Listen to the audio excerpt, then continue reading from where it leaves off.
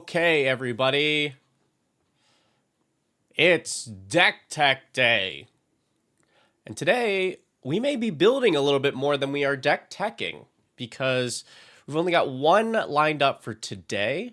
But we do definitely need to build some more decks that will be on the show. So that's what we will be filling time with if we run out of decks to tech. First on the list, brand new Venom, Eddie Brock, submitted by Jesus. Hello, Jesus. I am doing pretty great. I have not looked at any of these decks yet. This is the first, any Venom decks yet. I have not looked at any Venom decks yet. This is definitely this is a lot of people's chase card. They wanted the fancy version of this, but definitely one of the most popular characters in the whole set.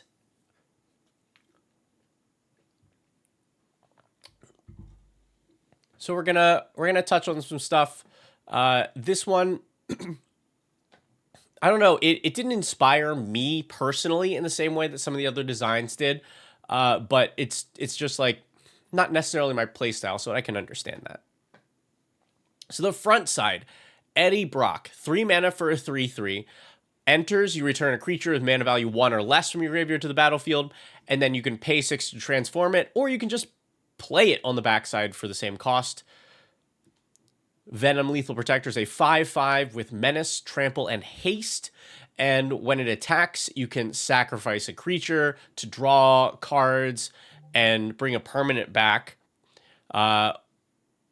where X of the sacrifice creature's mana value.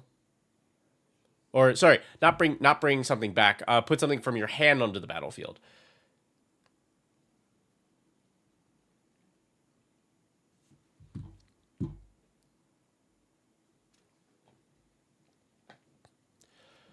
So we of course will want some targets if we're playing Eddie Brock early, and we're going to want some creatures with high mana value to sacrifice and to be able to put onto the board for free.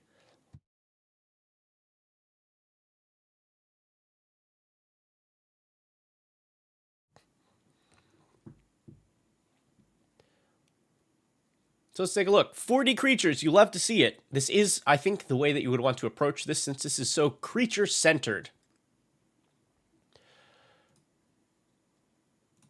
Both sides care about creatures specifically. Let's see. Elect Man.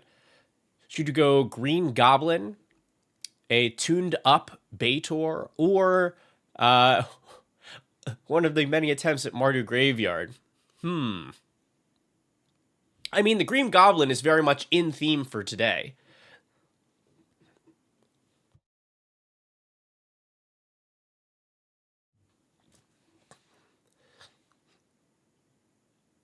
But I think my second choice would be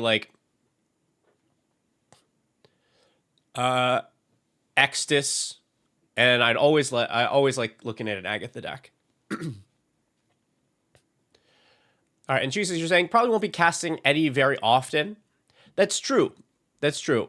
But what's nice about these the Spider-Man characters that have this transform available and they just cast on the backside is I think you'll end up casting this side more often than you all realize.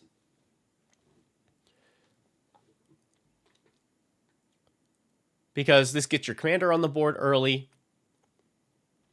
gets you a little extra value, and matters much less with Venom, but better for some of the other ones. It's like pseudo haste since you've had it on the board already.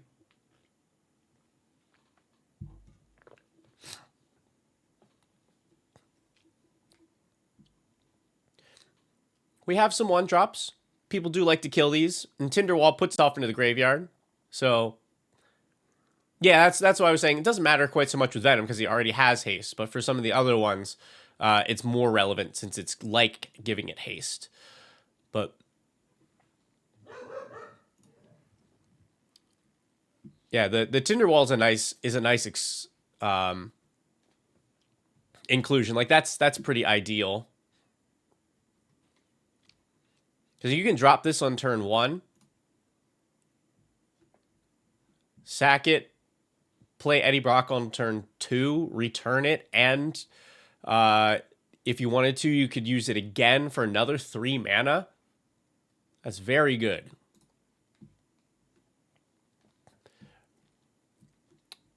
Fenrir's cute because this is a card. This will get you some value. And it is a card that we're happy to sacrifice. It's a card that we're fine with putting into play with this ability.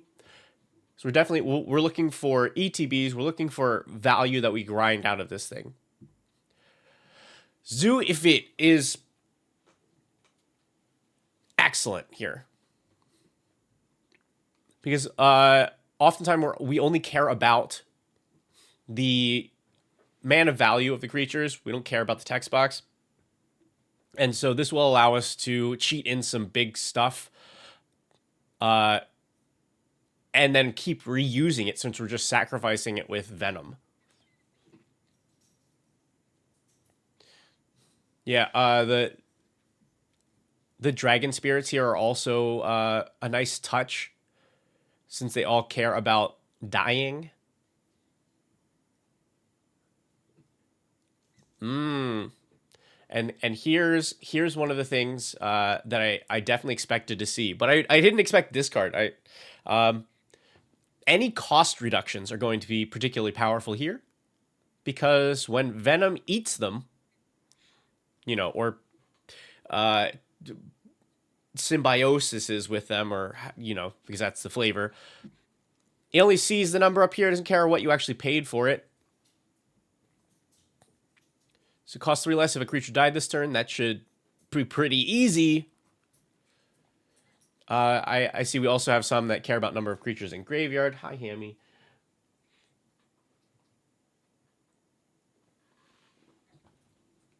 The avatars are especially cute for this. Avatar of Woe, I think, is woefully underplayed. 10 or more creatures are in all graveyards, costs 2 mana for a 6/6 with fear that destroys creatures. This used to be like a staple, commander staple. And it kind of fell out of favor for a little while just because there were so many cards. I think we all should be looking back at this, because now the number of game actions that happen early in the game has just ramped up so much. Before, it would just be like land drop, cultivate. But getting 10 creatures in all graveyards happens so much faster now.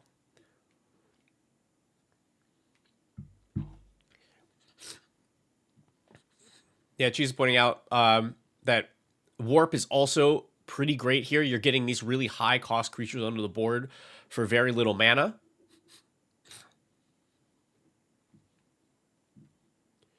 Because we don't care how long they stick around for. They just got to be there for combat. Yeah, a lot of good ways to cheat stuff in. Now, we also we want powerful effects when we cheat something in with Venom's ability. So Atali, the king of super powerful enter triggers, also like the Vaultborn Tyrant, Metamorphosis Fanatic, Galta. Like this is exactly what you want. You want this balance of things. Now, let's look at real quick. So Galta, I think, is the highest. Galta Valgavoth, I guess, because there's a split in creatures. You want creatures that are good to cheat in to get onto the board for cheap, so that Venom can take them over, and then you want creatures that are really powerful that you are getting into play from your hand using that ability. I think Valgavoth is the highest that we have of that second category. We're not absorbing this one. We are cheating it in.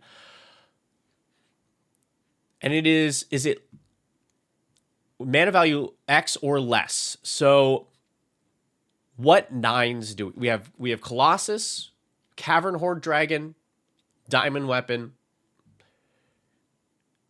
I guess these as well. So we have like six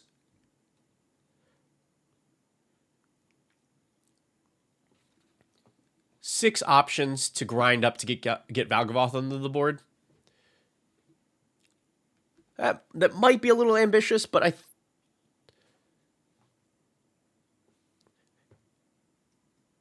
you got to be a little ambitious. It's Commander.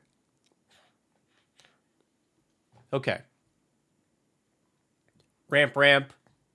Living Death, pretty good since we've been grinding up big creatures all game. Breach the Multiverse wins games. All right. Ooh, yeah. We're scamming a little bit too. So all four of these cards do essentially the same thing. If a creature, you target a creature, if that creature dies, you return it to the battlefield, maybe with a little bit of a buff.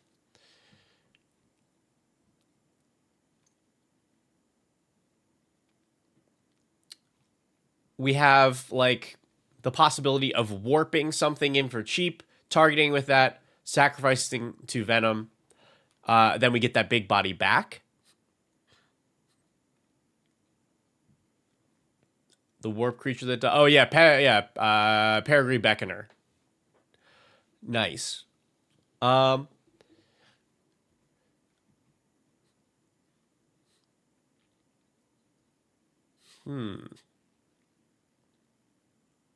Also useful for those powerful ETBs. Gives us another shot at those if we sack them with Venom. Removal. Protect our stuff.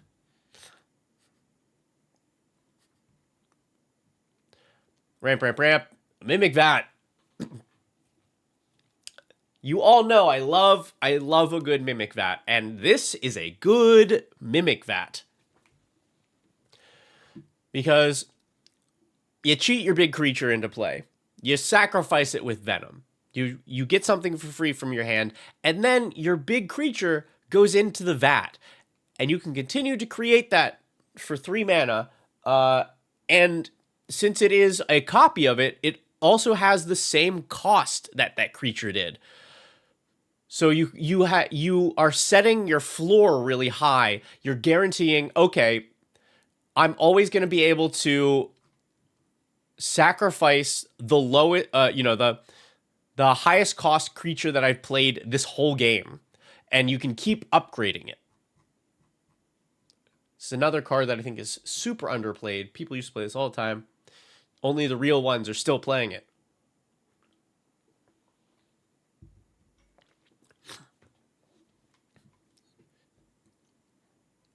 These two, of course, we don't have to talk about the Great Henge. It is the Great Henge. Skullspore Nexus is a nice way to get some extra value from sacrificing our very large creatures. Garrick Uprising likes big creatures. Rhythm of the Wild makes them a little bigger, a little hasty. Riveteer's Ascendancy. When you sack a creature, you can return a creature card with lesser value from your graveyard to the battlefield tapped. This is... it's only once per turn, but we're probably only sacrificing 1 creature per turn, and it's going to be a very large creature. This was a... It feels weird saying this is like a deep, like a deep pick, since it only came out in Capenna, but nobody plays this card. It's a great choice here.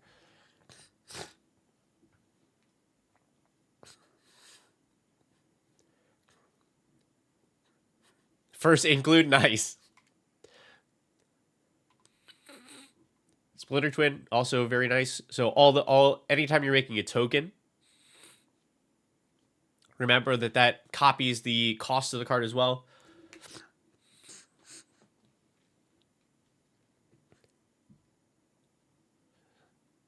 Okay, and we're at 34 lands, 36 with MDFCs. It looks like a pretty decent spread.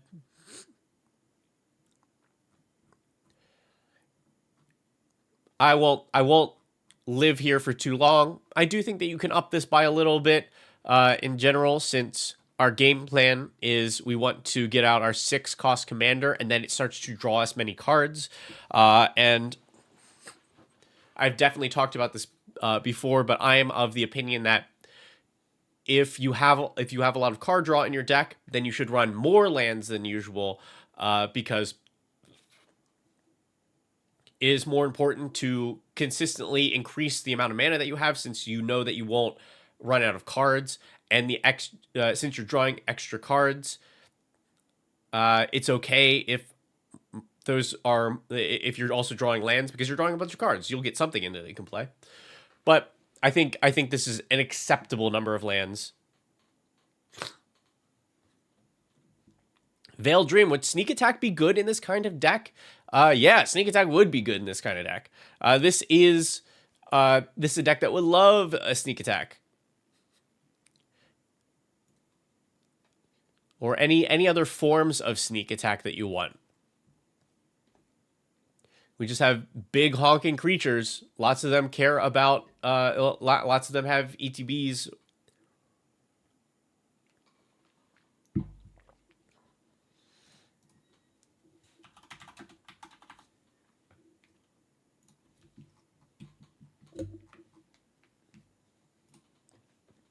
Love a good Sneak Attack.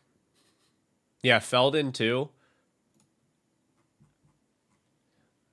Oh, there's a considering. I guess we should take a look here.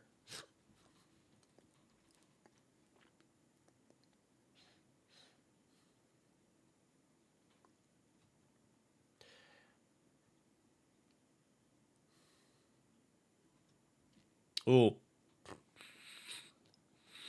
You want to run it, but it's too powerful?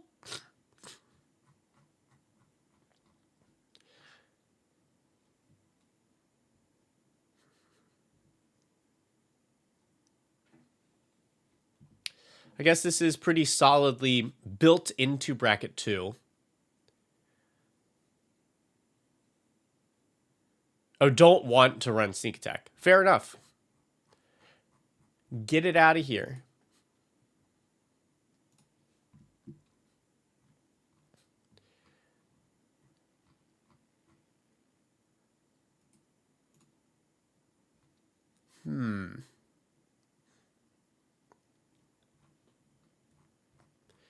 All right, yeah, I'm going to take a look at these at your considering section first to see.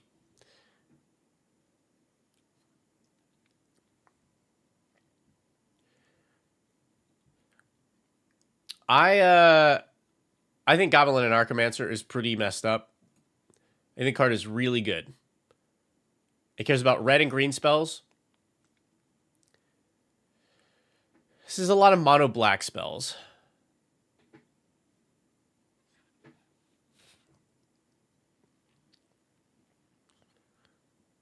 This is a lot of mono black spells, a lot of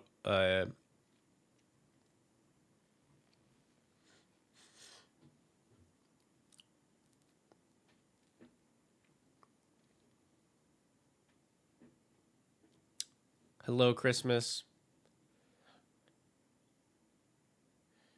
I think you should play this card. I think you should play Avatar of Growth, because one, the card is fun. Because it ramps everybody. But two, it has the cost reduction. So let's just think about what this looks like if you play this on curve, because it costs 1 less for each opponent that you have. So it really costs 3 mana. You play it on turn 3, which means on turn 4, you add 2 more mana and 1 more. So that means turn 3, Avatar of Growth. Turn 4, Venom, swing, sack, Avatar of Growth. Like, the fact that it curves out like that. You have 3, 4... you have 7 basics. How many other cards do you have that care about basics? You have more basics in it now? Yeah. Because like if you don't have you have one here.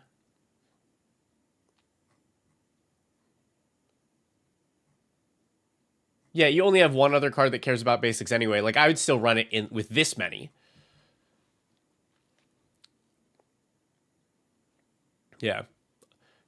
This also sets up for the possibility that you go turn 1 Mana Dork, turn 2 Avatar of Growth, turn 3 Venom, swing.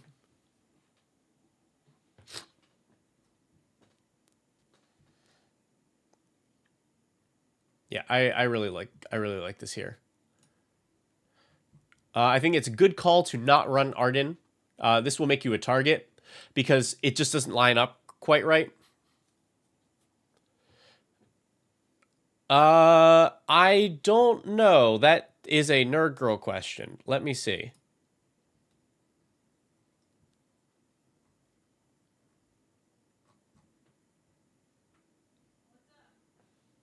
Let's see.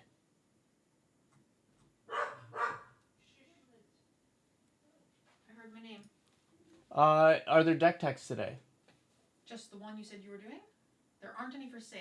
Oh, okay. You wanted to build, but I can put them up if you would like to. Okay. But I think the plan was just to build today. Okay. Sorry. Bad communication, but. Oh, sorry. That's all. No, that's on me then. Okay. Do you want me to switch it? I can add. I think we should put like a couple up for today. Yeah. Okay, I'll be right. Let me swap in with you for a sec. Yeah, and yeah, another big creature. Yeah, I think because like the main thing with Arden is if you bring it back, or if you cheat it in with Venom, then it's already past its trigger. So everybody just looks at big scary thing that didn't do anything on that turn and goes, "Get him!" How many you want? Let me see. We could do like I think 2 at least. Okay. Yeah. I'll be right back.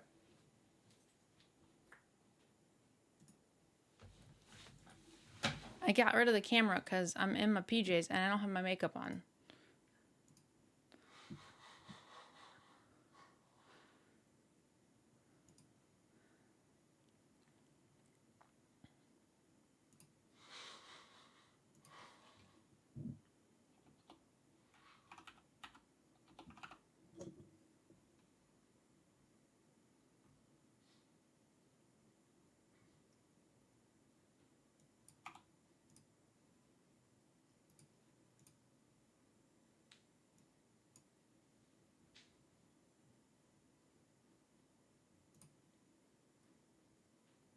How you doing, chat?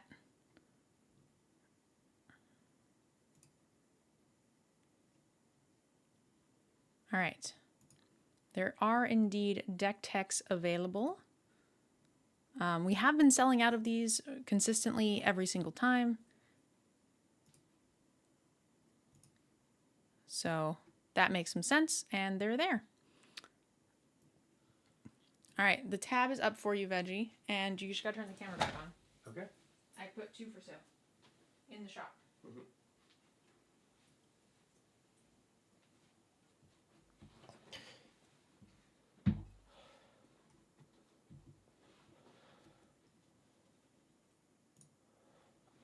Okay.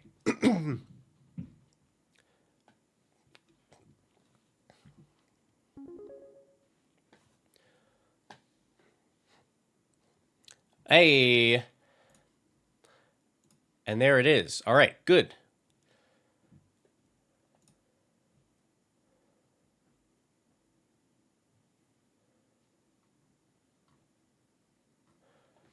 You can feel free to just put the link into the chat. I think that should be fine.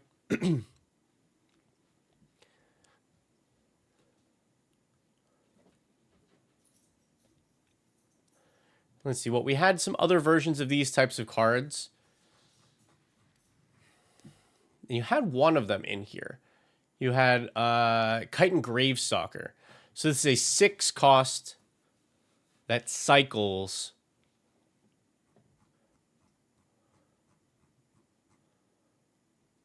Versus 2 8 costs.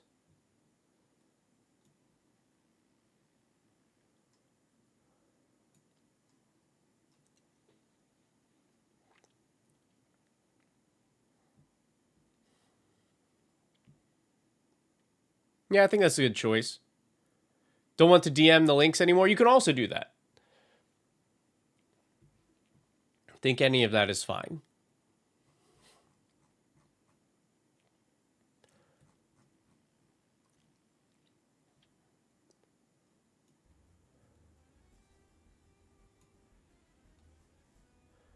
Hey, Dr. Ryan, thank you. Appreciate that sub.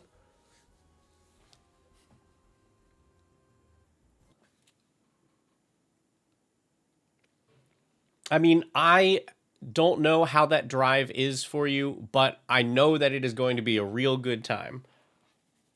The last one was a lot of fun.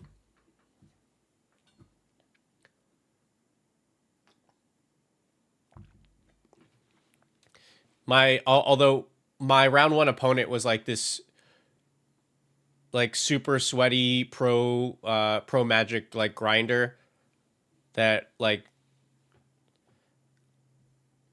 was just there to pub stomp everybody. And so I it was pretty rough for me round one. I got beat pretty badly. But that's just how it is when you play against Nerd Girl.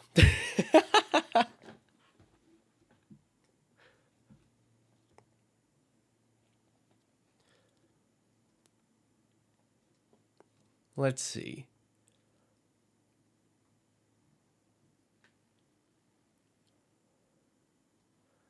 This card does some work. There's a good rate if you've got 7 mana to spend.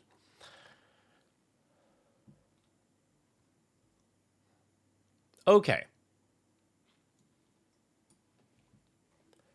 So I'm gonna play test this because here's the thing for me. Let's demonstrate. Oh, this is nice. We even have Nature's Lore in the opening hand here. I'll move myself a little bit. So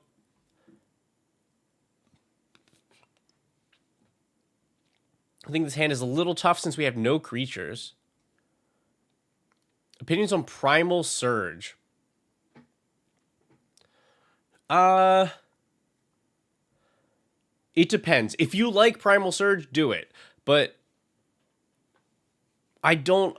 This could be a Primal Surge deck, but I don't think it needs to be. Some people just really love a Primal Surge.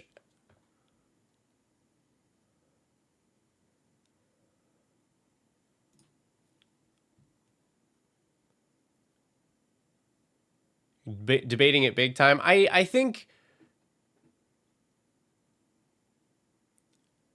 it to me it doesn't feel like that's what this wants to do.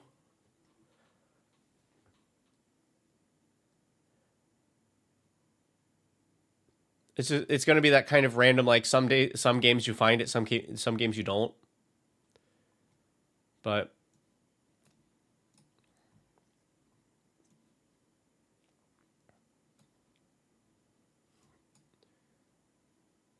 anyway, we play some lands. We Nature's Lore.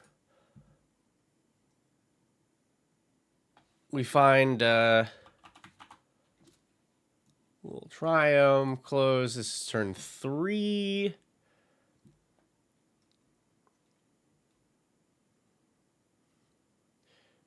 Do I think Ouroboros should be in basic all green decks? Nope. I don't. I think it's pretty okay. I think it can be very powerful, but certainly not an auto include. Yeah, this is okay.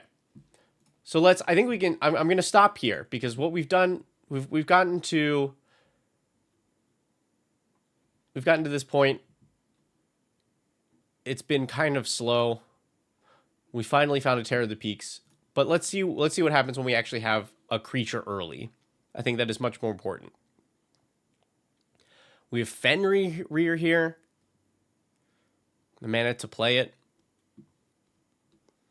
I think this hand is okay. It's tough not playing anything until turn 3.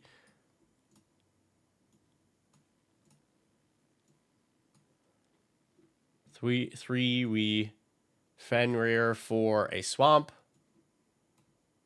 So this is turn 4. On turn 4,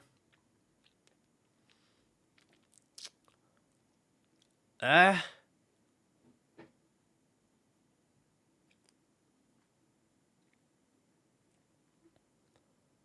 think you probably just put like Goreclaw out. You have Not Dead After All to back it up if you want.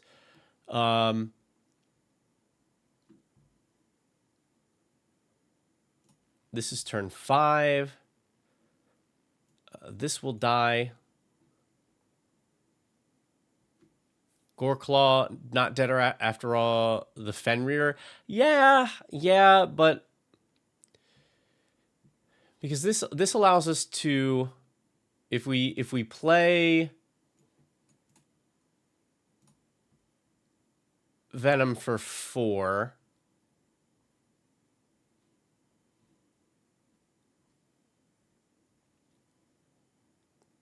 we eat Goreclaw to draw into second mana.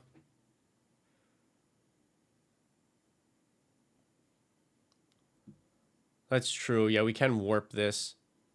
Okay. I'm going to run one more, because I think by that point we're pretty happy, and we can't quite predict what happens after that point. This hand is pretty bad. We're going to do this without Soul Ring, because any hand with Soul Ring will be a good one. Yeah, I think we can work with this. We draw. We play a Triumph. We draw. We have a Swamp or Mountain. We play a Talisman. Turn 3.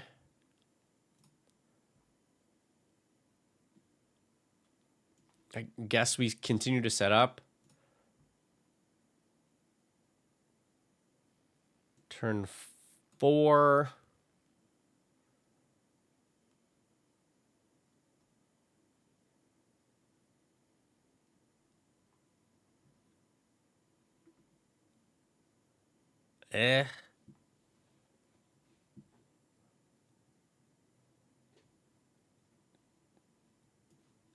Just like put this out. Hey, we first draw. Okay. So to me, the biggest thing I want here is more impactful early plays. We do want a lot of these big cost creatures, but the number of spells that I'm happy with playing early in the game is pretty low.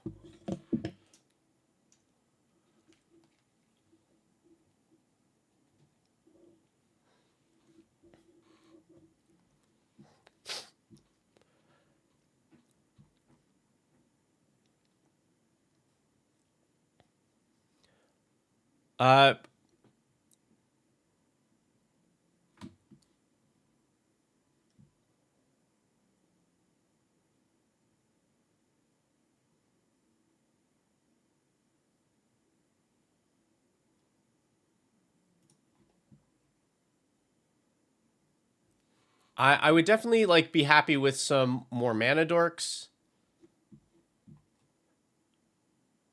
because getting Venom going early is just stronger.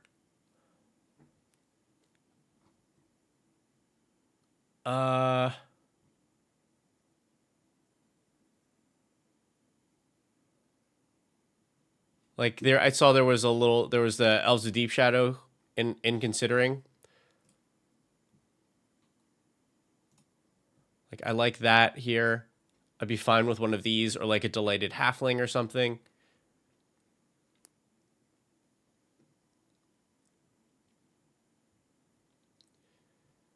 Yeah, we just like do like one more of these.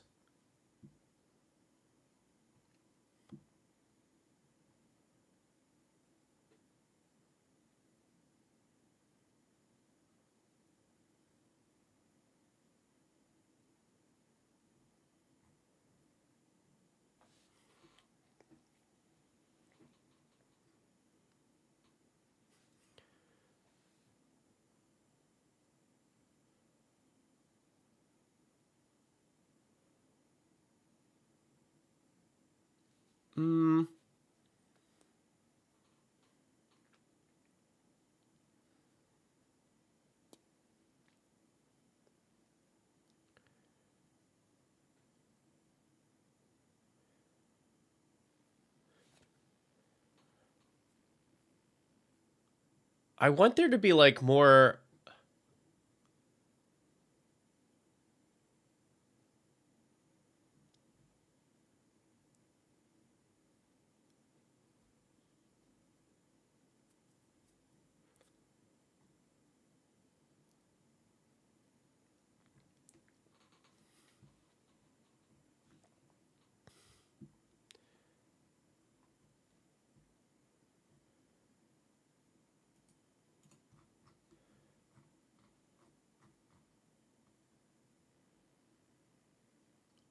Trying to think if there's other like options that are also mana dorks that have reduced cost.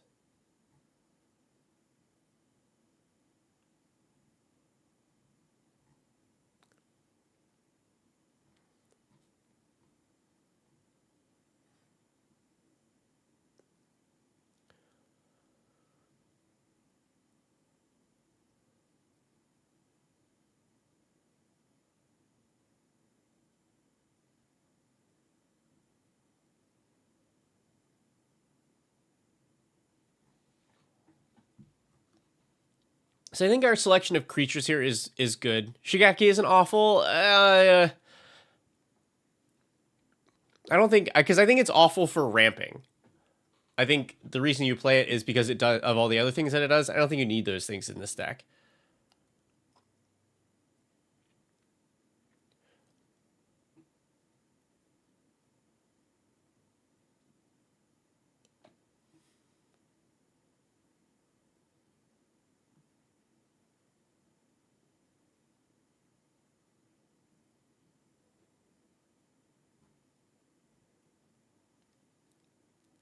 Sky Shroud Cutter. Sky Shroud Cutter. Yes. That's a deep cut. All right, everybody. I was looking at this card the other day. I was thinking about making a video on this. Sky Shroud Cutter. Let me move my face back down. Okay. Sky Shroud Cutter is a 4-mana 2/2.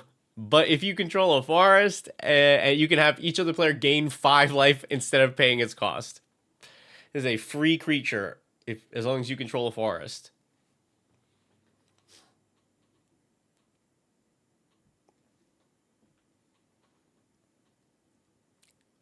Yeah.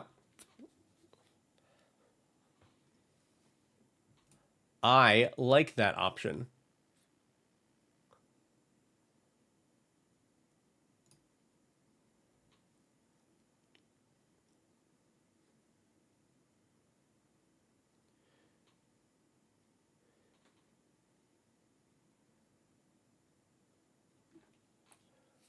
Green Overlord is also pretty solid because it's ramp that becomes a creature that you can then sacrifice later.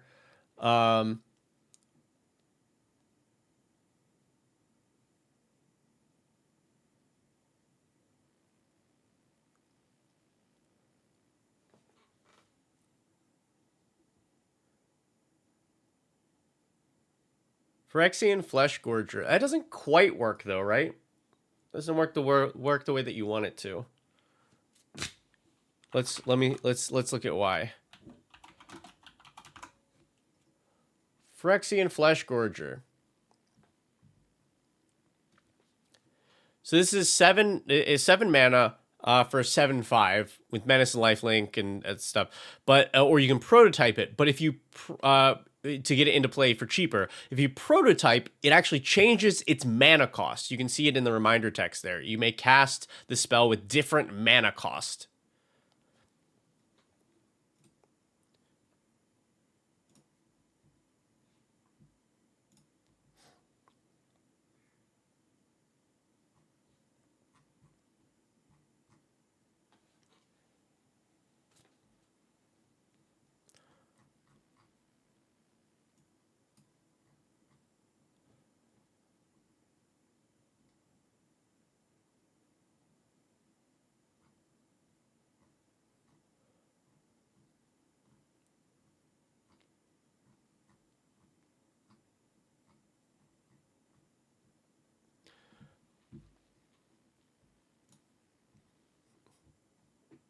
Okay. So I do want to point this out. For those of you who are building high power Venom,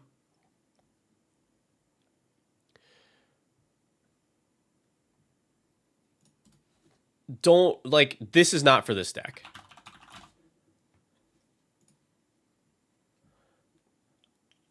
This does not work. It's not perfect because if it was perfect, you would draw the cards second, but this card is really strong, and you should only be doing this in decks that are uh, in high power. I'd say like bracket 4. If you're making bracket 4 with Venom, then this card is very good. Because your commander helps to it nombos exactly, because the way that Venom is worded, you draw all those cards first. So you still get to put something into play for free, but then you have to dump your hand. There is no way to like stack triggers to be able to draw cards afterwards. It just means that nobody has a hand, and you are really good at refilling your own hand on the next turn.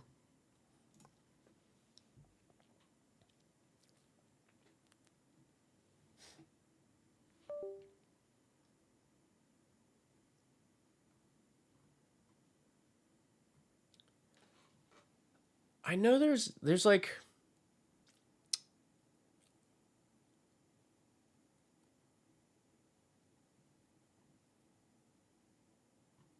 there's something that I'm missing.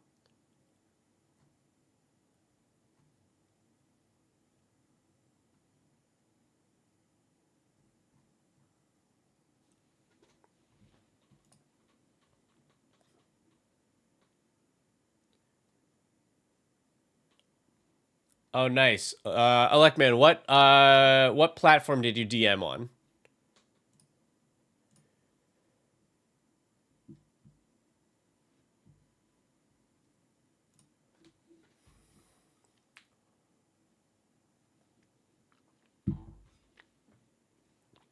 Kofi?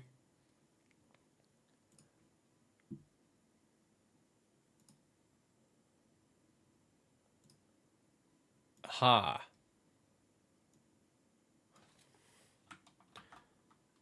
And I have your note.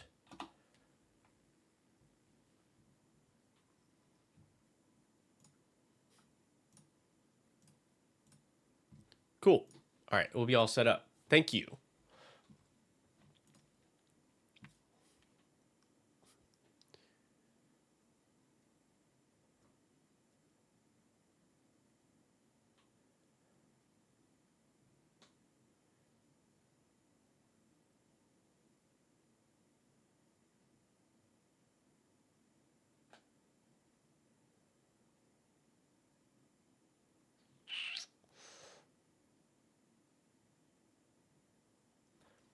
I think I would cut all of these. I would cut the scam angle.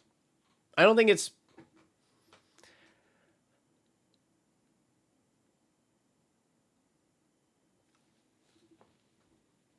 they are good when they're good. I'd run like the one. I'd run Malakir Rebirth because you can play it as a land. But they don't do anything early. I think you can you keep Malakir Rebirth, and you can keep Perigee Beckoner, since this is a creature and the other one is a land. But I think yeah, I would cut these.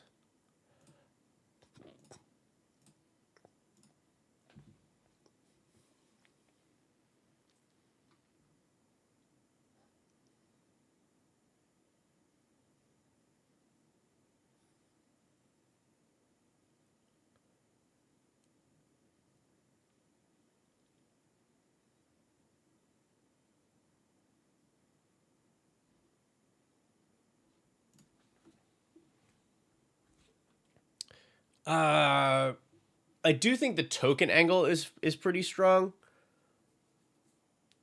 I'm trying to think what token like makers that I'd want here.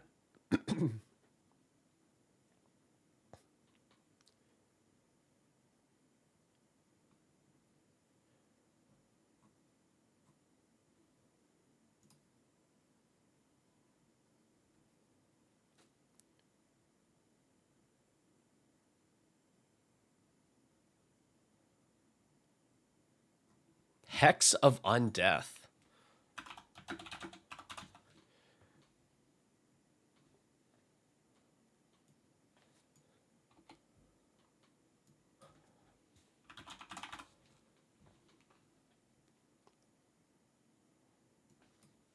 What spell are you thinking there, Shadow?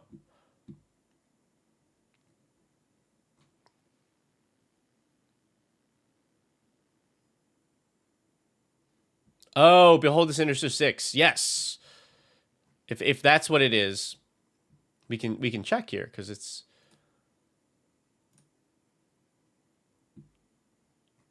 Hex of Undeath. Yeah, there we go. Yeah. I think it's pretty good here, but like the game plan itself is pretty strong. I think you could definitely run it. I am more concerned about getting our game plan rolling initially. Because like that serves the same purpose as something like Living Death. I think it's good to have one or two of those late game like surprise, here's all my stuff back.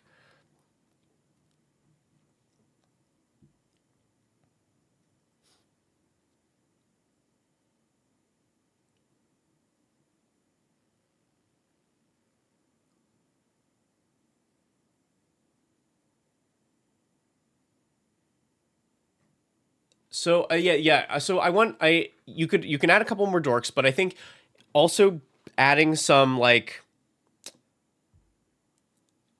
you want your Venom like your first Venom turn and each one after that to be like as impactful as possible.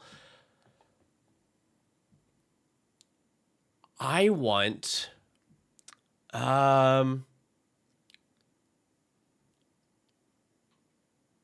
I actually want more stuff like Riveteer's Ascendancy.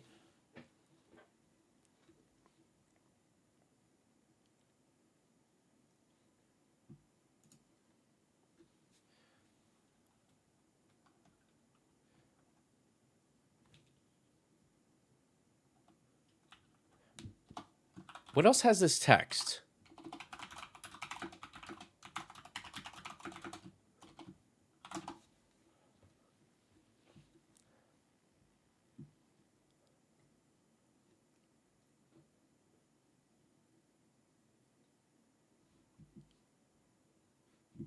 Song is playing right now. It is Our Town by Mad Hertz.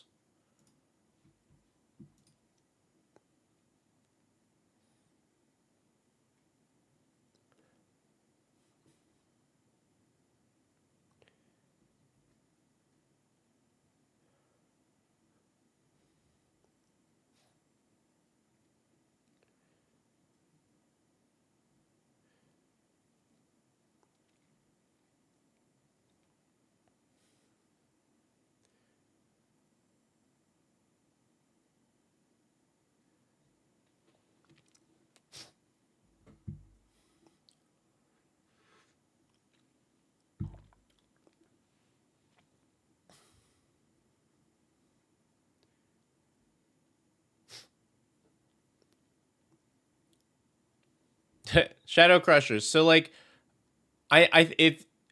especially since you said wouldn't it be more fun to play in a higher bracket? I think it's a huge misconception. Like, but if it's a higher bracket, like we get to do more stuff. I play a lot of bracket 2, a lot of bracket 3. And I consistently find those games to be more fun than the higher bracket ones because it's so much harder to balance those games well.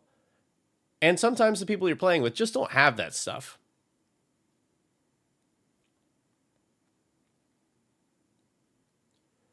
Because you don't want to show up and have like 3 people are like, oh, I've only got like bracket 2 or like low bracket 3, and you're like, I don't have decks to play with you.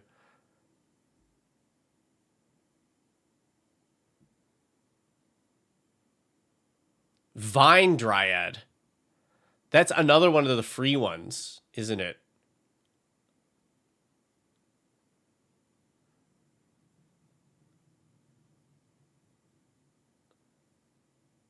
I know there's something specific. It's in my brain and I can't remember.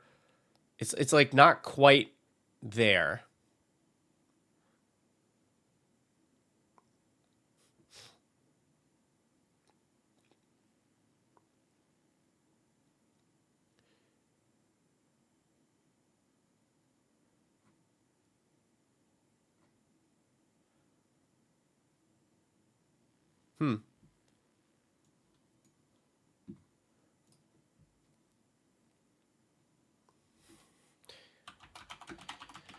Yeah, so Vine Dryad, this is from like Mercadian Masks, right? Vine Dryad, yep. 1/3 Forest Walk for 4, but you can just exile a green card instead of paying its mana cost. I do like that.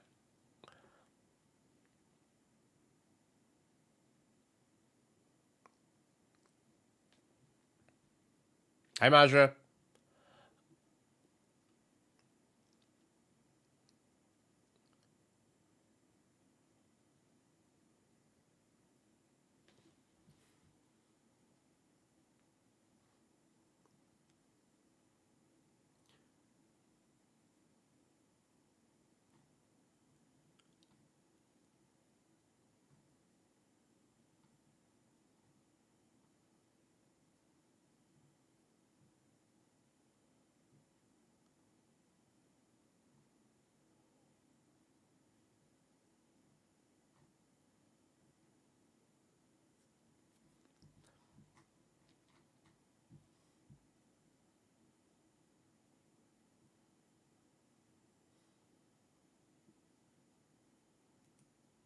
Oh, you know what? This seems like a good I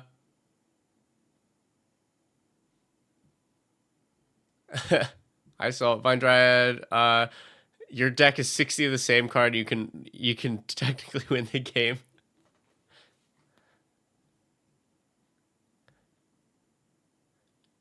Is there nothing else that can do that?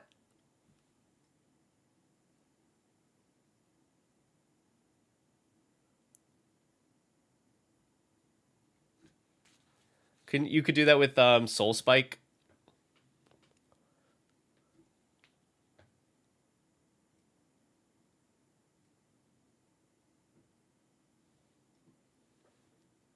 Oh, one of many answers. I missed that, but yeah.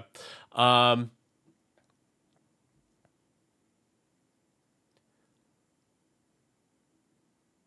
I had a. You think anger is gonna go as well?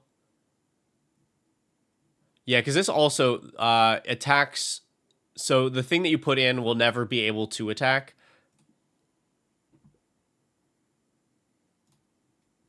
I think that's a good call.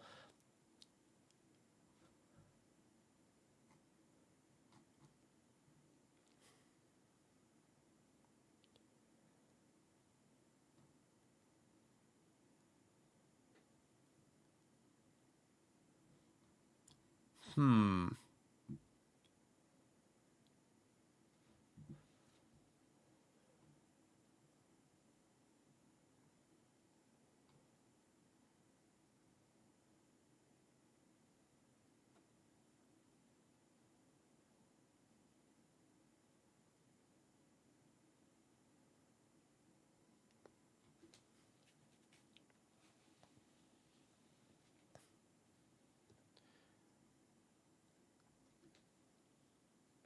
No, okay, Majra. Though it's been a little while since I thought about that, but I think what Mull just put out the VOD from that stream. I gotta go back and look.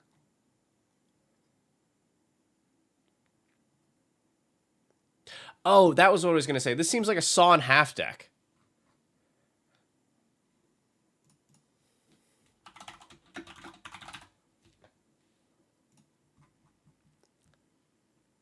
And you can play the Spider-Man saw in half.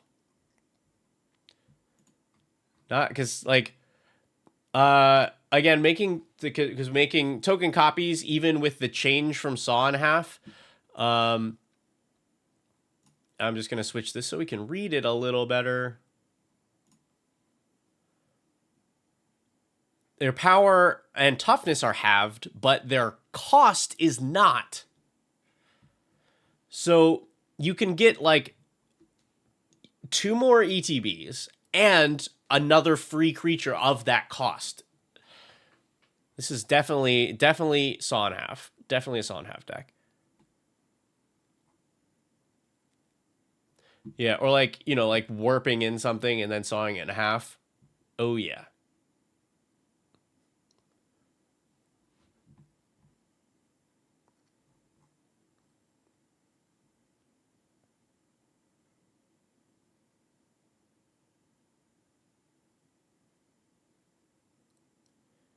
Oh yeah, that's what I'm thinking of.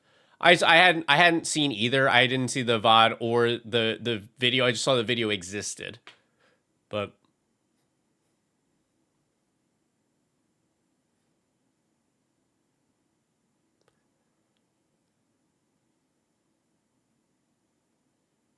something that gives all your creatures persist. Yeah, Cauldron of Souls. I'm also not worried about that because you're only sacrificing one thing. I think I'd rather have just like something that reanimates.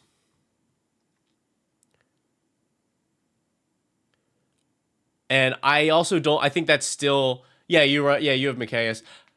I think it doesn't matter because the thing that Venom does on the card is already powerful enough. You're already cheating things in, and you're already refilling your hand. So I don't think that we need to. Yeah, I don't think we need that angle. Oh, let's see. This does also seem like low on answers. You have 1, 2, 3.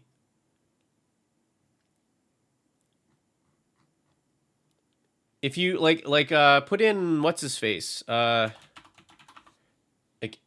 industry, Titan of Industry.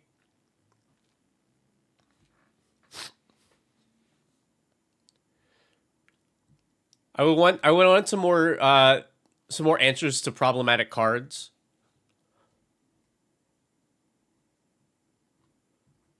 You know, if like Venom gets like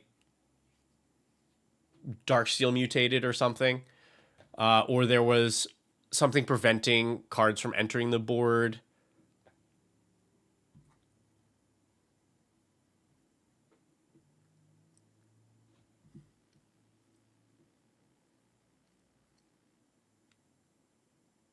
That also puts you that much closer to committing to Primal Surge. If you put your removal on bodies.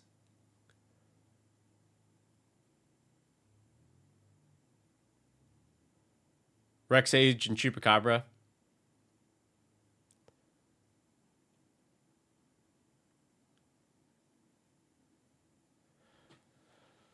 Now this is bracket 2, so you probably don't have to worry about this, but this is always something in my mind. I do want to make sure that not all of the removal is ETBs. Because if somebody plays something that stops ETBs from happening, then suddenly you have no answers at all. If you did something like what's the dinosaur, the Discover dinosaur? I want to say it's like Carn something. Carnage?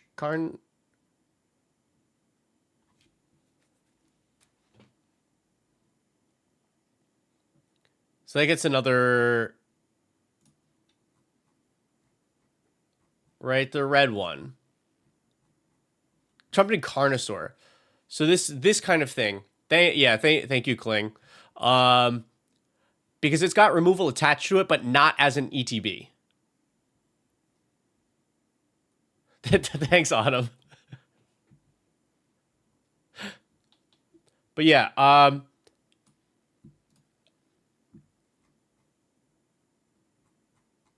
you know what? The more that we do this, the more I think you could totally you could go with the Primal Surge if you wanted. You do lose out on the hot saw in half here. But I think all of this is replaceable.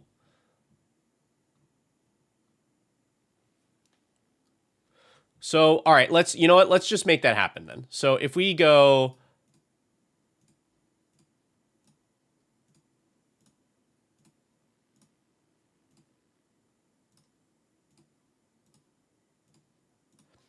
So for Primal Surge, we cannot have any instants or sorceries. We only have permanents.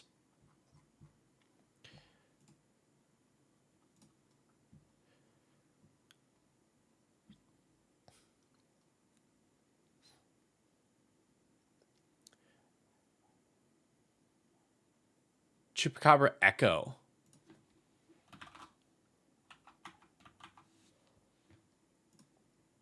What are you?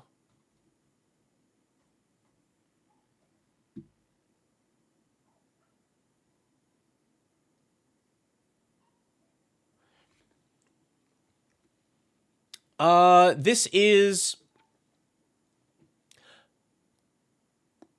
I think we're not actually going to end up with that many permanents in the graveyard until later in the game.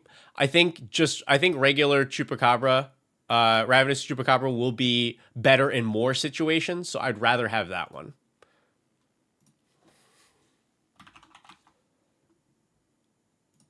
Yeah, I think your Ravenous Chupacabra here. I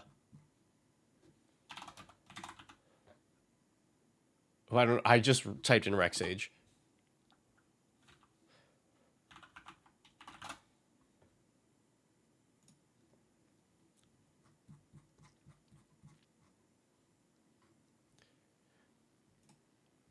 We go move this to the main deck. Move the Cutter to the main deck. Avatar of Growth to the main deck.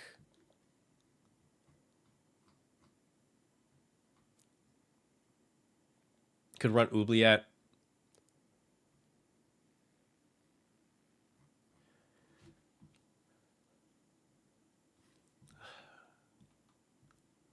Oh, do you not want to run Kokusho here?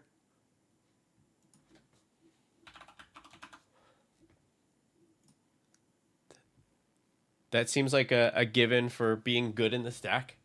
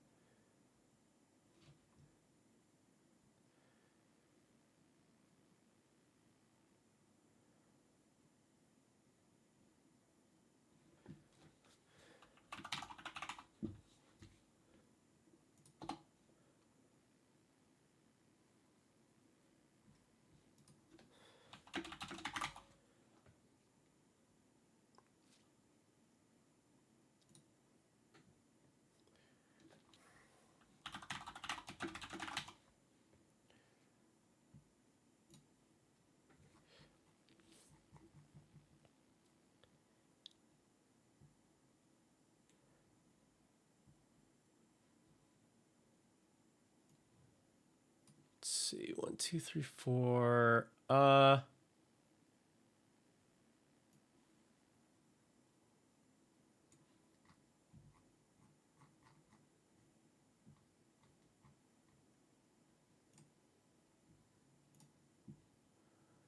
right, let's just look at how this runs now.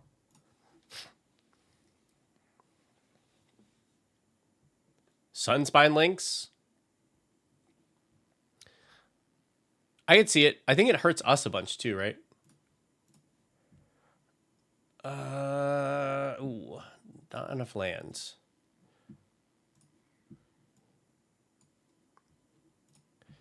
Ooh. All right. This is the first one we've seen with lands and spells. We go Forest, Hierarch. Our 3 is pretty weak. Probably just put this on the board. 4.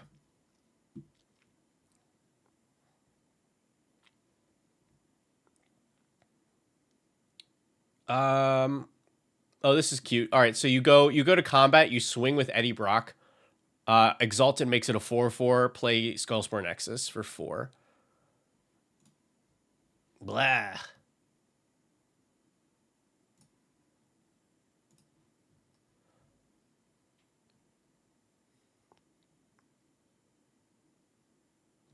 Misfire. That's very exciting. What did you put together? Play Rockfall Veil. Eee. Bog. Vine Dryad on the board. Pitch Fungal Colossus. Turn 3 Glade. Let's see. Ezio and all legendary. Nice.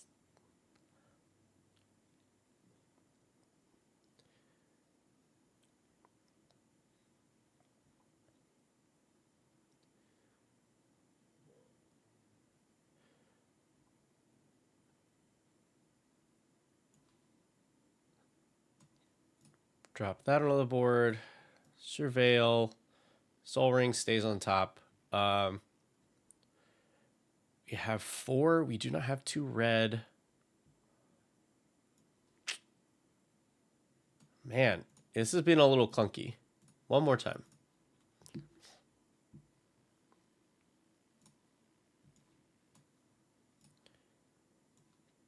Turn 2. You go Tinderwall. Sack the wall. Play Eddie Brock. Tinderwall returns. Sack Tinderwall. Play Arcane Signet.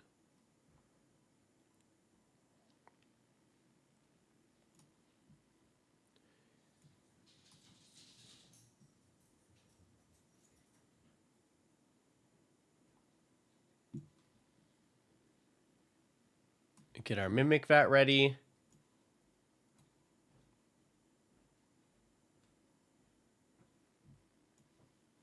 Don't have double red. It's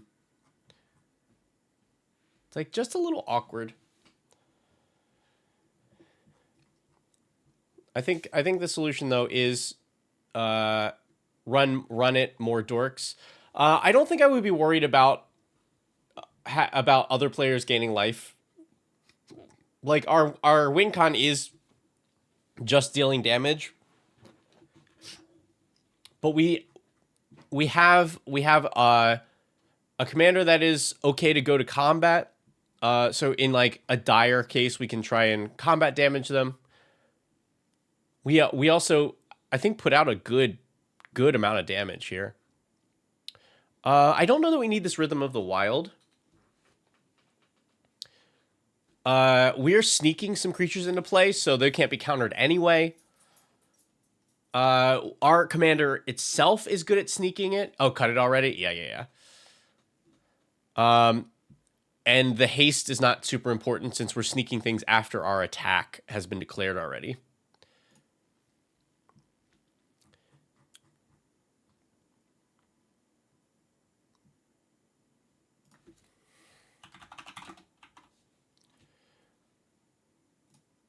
Yeah, I would just be running some more creatures as my ramp early. Does the deck need more lands? I mean, yes. That's this is the thing that everybody argues with me about.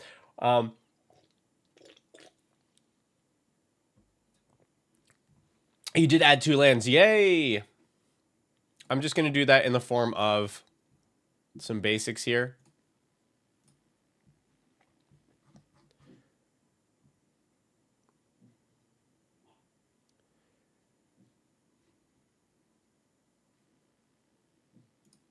I think Nerd Girl has stolen my music again.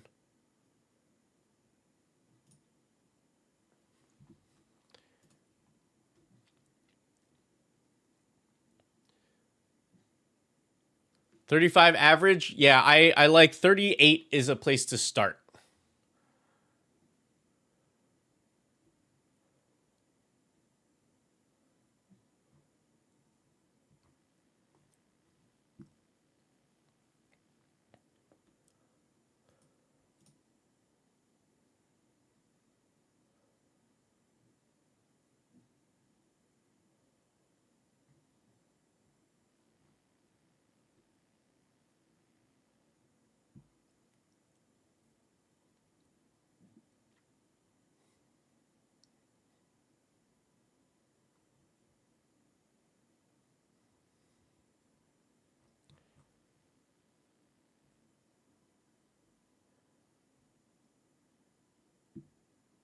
I think this is not actually what we want. We don't need the card draw.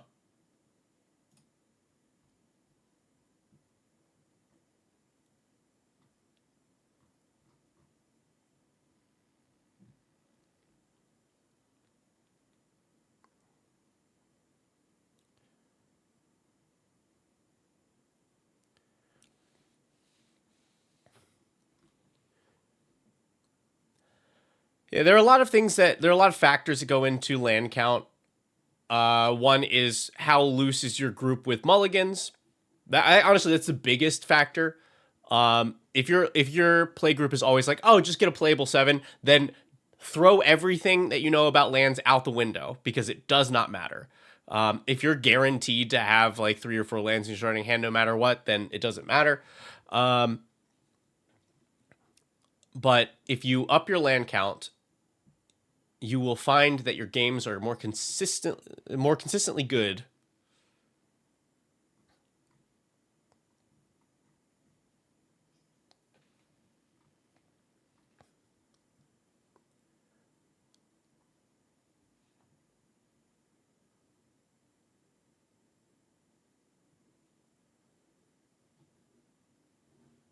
One free mulligan, yes, because that is the rules. That is the rules.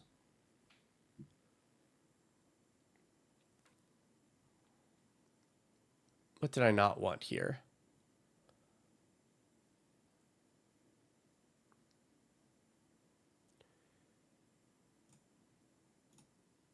The double red is not great. Okay, I'm going to play test one more time. Just because I'm also interested in this deck. Like I said, it's the first time I've really looked at one like this. Oh, we have double green. I think I'd be okay just because we have the Avatar of Growth in opening hand to hold on to something like this. Like it's gonna look like a slow start, and then you go, great, cool. Here's Avatar of Growth. Everybody search for lands. We need what? A mountain. And a swamp would be good. Cool. Close and shuffle. Draw.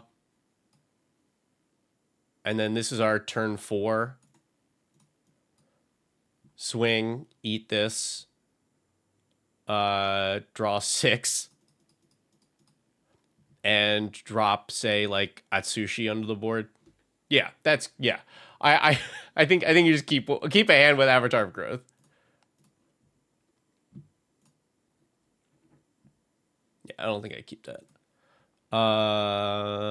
Yeah. Spire Garden. Finhorn Elves. Swamp. Cycle this. Draw. Draw. Like a Raucous. It's in the bin. Draw. This is still a little slow. Still a little slow.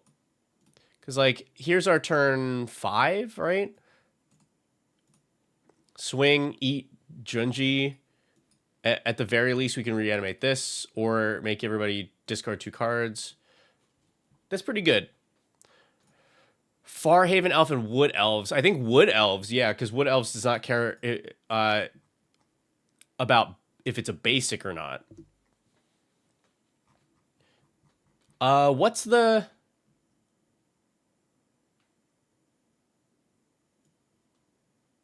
Yeah. I think I like Wood Elves better.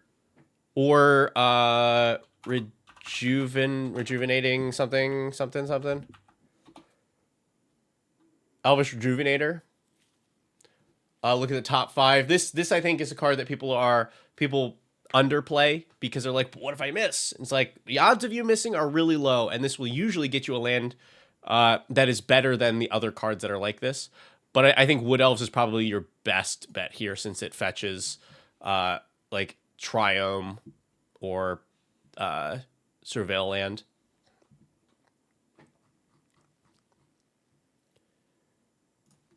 Yeah.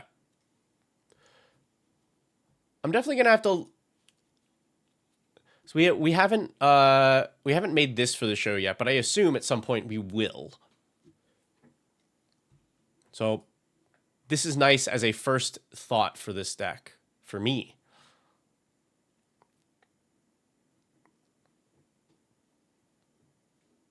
Hello, Rob the Princess.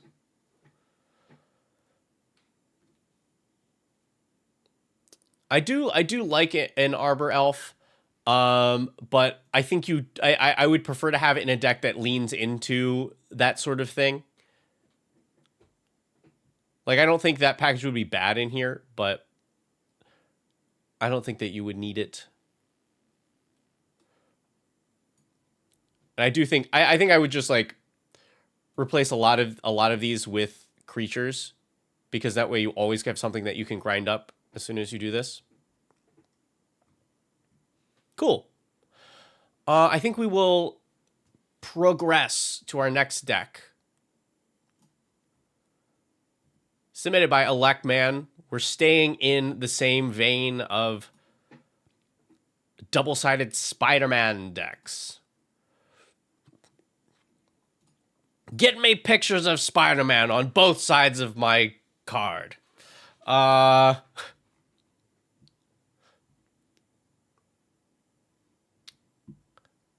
This one is Norman Osborn, Green Goblin. This card is busted. This card is really good. Both sides will kill you. So let's go over the card first, and then we'll talk about the notes that Electman has sent, and then we'll check out the deck. So on the front side, Norman Osborn. There's just 2 mana for a 1/1 that can't be blocked. And when he deals damage, he connives. So you draw a card and discard a card, and if that card was not a land, you put a counter on him. So that's an unblockable commander that gets bigger and bigger. Backside. 4 mana, 3/3 Flying Menace. Spells you cast from your graveyard cost 2 less to cast, and then each non-land card in your graveyard has Mayhem, equal to its cost. So if it was discarded this turn, then you can just play it from your graveyard for its mana cost. It does not break timing restrictions like Madness does, but giving everything in your graveyard this ability is so strong. Another thing to keep in mind with these dual-sided ones, especially with Norman Osborn, is this is the same piece of cardboard, so it is the same tracked commander damage. If Norman gets in for 5 damage, and then you transform it to Green Goblin, it continues to add to that same amount of commander damage. So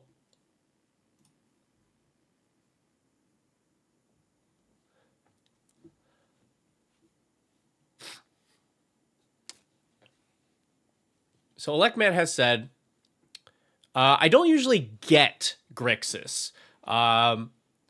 It feels like a ton of strategies just blend together. This one is different, and I agree. I do think this is a more unique strategy just overall. So I thought Grixis Self-Discard is an archetype that you could play with the right commander. Yes, Rakdos Madness was I played a lot of Madness back in the day. One change you forgot to make: swap Professor Onyx for Bone Miser. Oh, after my own heart. Bone Miser is one of my favorite cards.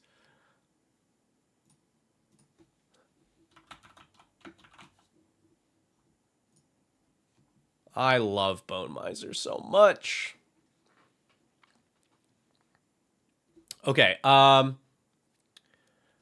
you don't want this to be a wheels deck. You want it to be focused on discard synergy without wheels. So it's like intentional discard.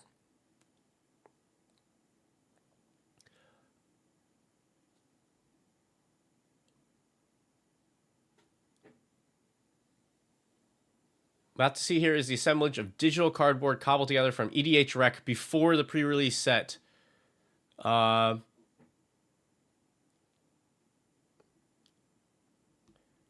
For less combo-oriented players to brew with him.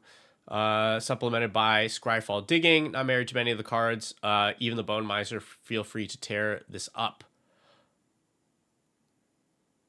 All I ask is that you do your best to preserve the vision as much as possible and not Nekuzar wheels. I support this 100%. Hi, Schultz. Any tips on how to play Norm without attracting much attention? Yeah, I don't know if you all saw our recent Decked Out episode, but we did play this commander, and by we, I mean Schultz. And he committed some crimes, literally and figuratively. And that was my intent for that deck as well. When I was building it, was to not have it be wheels. I wanted it to be intentional discard.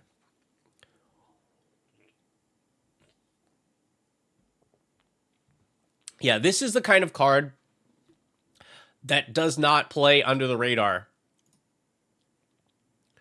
because the effect is so powerful. And even if you just play Norman, is you have an unblockable commander that gets bigger and bigger. Yeah, like Mr. Negative, I think that's a good point. It's just one of those commanders that you cannot chill with. You gotta lean in and know you're gonna be the problem. All right, let's take a look at this, and then we'll talk about what we can do here. Since I have some recent experience with this commander, since I built the one that was on the show. Pilfer, nice discard outlet. Also, I think underplayed. Don't forget, everybody, this card will consistently draw you like 2 or 3 cards because it draws when players play their commander. And also, everything has like everything's being cast from exile these days, so it'll draw for that.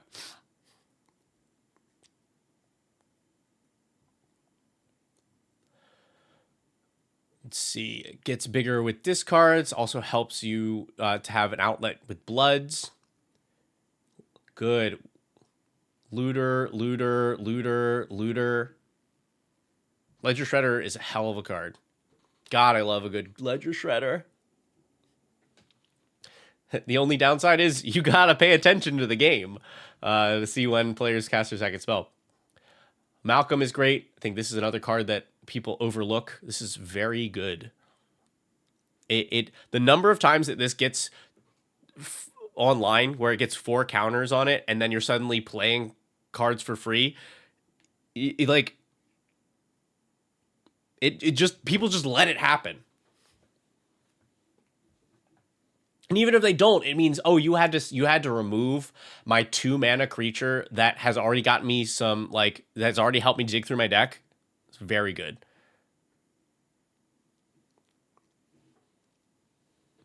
Nice. Very glad to hear that, Jesus. All right, Hermit. This is nice. This is a good card to discard because you will now have the option. You can play it as the Hermit itself, or you can play the Disturb cost so that your stuff can't be countered. Let's see. Buccaneer, I think, is okay here because this is a discard deck. And Glinthorn Buccaneer does say, whenever you discard, deal damage to each opponent. But it will really depend on how often we are discarding, because we're not doing wheels. So we are not mass discarding. This is discard with intent. So the number of cards you discard will be lower. So we'll reassess, but both Glinthorn Buccaneer and Magmakin Artillerist, I think, are not as auto-include for this deck as y'all might think. Neardiv, however, excellent here. You're constantly playing from your graveyard. All of those also drawing cards and making this thing bigger is good. Sedgemoor Witch, huh?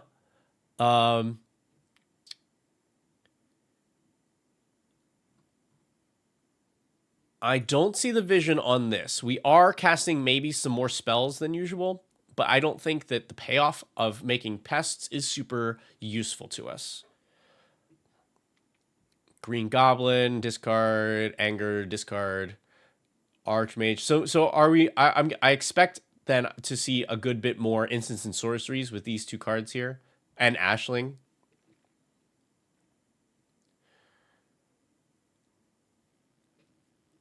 Let's see, Connive, Captain Howler. Oh, what a card! What a card!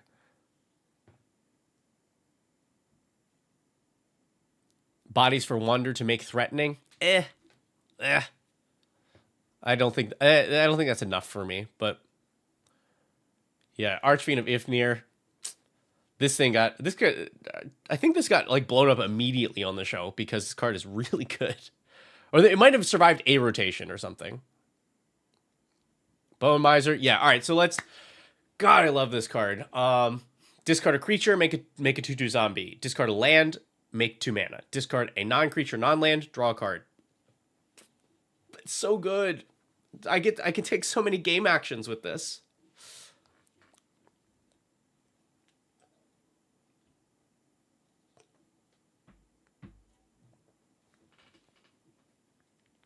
Green Goblin attacks, discard and draw for each card you discarded this turn. I'm really happy to see this ability on a body. I don't know if it has been before, but if it did, I didn't like them.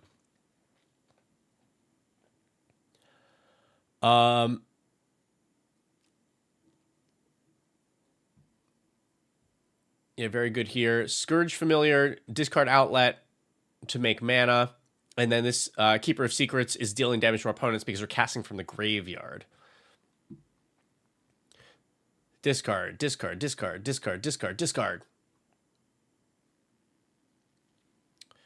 We have some interaction.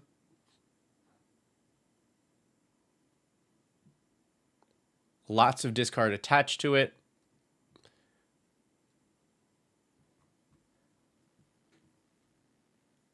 Let's see, more discard. We also saw Crypt Caller Chariot and Monument to Endurance show up on the show in that episode. Both did some good work. Tortured Existence, woo! Also one of my favorite cards. Unsurprisingly, goes really well with Bone Miser. But discard a creature, return a creature from graveyard to hand.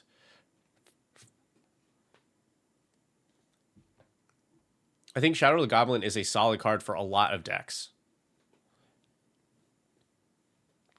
Getting a free discard draw every turn is stronger than you think. And then the second ability is like win condition.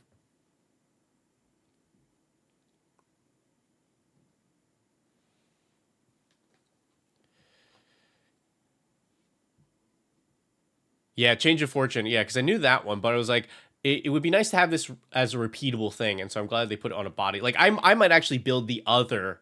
I might build that commander. I might build this Green Goblin.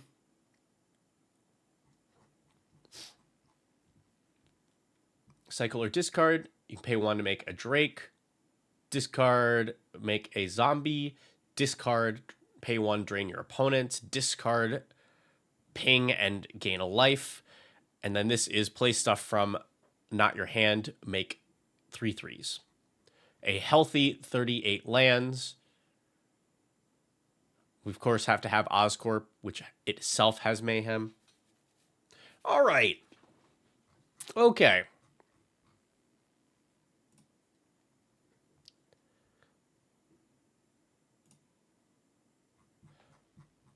Hold on.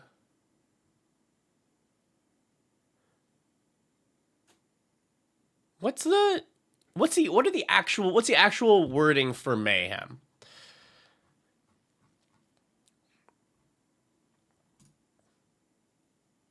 Non-land. Oh, because this only gives it non-land. Never mind. It doesn't matter. It doesn't matter. Oh, hold on. I need to think about this for a second. I'm pretty sure this works.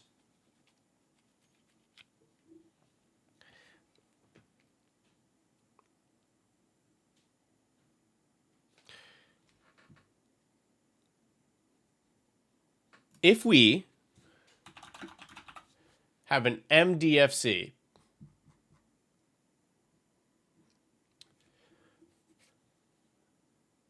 yeah, thanks, Schultz. I think this is a stupid magic rules thing that works in your favor here. So Green Goblin does not give mayhem to lands. It says non-land cards. Each non-land card in your graveyard has mayhem. The mayhem cost is equal to its mana cost.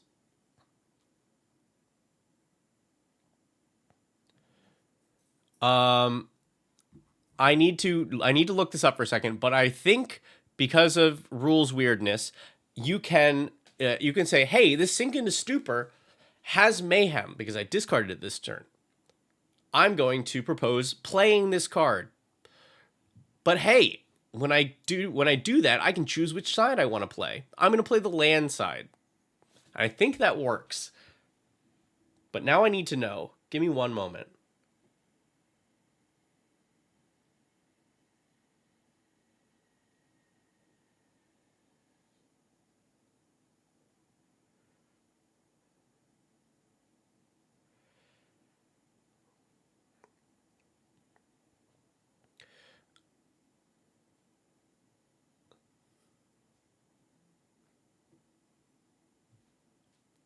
It is similar to the Lear thing, but it is slightly different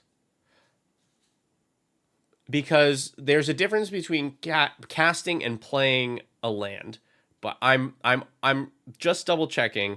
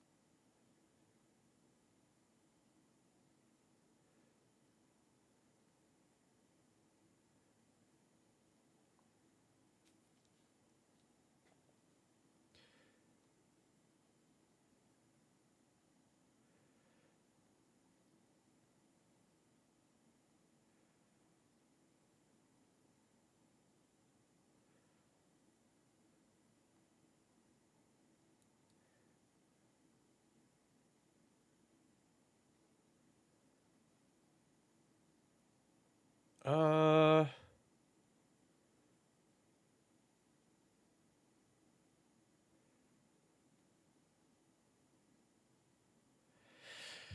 yeah,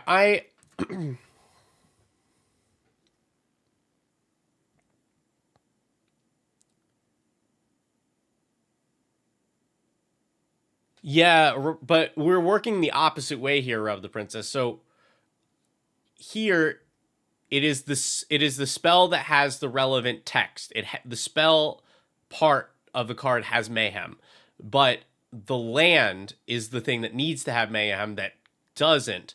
But I am almost positive that this works. I will have to completely verify, but I'm like very I'm fairly positive.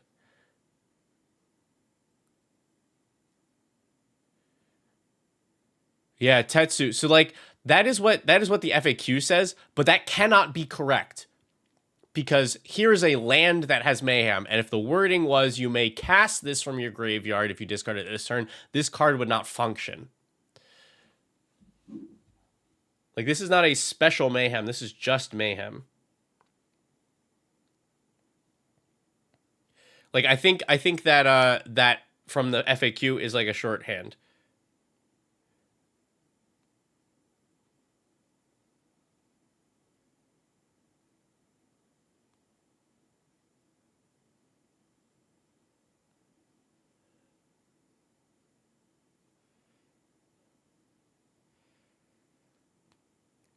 Yeah, because I think if I'm just gonna check the last thing, if the wording is uh is this,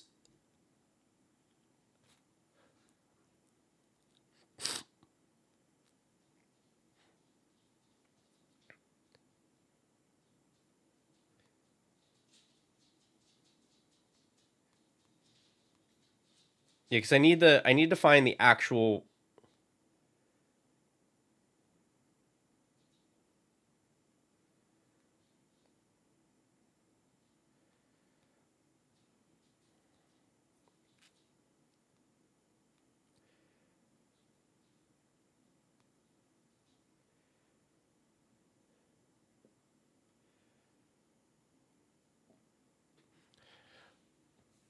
Oh, Tetsu, you found? Okay, Mayhem without a cost means you may play this card from your graveyard if you discarded this turn. So yes, yeah, because they're. Let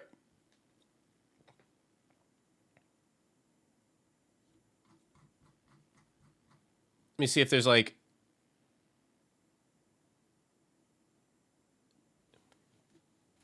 Yeah, I don't know why they did that because it doesn't save them any. It doesn't save them any room on the card at all. Um, like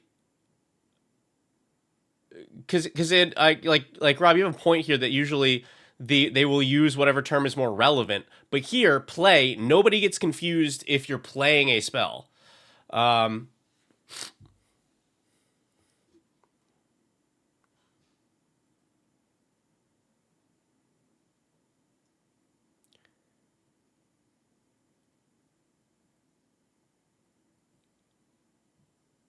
yeah, because like don't forget, reminder text is not official text. This is here to help the players when they play this card.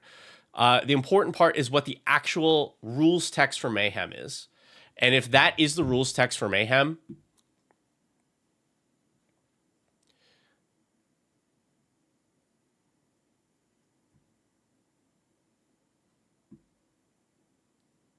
yeah, Mayhem without a cost. So like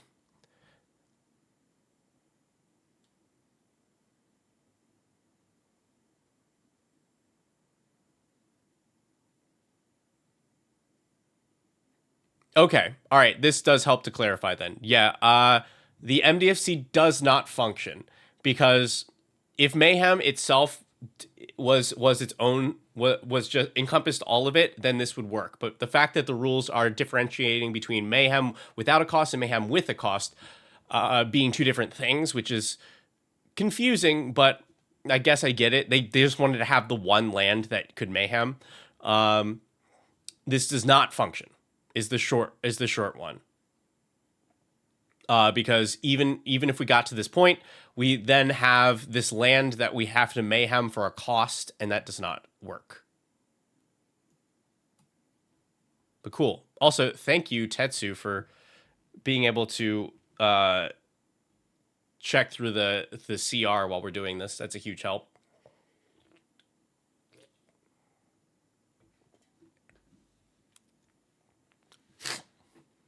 Channel creatures.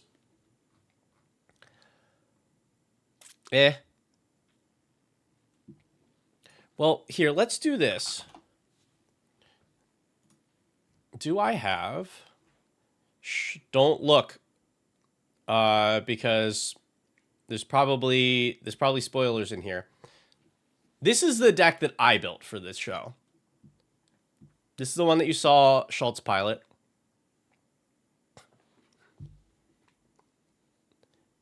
And my goal here was also intentional discard, and to show off some of the Spider-Man cards.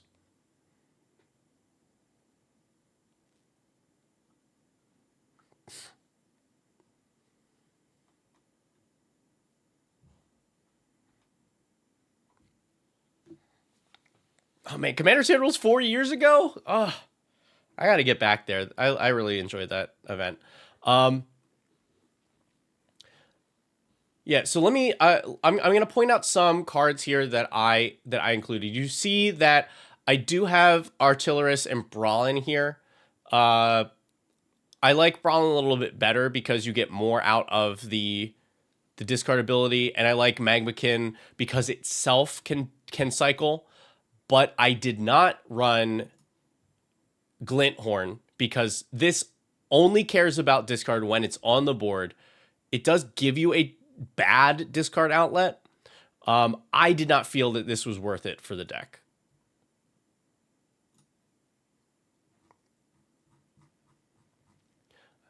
Yeah, to me, this is not do quite enough. I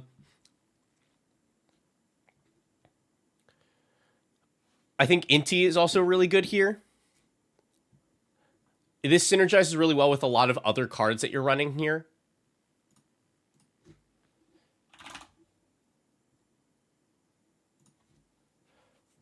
So this is, when you attack, you can discard and then put a counter, and it gains trample. And then whenever you discard a card, period, you exile the top card and you can play it until your next end step. So we already have some cards that care about casting from anywhere other than your hand, so this helps to set up those. And it gives you just a little bit of extra value every time that you discard. Like this I really like in my discard strategy decks.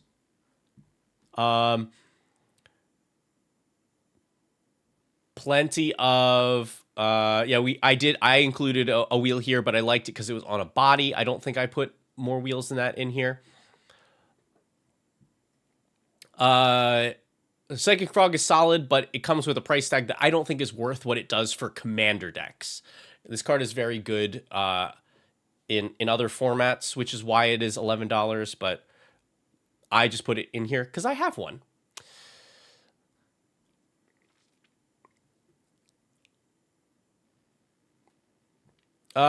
Riel, I don't know that you need here because it's not going to draw you, like, it's good with the looters, but it's not good with mayhem.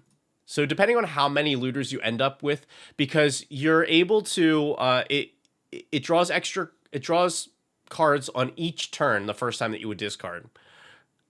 And so you need instant speed ones, and instant speed ones are not good with mayhem because mayhem can only be done at regular casting speed for those cards. But it's still, I think, worth it. Yeah, you're already running Ultimate Green Goblin here, right? Yeah.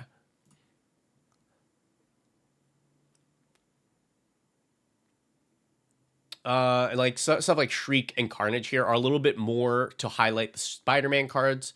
Chainer. Chainer is very, very, very good for this deck. I think this was my favorite addition for it. So it is a discard outlet.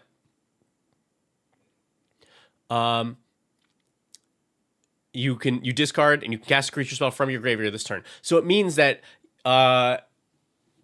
some of those things that you discarded earlier, you're able to play since mayhem only lasts for that turn. And then whenever a non-token creature enters under your control, if you didn't cast it from your hand, it gains haste. So this is hasting all of our stuff that we're playing for mayhem. All of that together is real good.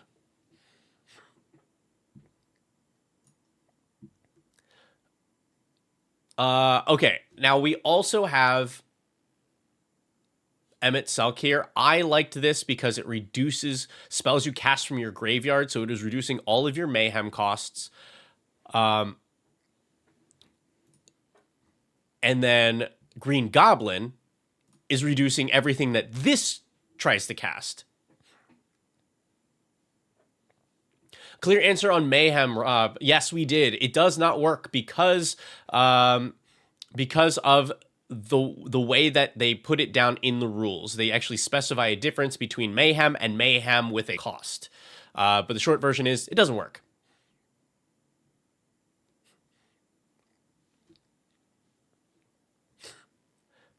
Yeah, I like Chainer here.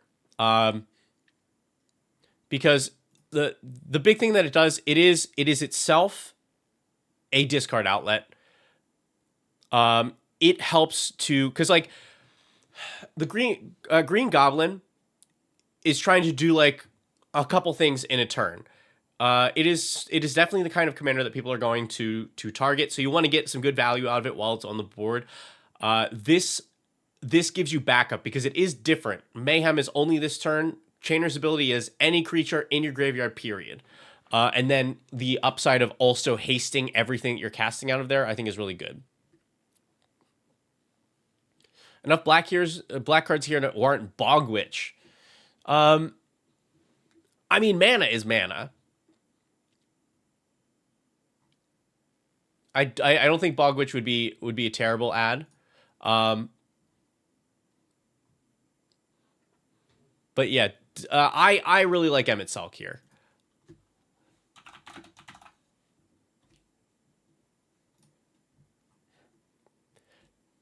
Because we are, I think you would have to lean a little bit more into instants and sorceries if you decide to go with it. But I think this card, the synergy between this and Green Goblin is very strong.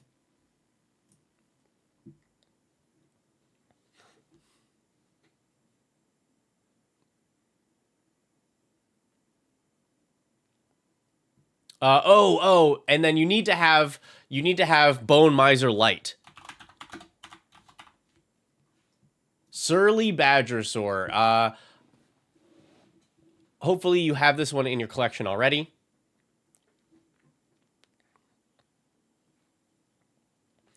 When you discard a creature, counter on it, discard a land, make a treasure, discard a non-creature, non-land, it fights. If you have one of these already, you should run it. Bone Miser Light. I will add it to the sideboard, but that's, I mean, makes me happy for the same reasons as this does. You got a Kefka? For those of you who watched the episode, you saw the entire table panic as this got a couple triggers. I'm surprised that this is so low, considering it is a mythic, but I guess people did open a lot of Final Fantasy packs. But highly recommend. The Kefka is excellent here. I'm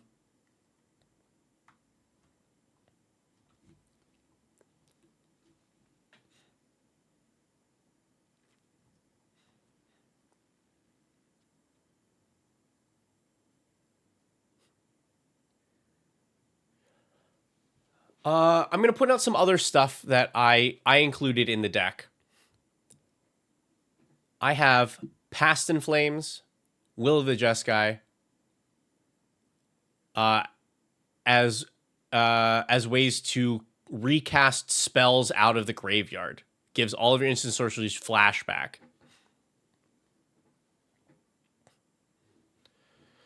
Yeah. Oh, I mean, I'm surprised that this card is not more expensive because of his popularity and the fact that this is a very solid CEDH deck.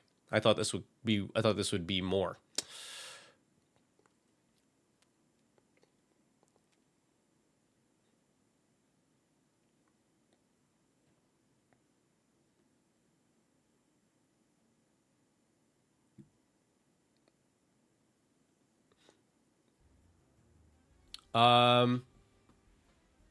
Hey. Nice. Thank you, King Cow. A much needed sub for Elect Man. Yeah, Will the Jessica, because like this also I like because it's not a forced wheel. Each player has the option to discard and draw 5. And it gives you that extra bit.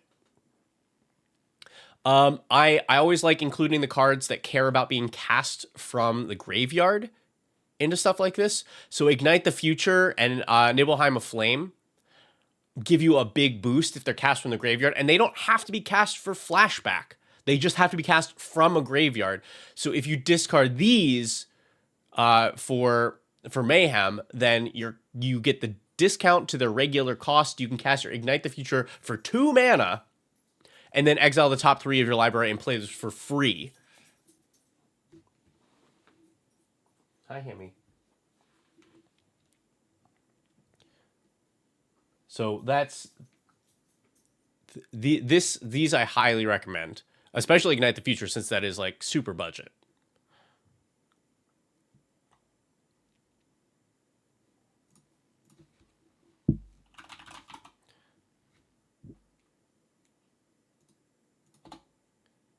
Wow, I did not spell it right at all. Yeah, Ignite the Future for sure. Nibelheim, I think, is still pretty. And this also works well because your commander ends up being pretty big.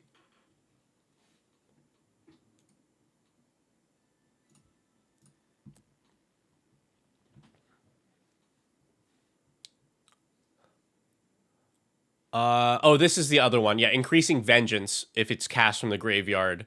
Copies a spell twice. You know, you don't get any reduction because it's only pips, but it's still 2 mana for double spell copy. What was I? Yeah.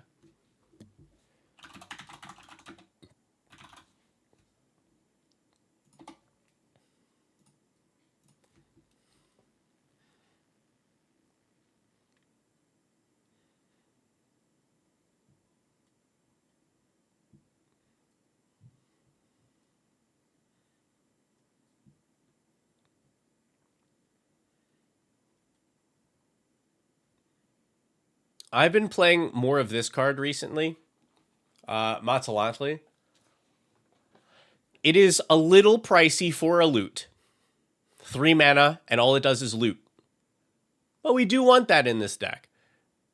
And then if you only need 4 more permanent types in your graveyard, and it turns into buttload of mana. And this is the advantage that we have in this deck is access to a lot of cards. So we will take buttload of mana.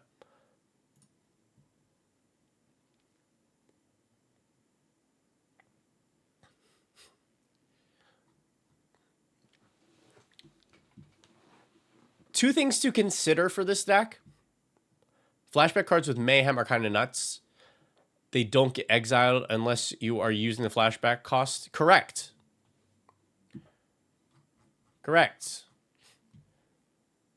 They just see. Well, okay. So here's the thing that to keep in mind though. So like, if you cast something with Mayhem, it doesn't remember that it was discarded, so it stops being castable at that point. Which is only a thing that Magic players can say. Relic of Sauron is like for sure a Grixis auto include if you have one. It's definitely a pricey mana rock, but if you have one, just jam it in everything. It's very good. But yeah, if you cast something for Mayhem, it moves to a different zone, and when it returns to the graveyard, it does not remember that you discarded it this turn. So it doesn't work with instant sorceries. What do you mean? Like it totally works. It just I don't know. It's not super broken. It just like is good.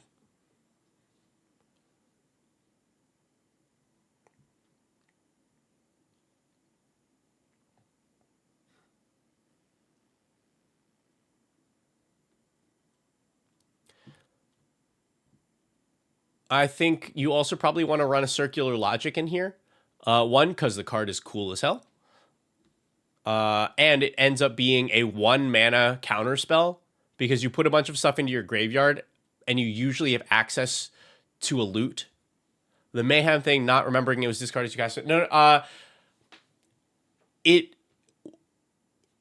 So you've discarded a card, you cast it for Mayhem cost. Card resolves, goes to the graveyard. The card that is now in the graveyard, even though you technically discarded it that turn, it does not know that you discarded it that turn because it changed zones to go onto the stack.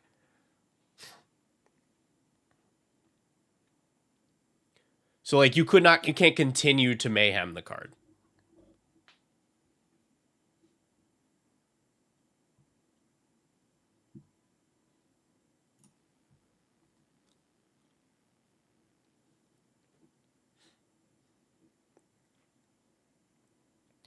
I don't know how many we touched on this a little bit while we were figuring out the rules, but I would also run as many MDFCs as you can, because lands that are also then spells when you discard them to be able to to cast with Mayhem is a huge upside.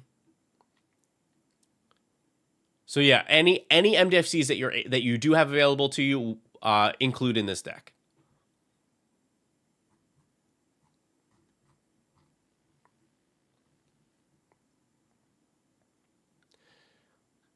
And then, even though you can't play the land side, correct. Even though you can't play the land side, think of it as, for the most part, a land that will sometimes be a spell because you discarded it.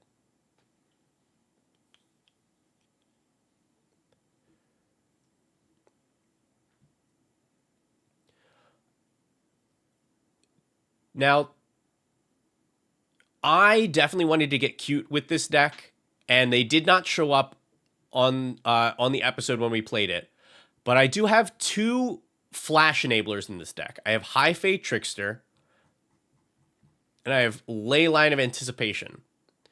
Because like we said before, Mayhem does not change the timing that you can play a spell. So if it's your opponent's turn and you discard something that isn't an instant, you can't play it unless you have one of these,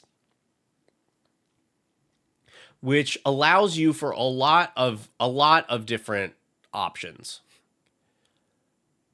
Suddenly, all of your creatures can come in at instant speed.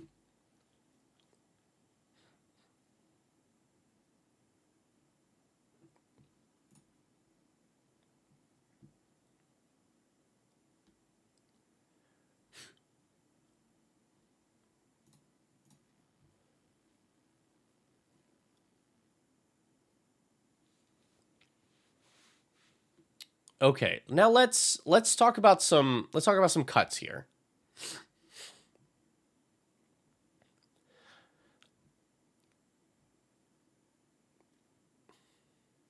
Yeah, Selene Visions, totally. Now it as far as the ley line, I definitely tuned this a little bit more to make use of it. You notice that there are 29 creatures, 10 sorceries, 11 artifacts, all things that we would only be able to play with those flash enablers.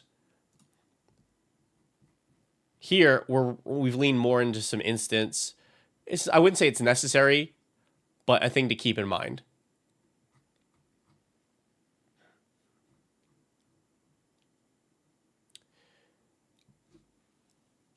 I also, so if we're thinking about cuts here, I know a lot of people are building this as Spellslinger. I don't think it needs to be Spellslinger. And I think if you're not leaning into it hard, then we don't worry about things like this.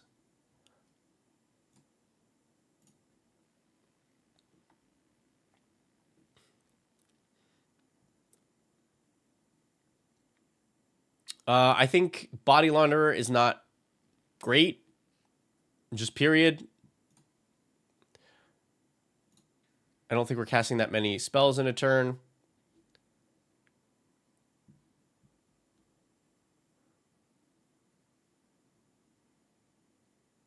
Okay.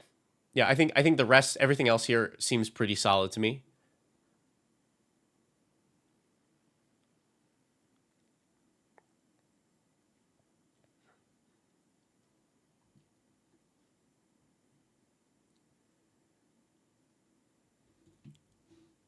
Now, I think you also cut these 3-cost discard outlets, or like discard spells. I don't think they're super important here.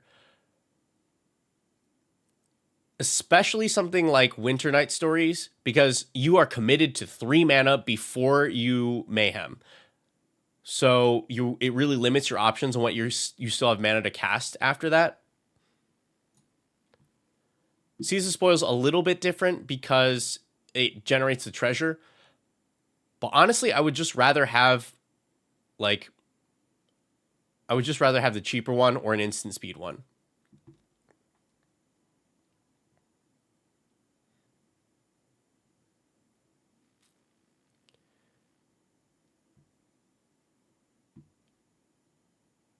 All right.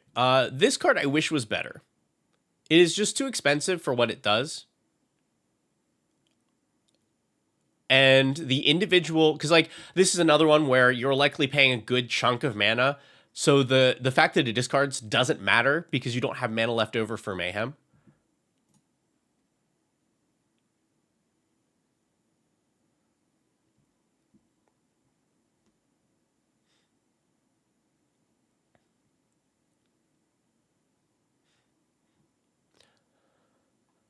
Unstable's Experiment is cool because it's thematic, but if you don't care about the theme, this is not that good.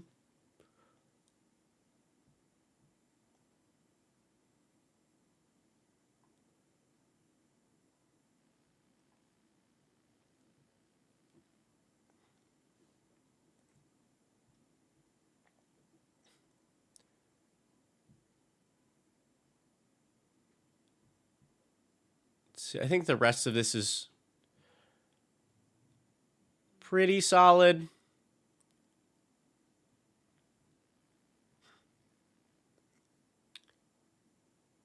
I think Key to the City is actually very cuttable here. It is a discard outlet, but for an effect that we don't really care about. Our commander is already really hard to block. Norman is unblockable, and the Green Goblin is like flying and menace. And this just puts us down cards. We have plenty of other ways to do that. Dying to Serve is much better on a deck that is trying to discard one card every turn. This deck is not really doing this, so I don't think this is worth what it does.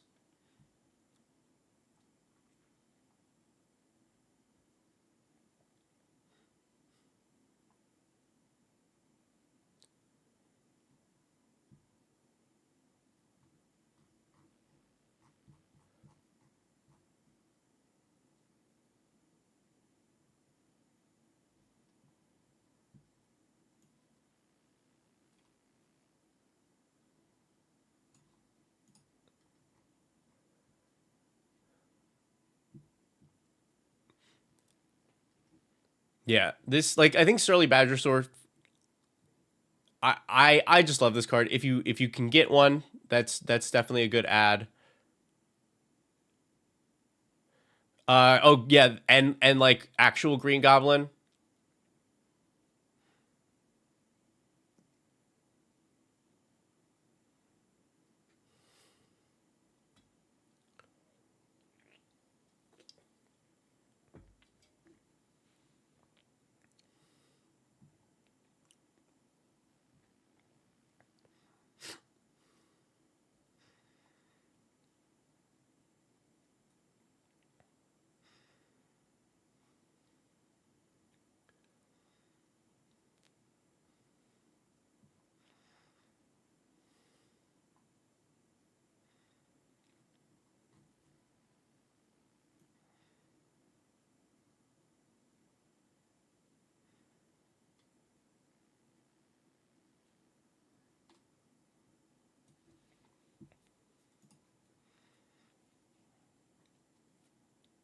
Okay.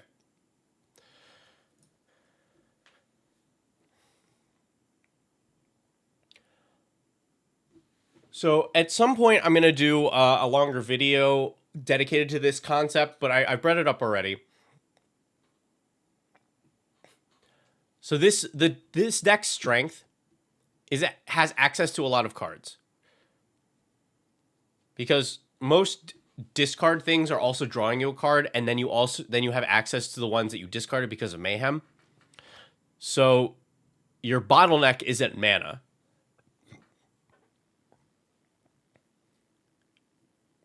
Any ways that you can add more mana to this would be good. I would run more rocks. especially considering that they are free if you mayhem. Because it's spells cast from your graveyard costs 2 less. So, you know, I'd want 2 mana rocks. Felwar Stone. I'd be good with all the signets. I can't just type signets.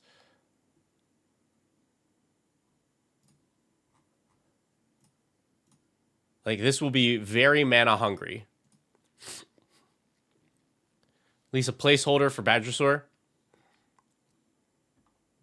Yeah, I think that's fair.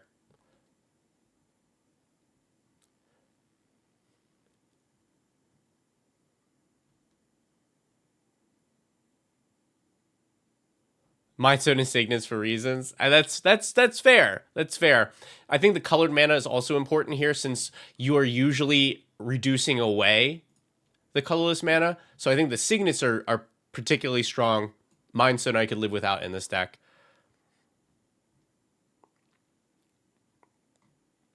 Which MDFCs? You said you have a Salundi.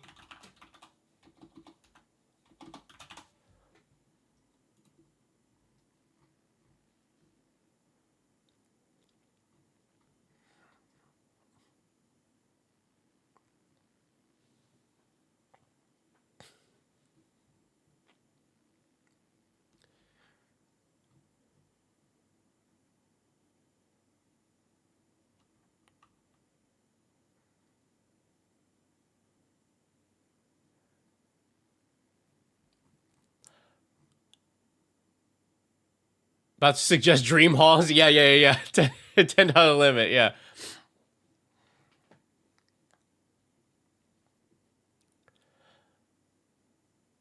That's all good. Oh, I was gonna say something. I was gonna say. So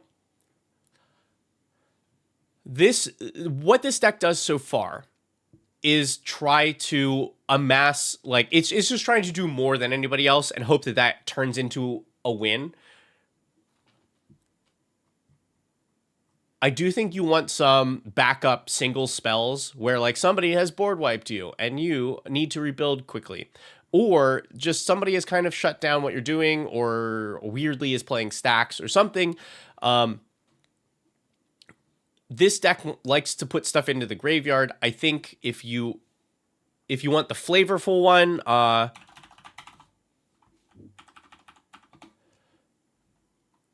you could run Behold the Sinister 6. Where do you go? Yeah. To return up to 6 cards from your graveyard to the battlefield. You could do, like, Command the Dread Horde as a, super budget version. Something like this, as everybody, like, you need a big high impact single spell later in the game.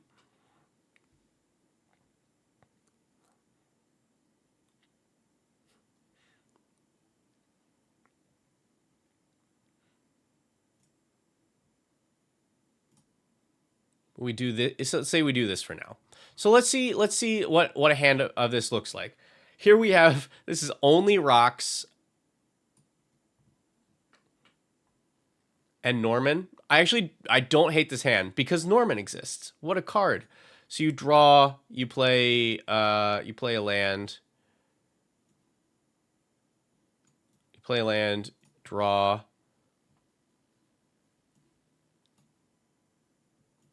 Here's Norman.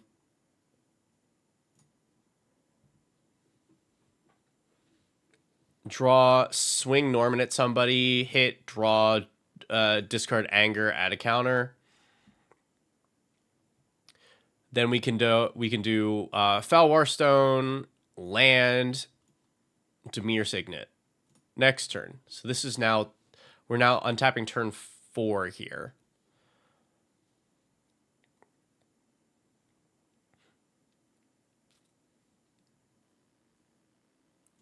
So turn 4, we have 6 mana here. We can flip into Green Goblin if we want. I don't think that we need to.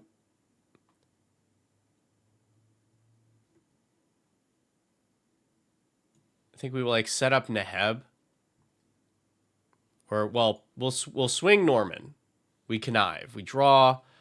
We'll pitch this Feast of Sanity. Counter. Play Neheb. Play Ghostly Pilferer. Alright. So now we're on turn 5. Turn 5, we wanted to be doing some hot stuff. So we flip into a green goblin. We swing big.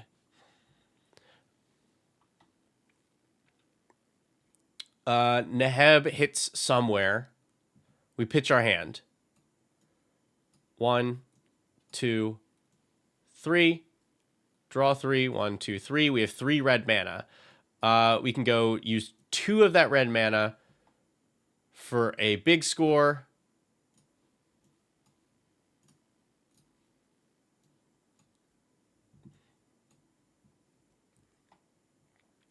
Discard like Shivan Reef.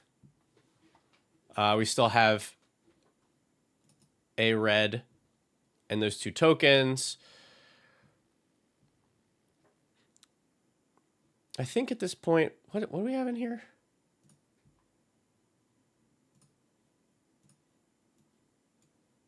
Yeah, now we set up an engine. Use the 1 red. Drop Drakehaven.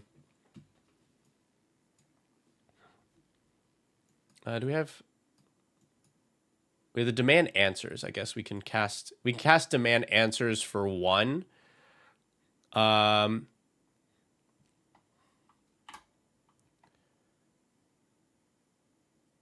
Discarding like Tortured Existence. Crack a Treasure to make a Drake. We draw our 2.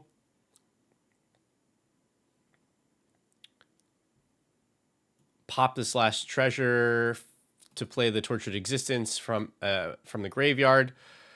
And that's a turn 5. So we have this set up now on turn 5. I think I'm pretty happy with that.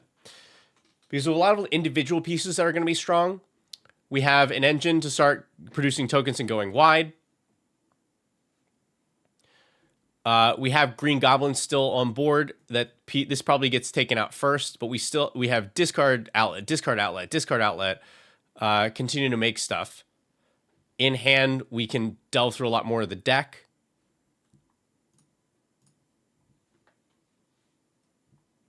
Yeah, run it like 1 more time. Turn 1.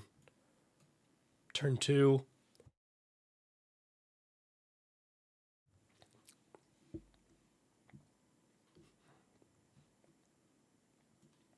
We like demand some answers. We pitch like Laughing Mad.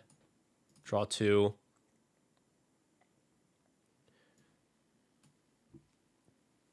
Turn 3. I think we go Monument to Endurance, since our next turn we know we have Frantic Search. All right, so we start with the Frantic Search. Draw 2, discard 2. Let's get rid of... Faithless Looting is pretty good here.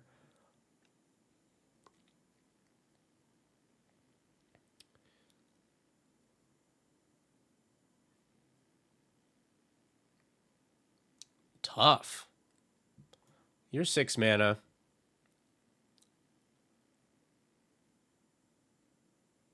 And we'll be able to play you this turn. So I think I'll also bin Shadow of the Goblin.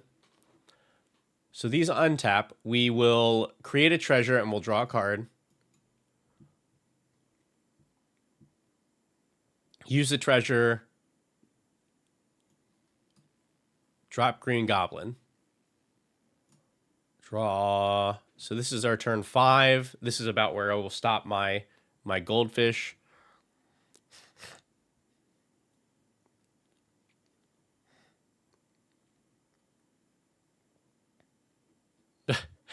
Why would you can't make a mono red deck that is actual card draw. That's the whole point.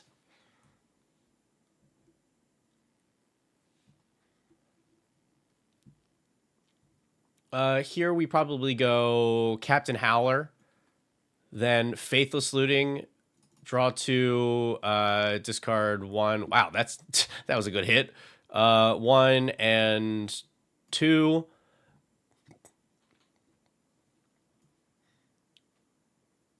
We then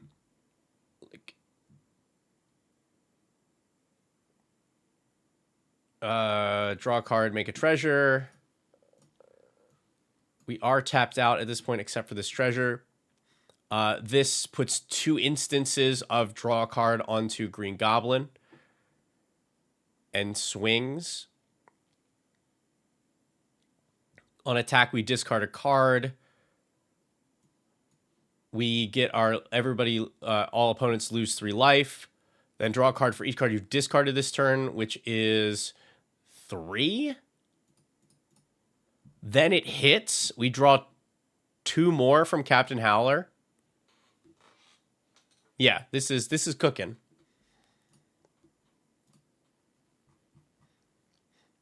Yeah, this deck is, this card is very fun to build around at all levels.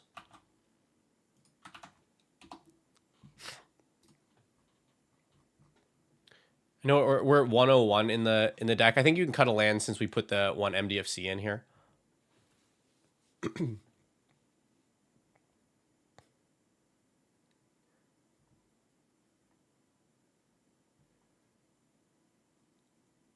Oh, you can probably cut this. This card is awful.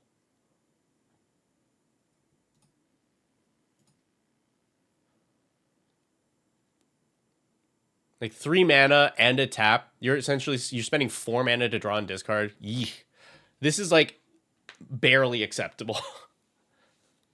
But yeah, no problem. This is definitely my kind of card. I had a lot of fun building a deck around this. Okay, I believe those are our submissions for today. So we are going to be brewing a little bit. I have some work to do because we have many games to record. This is a Gallia deck which needs a mana base and a couple more cards filled in.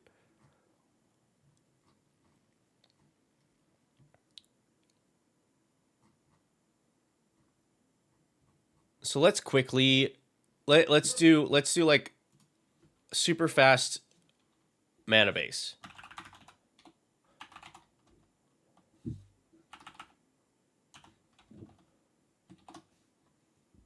All right, so we're in Gruul. Here's some staples. Yeah, this is the party deck. This is the one with everything else. So how about a Spire Garden? These are like some basics that we use for everything. Stomping Ground.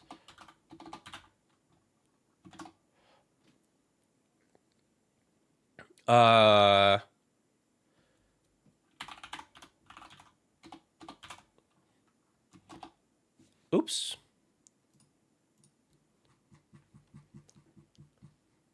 This is just we're just doing a quick build the mana base. For 2 color decks, I will usually auto include the on color fetch. Oh yeah, Commercial District, thank you. Now, wow, Commercial District down to 10. All of these were like $20 for a while. I am privileged enough to have like a solid assortment of lands on my own, and you know we're going through multiple collections to get all of these. Let's add mountain and forest, and then we will adjust those numbers later. We're in Gallia. This is a go wide dopey satyr deck.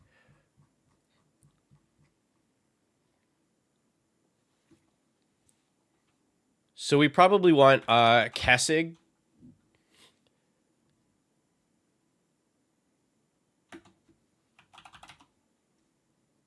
Kessig Wolf Run. Think this has gotten Nerd Girl some wins multiple times on the show. Adventurers in.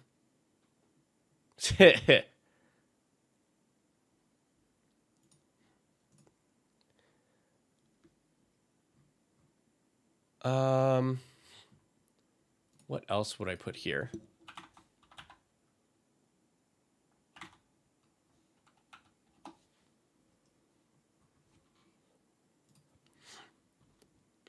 Oh, definitely like a Castle Embreth, because we're going wide, and this boosts our whole team.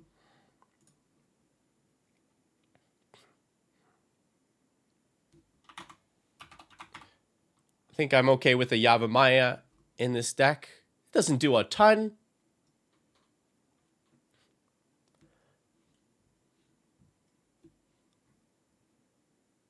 Oh, you know what? I'll put a 3-tree city in here.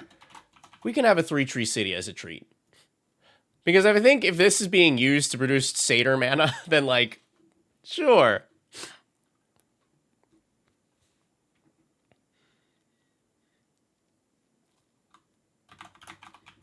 Oh yeah, Cabaret Courtyard for sure is a party land. Look at that. It's literally a party. Good call. Good call. Oh,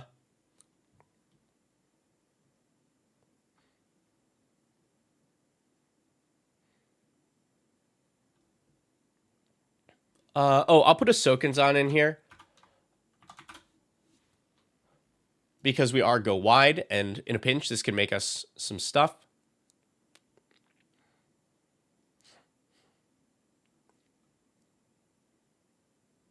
We are also like super heavy on creatures, right? There are 37 creatures. I think Castle Garenbrig is also here.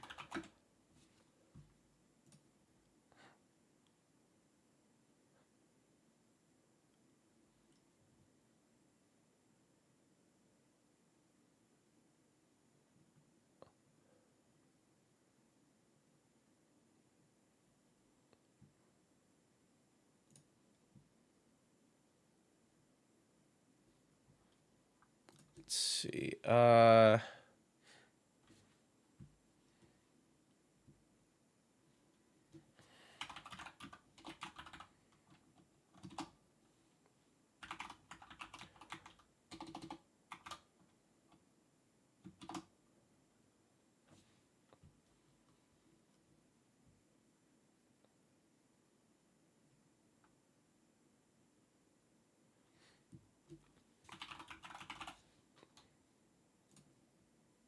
Okay.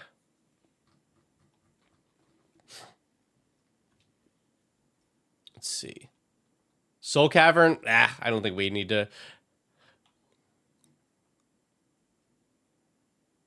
But I guess this is a good point. You know, the acoustics there would be pretty great. Let's see. Oh yeah, and Electman. Yeah, we're already running Life of the Party. And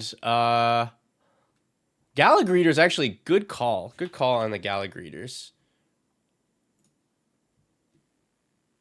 They're coming to the party. They're the first one. They're at the door.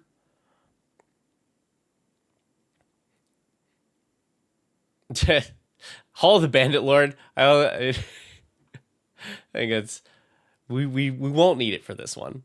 So I think doesn't she haste all them anyway? Yeah, Satyrs get +1 in haste.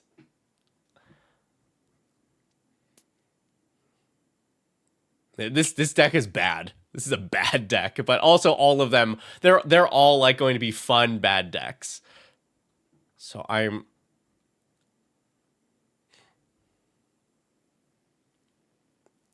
look at this Bedlam Goblin War Drums.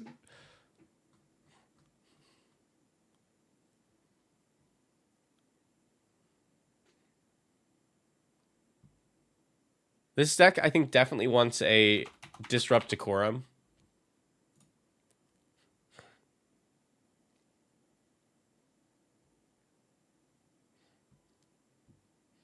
Because it is definitely going to have some trouble getting through at some point, but not if players have to turn their stuff sideways. Let me see. Is there anything else here that let's do a pathway. I'm just let me fill this out and then see how many spots we actually have left.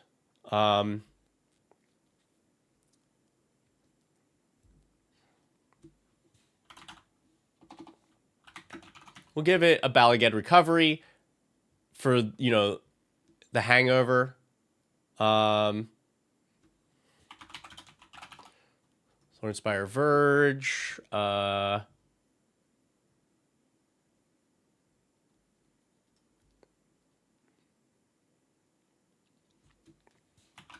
Sundering Eruption seems pretty good for this deck. Bridgeworks. All right, right now we're fairly close. Let's add like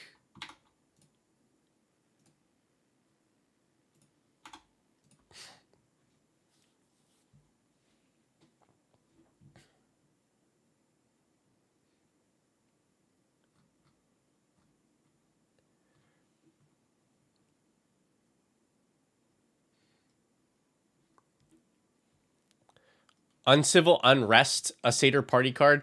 I don't think we have enough because that's one that cares about counters on them, right? I would run Rhythm of the Wild, but it doesn't matter because we already have the haste enabler in the command zone. It does fit the theme, but we don't need it. Make room for a witty Roastmaster? Perhaps. We're actually we're getting close to our limit here. We're gonna have to see what our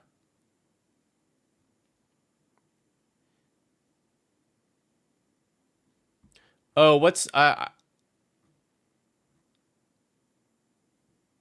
we need the hideaway. What's we need the red one because we're not gonna have big creatures. Wow, my brain is not functioning. Can you all what's the red hideaway? Because that one cares about damage, and damage we can do. Why is the name not coming to me?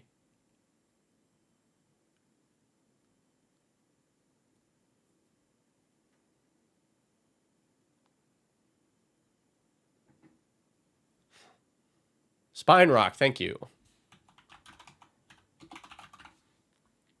Hello, Dog Boy.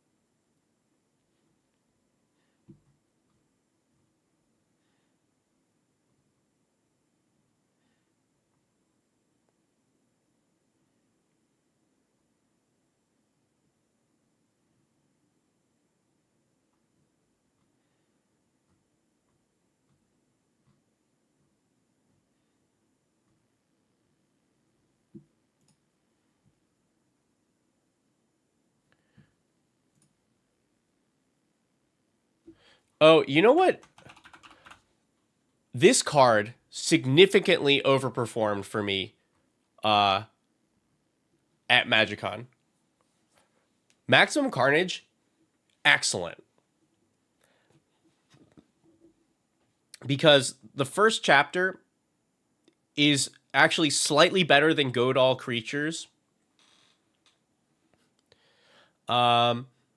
Because it also accounts for creatures that enter afterward. So if somebody plays something with haste, that creature is also goaded. And then so it's like, okay, great. Here's one round of everything goaded. Everybody's got to attack. You untap with a board and some players ready to get hit. It then gives you some free mana. So you have a big turn. And then it's an extra 5 damage possibly to to finish everybody off. This performed very well for me. Like, good red card. Good red card.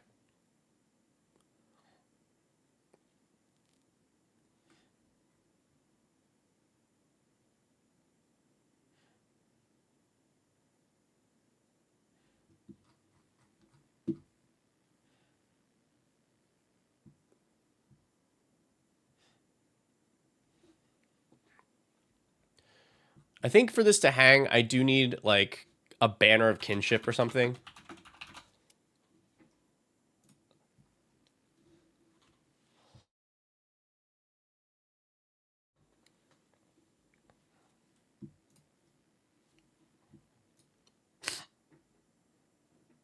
Let's see. Roseroom Adventure or Zenith Festival.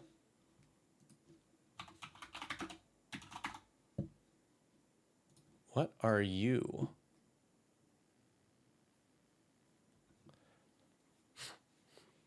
Exile and play them until the end of next turn. End Harmonize.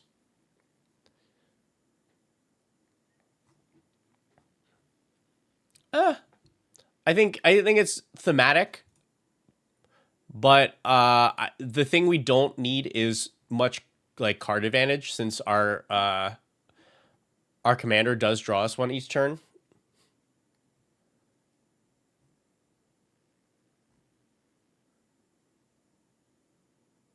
But it's definitely good for the theme.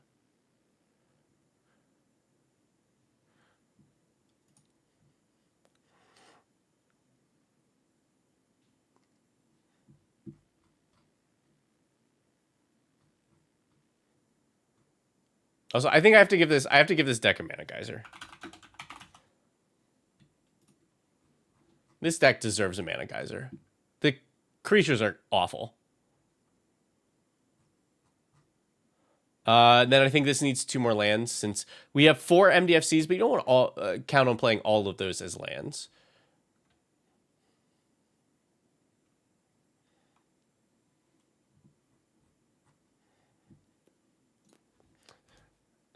Any more like utility that I care about for this deck? Do we get a Boseiju here? Have I might have been too light on.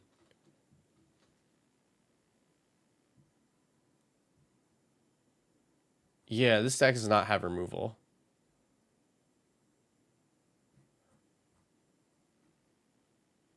You will get a Boseiju.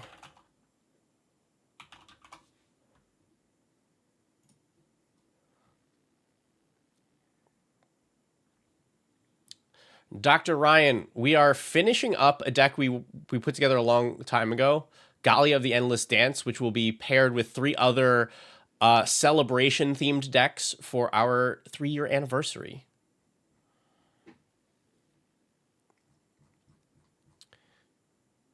I probably need to tune this a little bit more to have a little bit more interaction.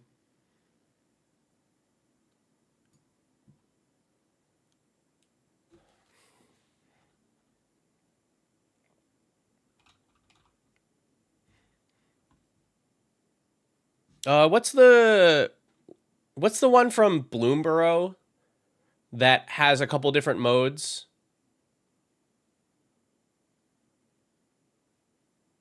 Paw Patch Formation. Yeah, destroy a creature with flying, destroy an enchantment, draw a card, make food. This is very solid. This deck does not have a lot of options versus flying. Enchantment can hit something like Ghostly Prison. And you can just cycle it away if you need.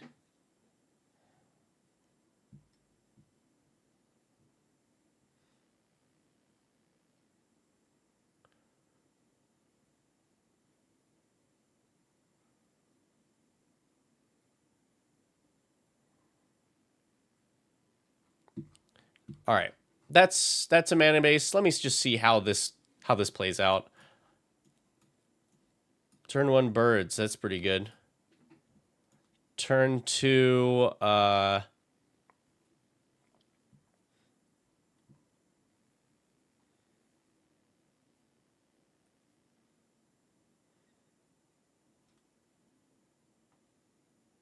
turn 2 Magmakin. Draw. Turn 3, play Mako, play Gallia. Discard it, swing and discard at random.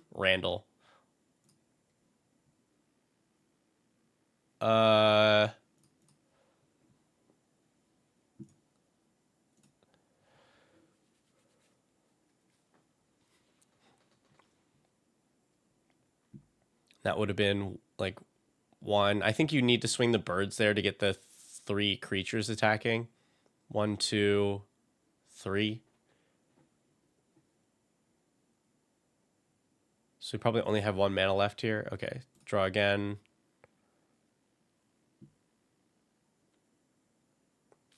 Good night, Electman. Yeah, this is a little rough. Let's draw Spine Rock Knoll. We look at 1, 2, 3, and 4. I guess we put this under.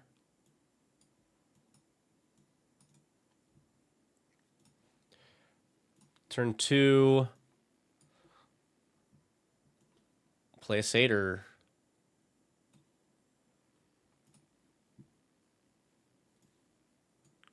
Turn 3. You can go like Gallia. Satyr Wayfinder.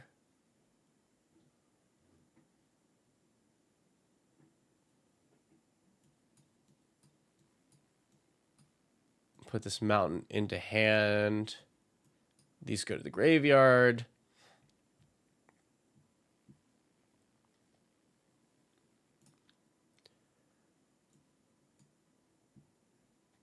Yeah, this this deck is, it's doing the thing, but man, the thing is not much.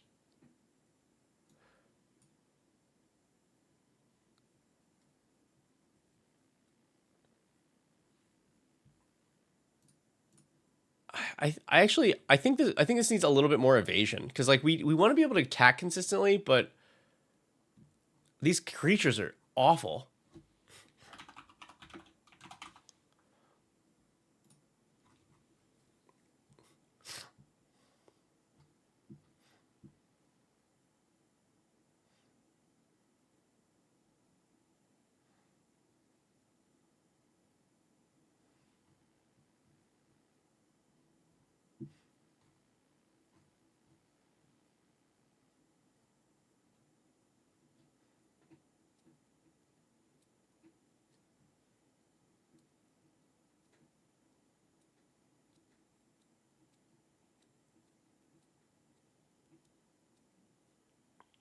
Hello, Team Rocket. Post your deck list in the deck list section in the Discord. Cool.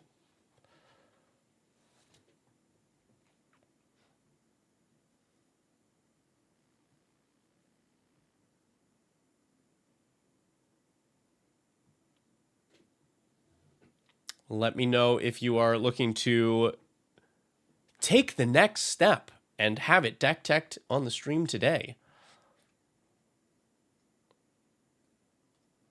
I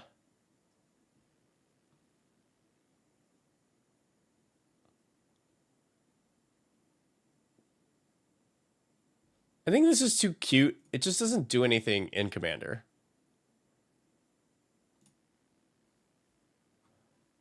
Let's, like, run this one more time.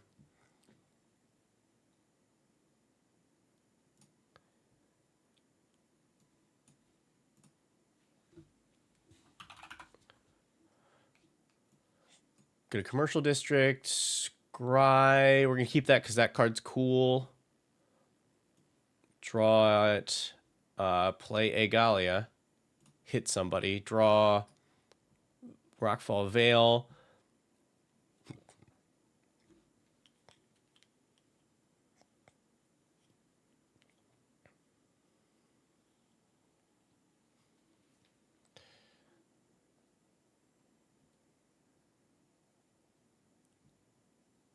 I think we just play this Boon Satyr and we swing. We discard a card at random. Oh, no, we don't have to discard yet.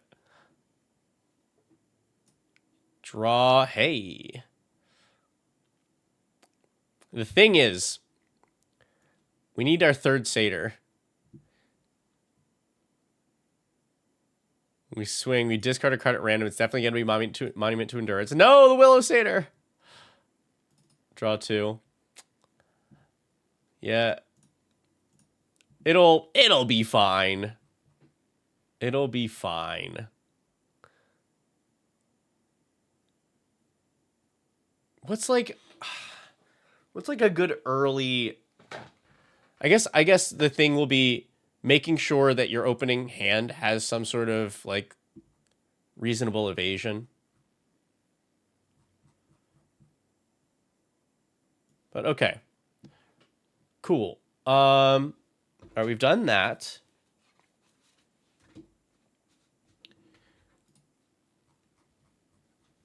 Gisa also needs to be finished out, but I think let me just do one of the other ones.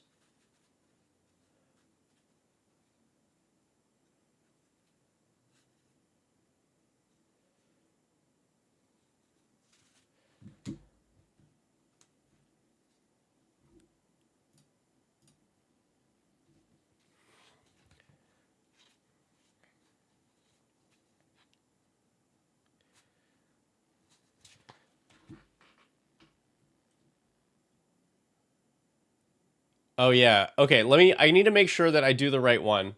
Oh yeah, here's what we need to build. So we built one on stream before, but I picked the wrong one.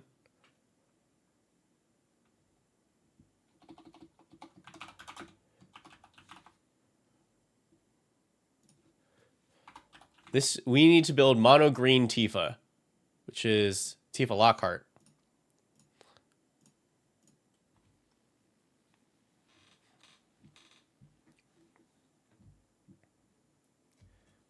The big bad one-shotter.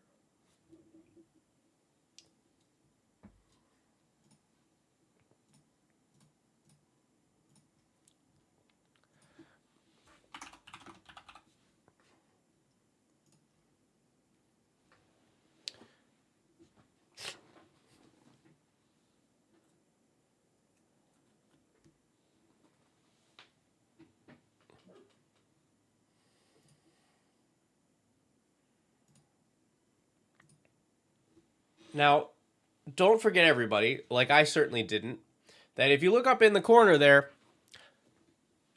whenever we're building decks for the show, you can always sponsor a card by donating on Ko-fi or gifting 3 subs. And you can choose any card that you want, and we will put it into the deck with, at my discretion. If you're like, hey, put a Winter Orb in there, I'm gonna be like, cool. Nope. But as long as it's not going to ruin the game, then we'll add your card in there, and we put your name on the sleeve of the card. So if it shows up in game and somebody plays it, then we will shout you out, and hopefully your card is impactful in that game on Decked Out. Do I have a public deck list for Hojo? I do, I think, but I need to update it. It's probably on this account.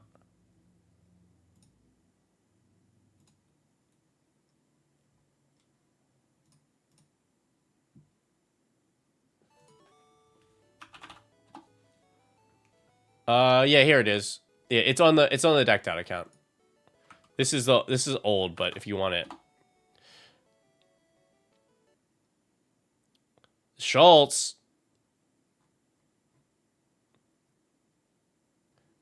Imagine that. Schultz wants to donate 3 subs to put a card into the mono green lands deck. Huh. Can you get your name on every forest? No, you get it on a single forest. unless you want to donate for the entire mana base.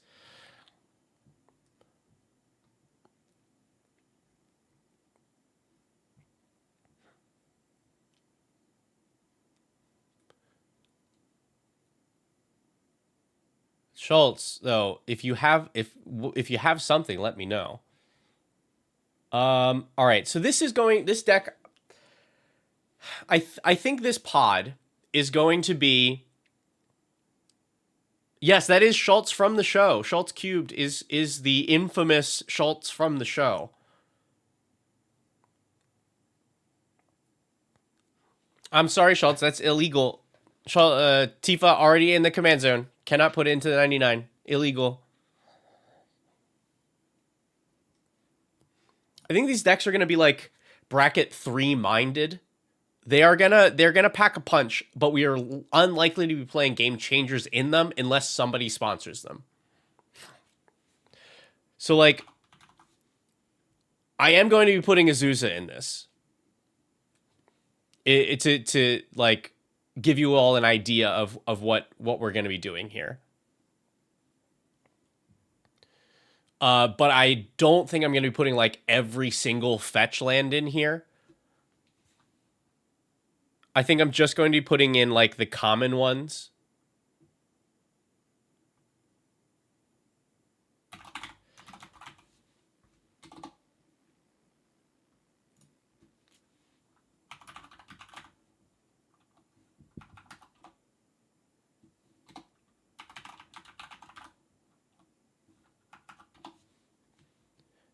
Ashaya, I don't think we're going to do Ashaya because that card has always been an issue every time that it's shown up on the show.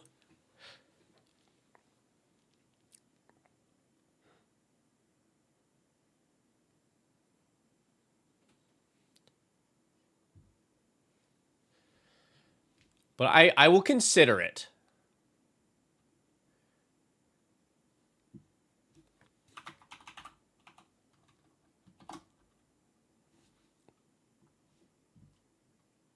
Yeah, like Harrow and Entish and Roiling.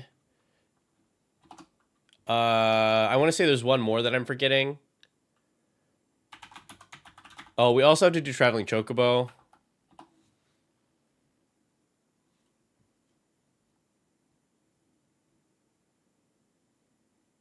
How's an issue to make a creature's forest? It is not. Well, the issue is that it usually leads to an absurdly long, like, landfall turn that is both hard to edit, and results in like in this case, the Tifa player would then murder one player, like kind of out of nowhere. Like it's a very good card, and if you are building Tifa, you should include it. But I am putting it in here for the sanity of our editors that I will probably not be running Ashaya. Yeah, not fast bond.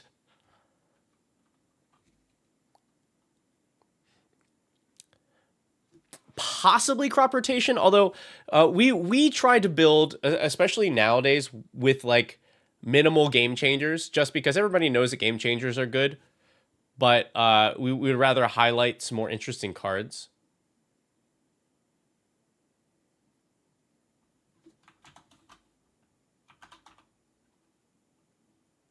I wonder, is there like,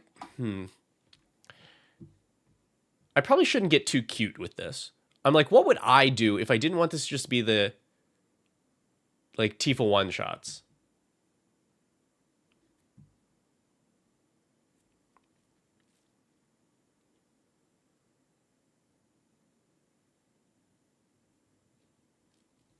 Oh, I want to include, let's see.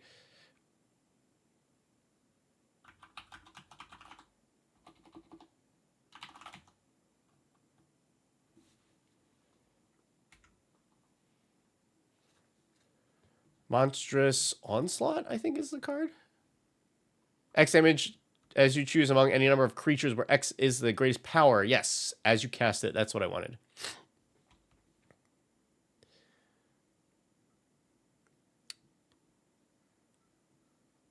Yadora we could work with.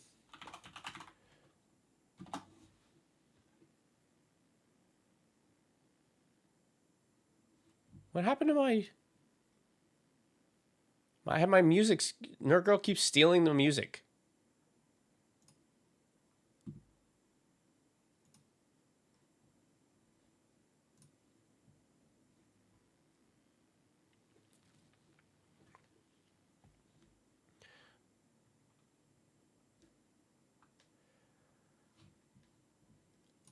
Yeah, I think bites are also pretty good.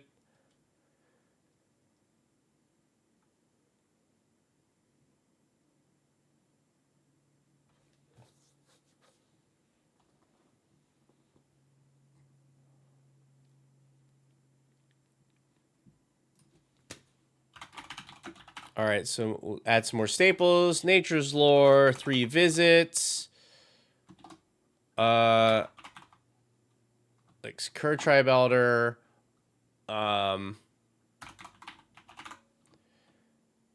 Beast Within. I think we also want Collective Resistance is a really nice one, since that can also be used to protect Tifa.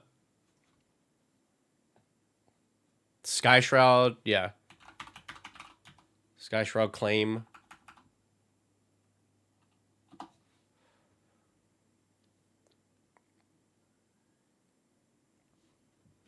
Schultz, what do you want to put in this deck?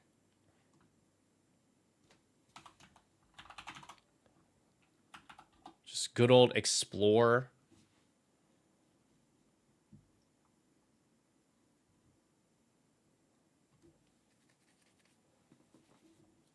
Oh, Myriad Landscape? Yeah, yeah.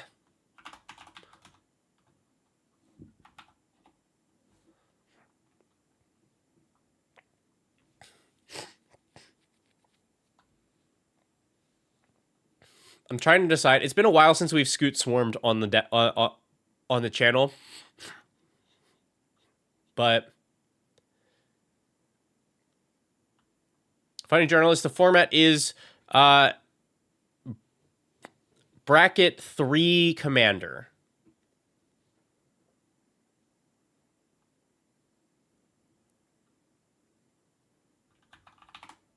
Oh, also, yeah, loot. And I think we're gonna scoot. I think we gotta scoot. Tyvar's is pretty mean.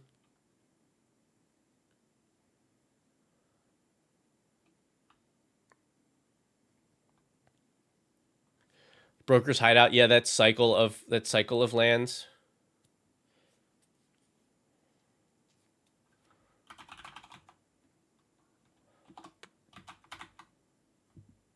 Cavalry Courtyard and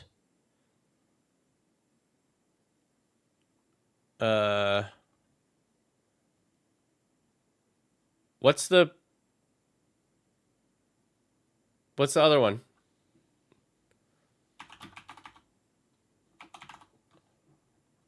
Riveteer Overlook. There's one more, right? It's the Bant one. No, that's Brokers. Yeah, we got it. Yeah, Scoot Swarm does also make for a difficult to edit, but it is easier than Ashaya. Because Ashaya, usually players end up missing stuff because there's so much to keep track of with creatures also being. Scoot Swarm is at least like, okay, all we have to do is the one math.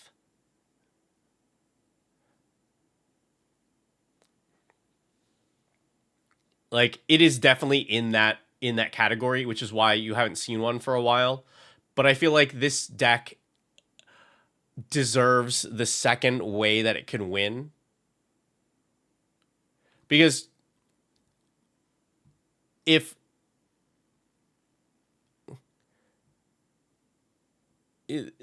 like players are going to be smart and remove this. And there's like I think I'm happy with that. Oh yeah, definitely Tifa's Limit Break. It's a Tifa deck.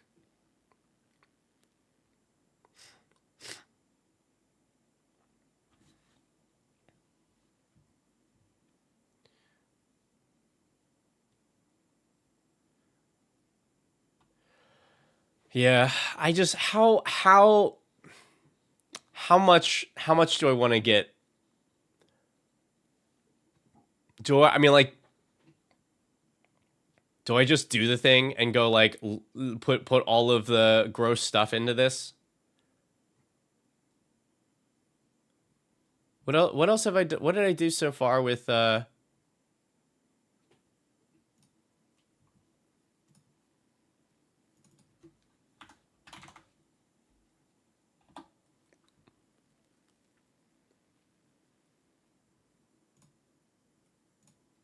because this is one of the decks that's also going to be in that game.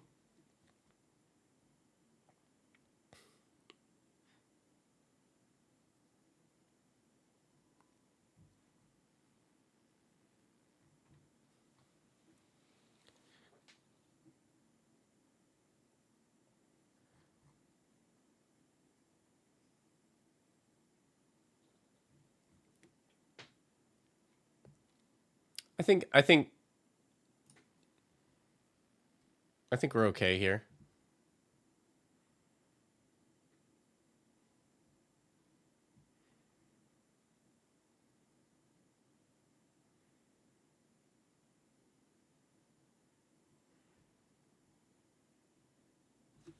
Yeah, might form is definitely.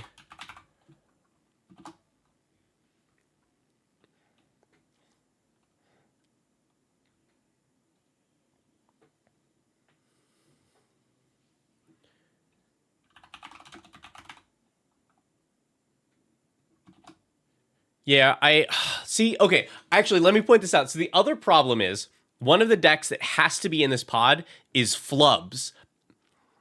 And I don't know that I can build a Flubs deck that is not going to be a nightmare to edit.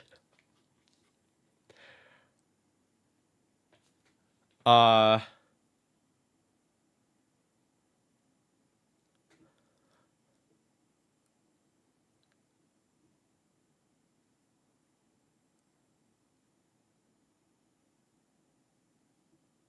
so I'm this is a consideration on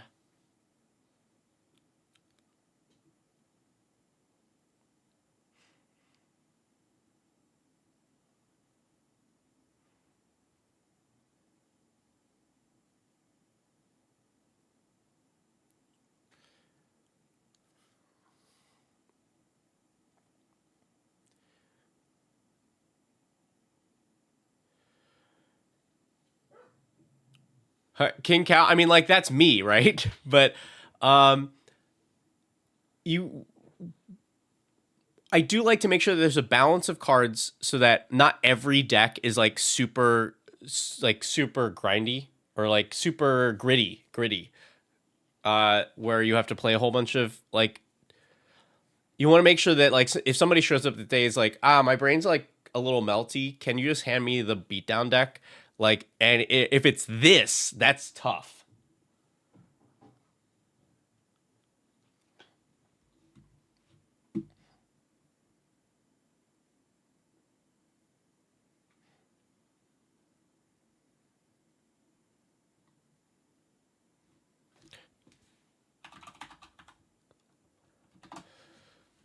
Hmm.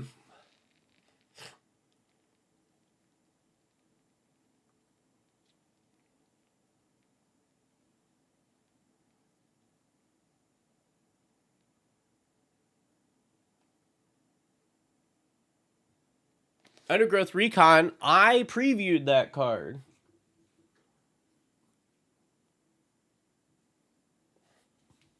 We'll definitely add that.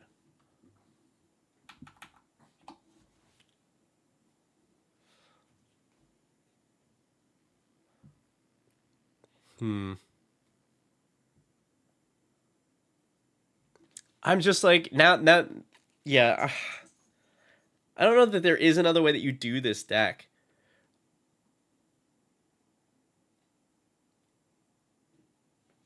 Oh man, the more that I think about it, the more of a nightmare this whole pod is going to be.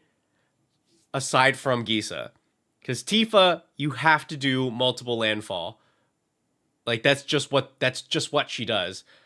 Flubs, flubs, And the other one in the pod is Bria, the otter, the prowess otter. So that is also going to be play, play a bunch of stuff.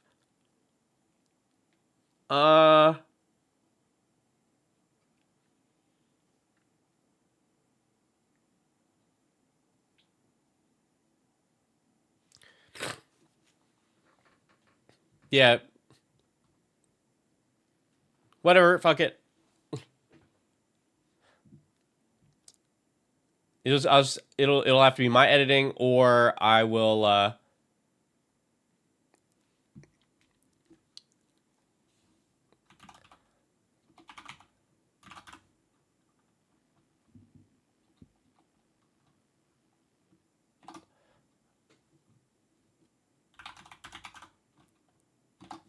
it's just gonna be a crazy game.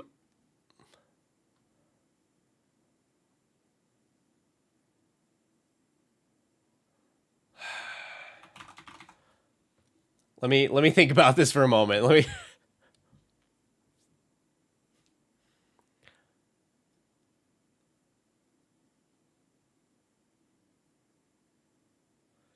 like this is the line for me. Unlike, I don't know if I put this in the sideboard. We'll think about this later, but I think I am okay with just sending on everything else.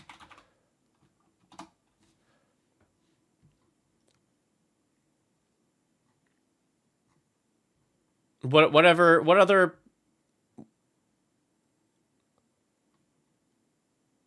things were you all suggesting?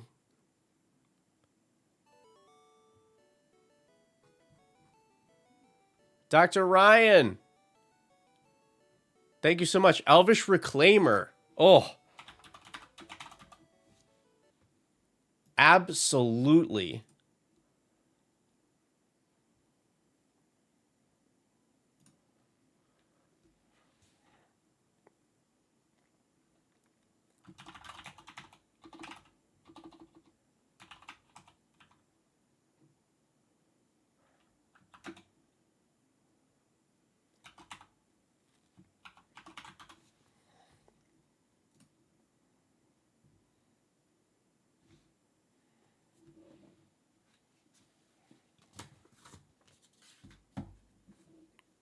You know, record this in multiple places. Sponsor Horn of Greed. Oh, I see. Where? Wait, where?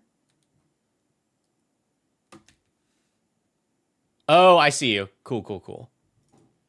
But also, I think Elvish Reclaimer is probably pretty solid a suggestion here.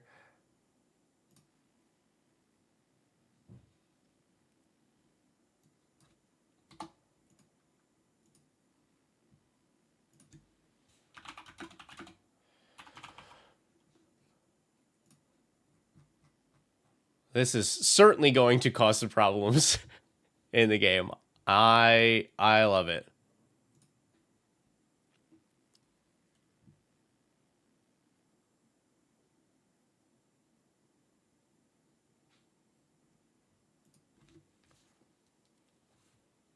Let's see.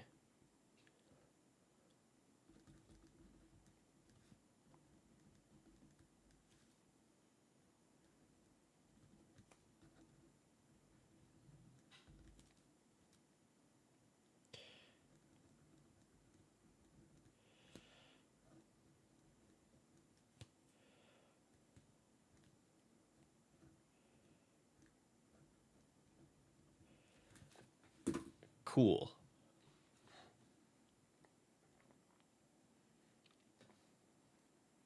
Oh yeah, this is gonna suck for the Flubs player.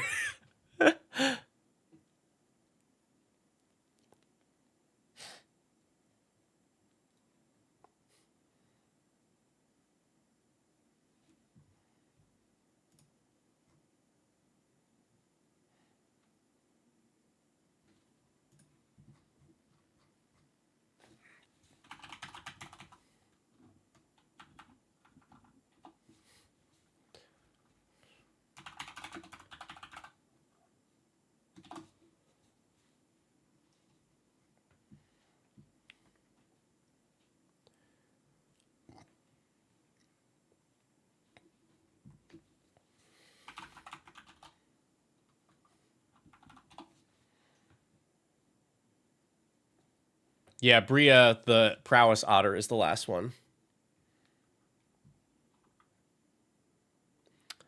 Aftermath or Splendid are fine for this, but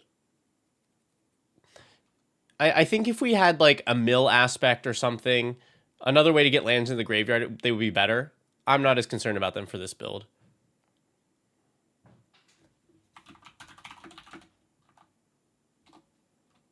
Of course, Avenger of Zendikar.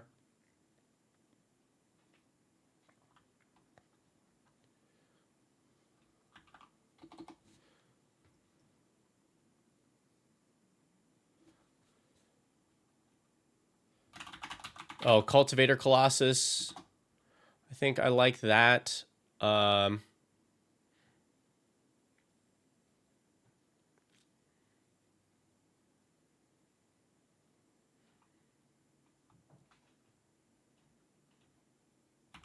I think, how about, let's do Lumra. This has a little bit of mill built into it. It has other relevant effects of, it is huge. Hey, Dog Boy, thank you so much.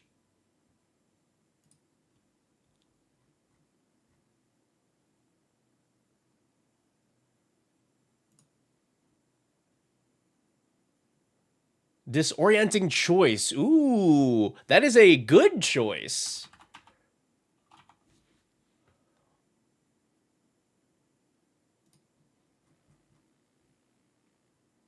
Disorienting choice for those of you. So you choose an artifact or enchantment for each player, and then they decide if it's exiled. But if they choose to keep it, then you get a land for each one that was kept.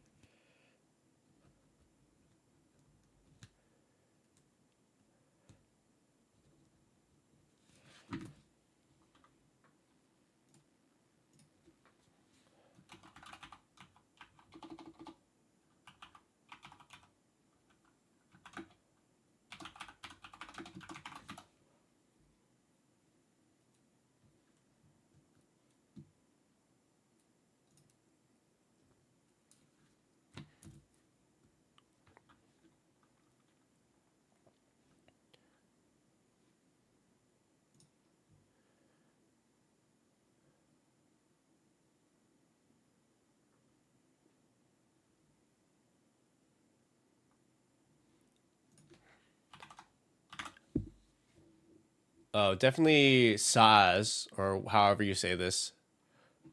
Because this can find a land if you need the land. It can put counters on Tifa, or it can just find Traveling Chocobo.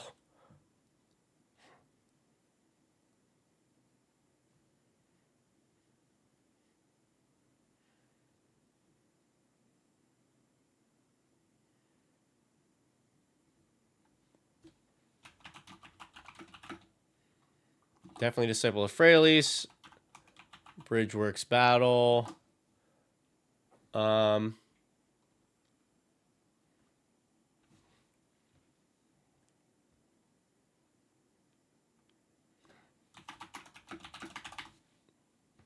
of Titania, man. Definitely Staff of Titania.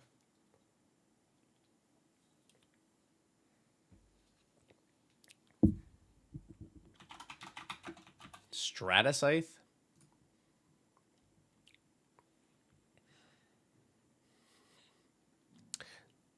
It's like Staff of Titania, but not quite as good.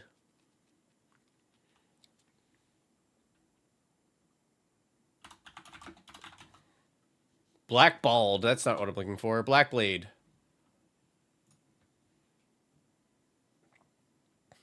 This is going to be something.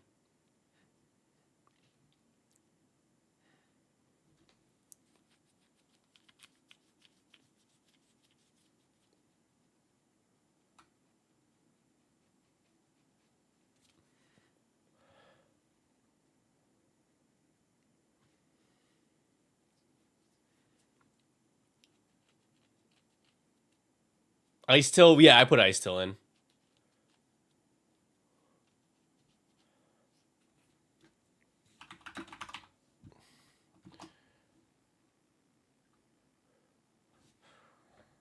Added a ram through.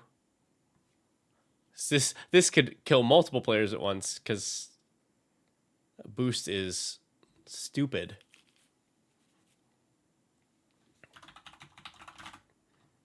How about a blossoming defense? Hexproof and a boost. We probably also want like overprotect.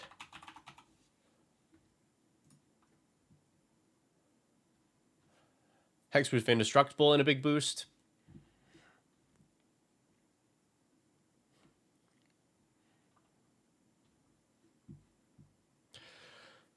Man, the scale up is so strong.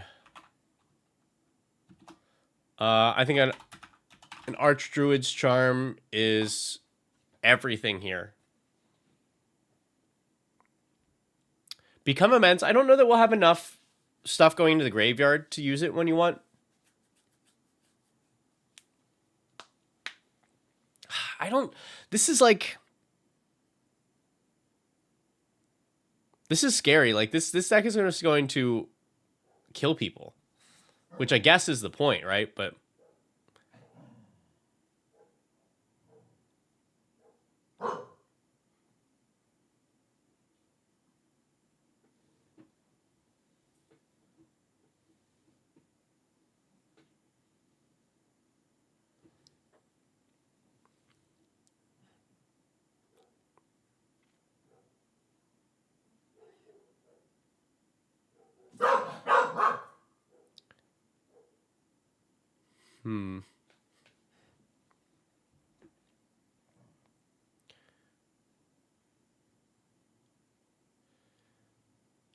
the land does hit before she deals damage.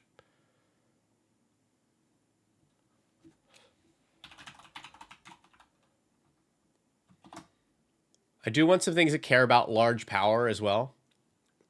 Lifestream's Blessing is by far the best of those now.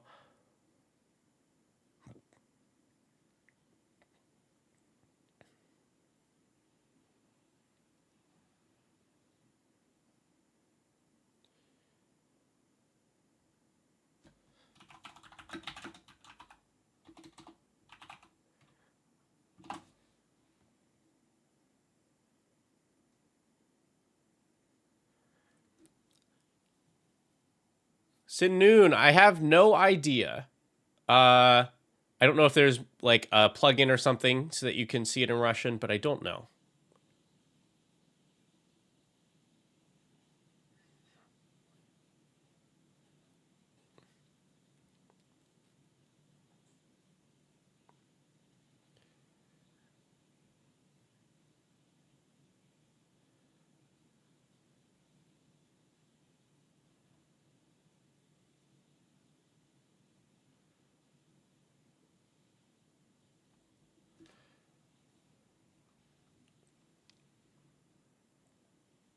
Hunter's Insight I like less because it's so easy to blow that out.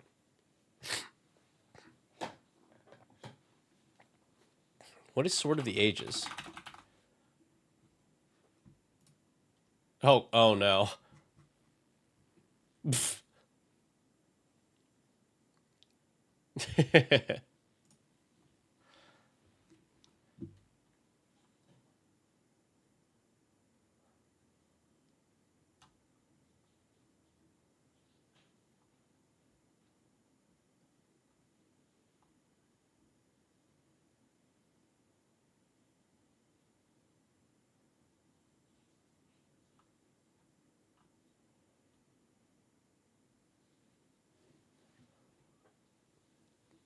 Oh wow, how did you know that, Tetsu?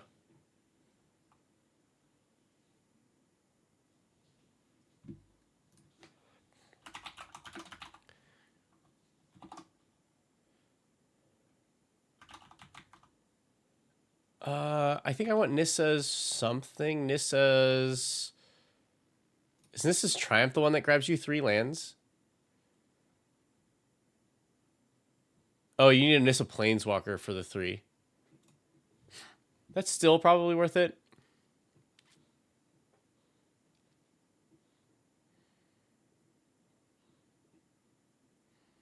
This is Pilgrimage, though, is one I want.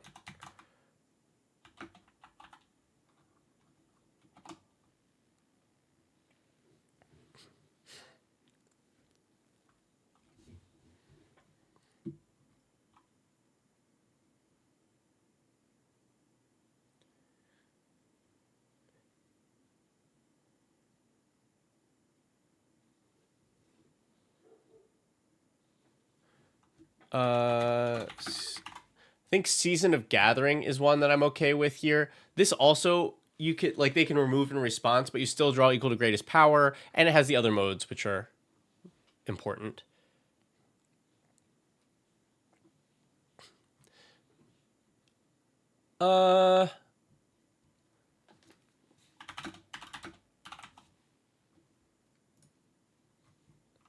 The ring goes south is probably, we probably would, like, have to adjust things. It's a sorcery, yeah.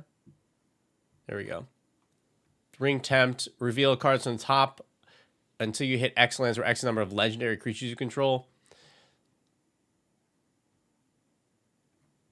I don't know that we can assume that we'll have enough there, but I kind of like it. I never get to see that card played.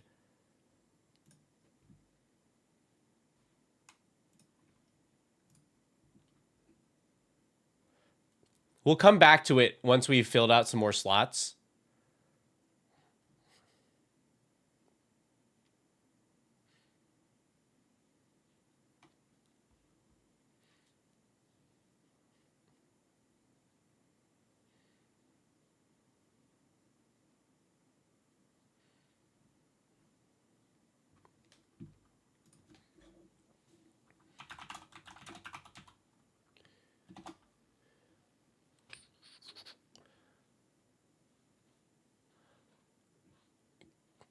Lock Hothouse. Oh, I forget what I forget what the unlocked thing is. It's like you can play off the top, right?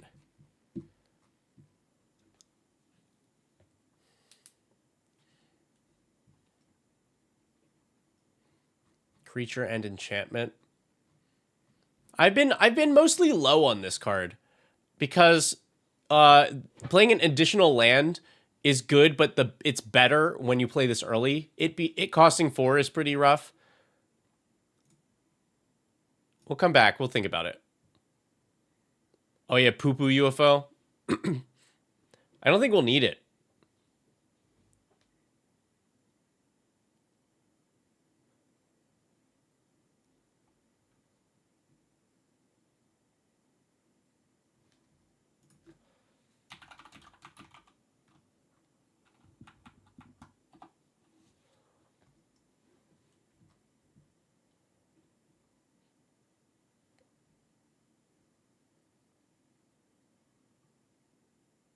Corsair Crewfix also not quite good enough. Yeah, I'm not interested in it.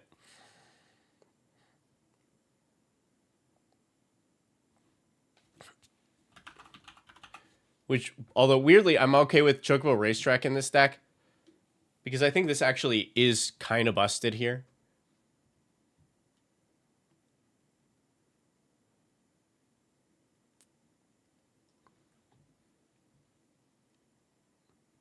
Yeah, Awaken the Woods, I think.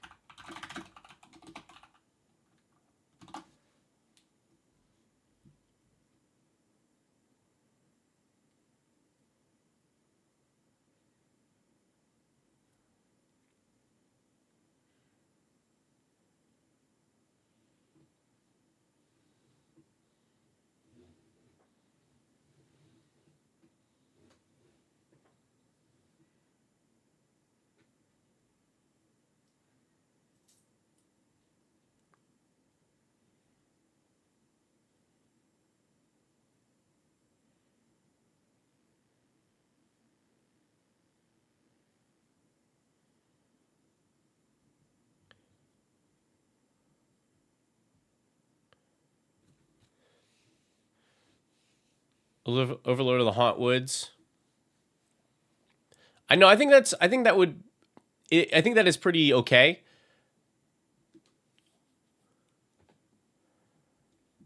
I think Realm Breaker is kind of is not quite good enough. Yeah.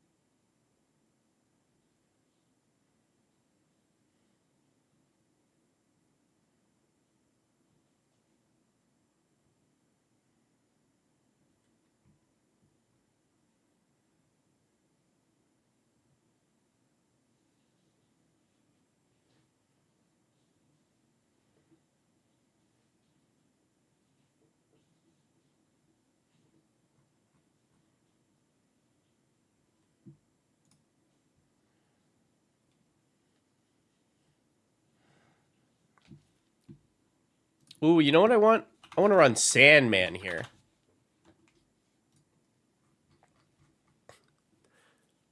Because players should just kill Tifa every time. She will constantly be a one-shot threat. Sandman gives you a good, resilient backup plan, since he will be large and hard to deal with permanently, and in a pinch can be more landfall.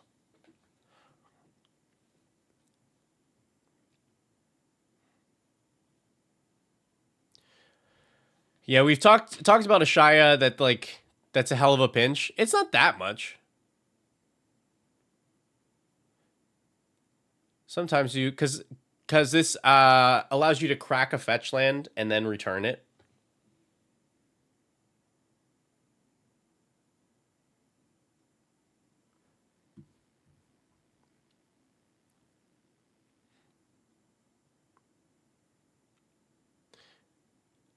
Myth Unbound, I I like it when it's proactive, like where it's something where you are sacrificing your commander on purpose or something, but I don't like it as a in case kind of thing. Yeah.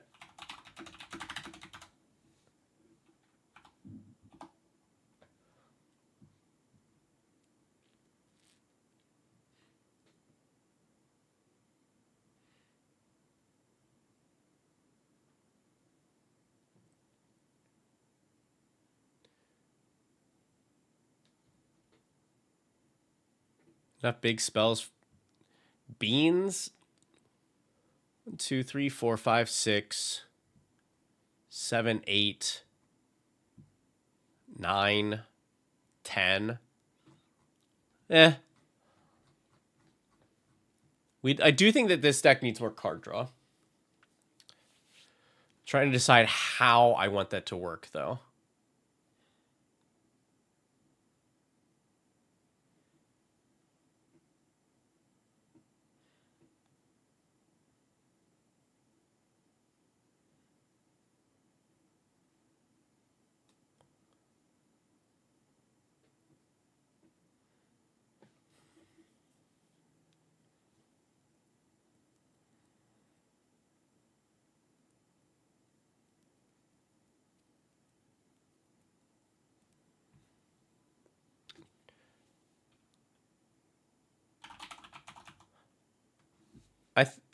Traverse, I think, is just doesn't play exactly what I want it to.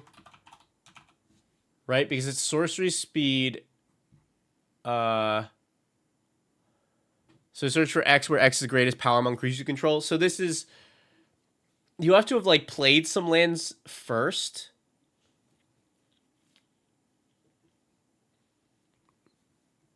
Did I look at Open the Way? Yeah, I think Open Way is fine. But it is like on rate for a lot of the other ones.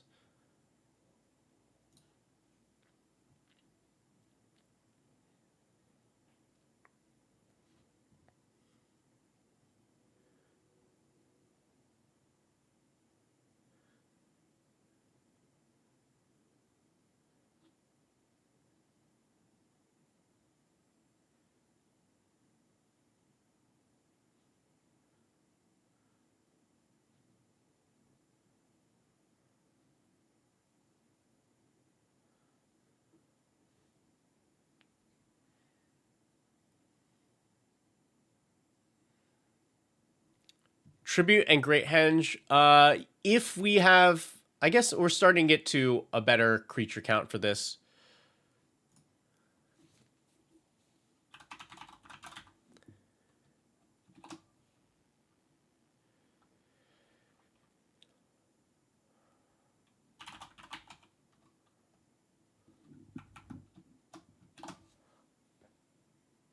Sakura Tribe Scout. I think it's not bad here.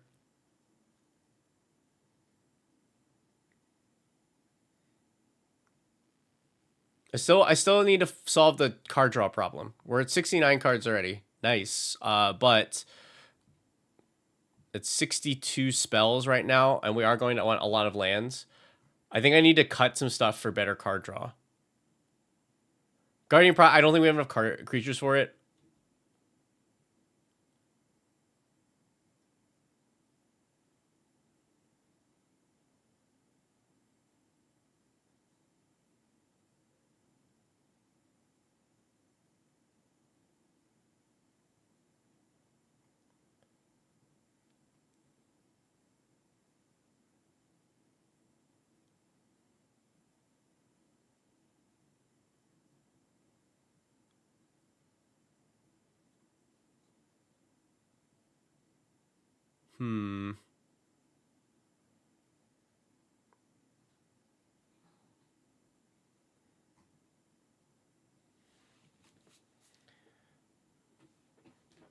Garax, I think the same problem.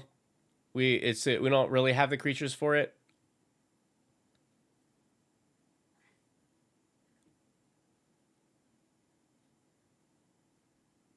What do I want here?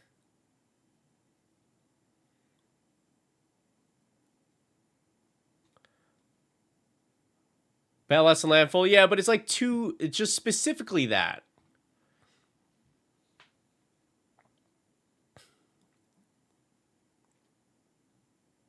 Hey, Soy. Yeah, they're always a blur. It's always a blur.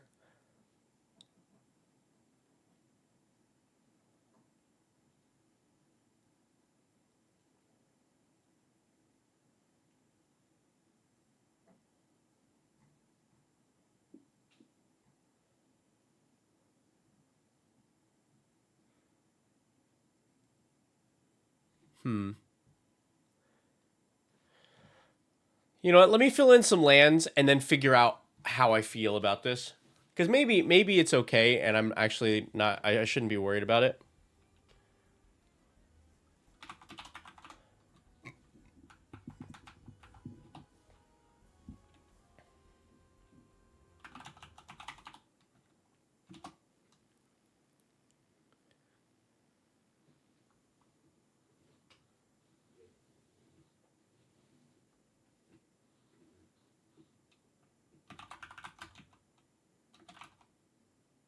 Actually, I'm not even worried about Command Beacon because like the whole point of the deck is to put a bunch of lands on the board, so it should be fun.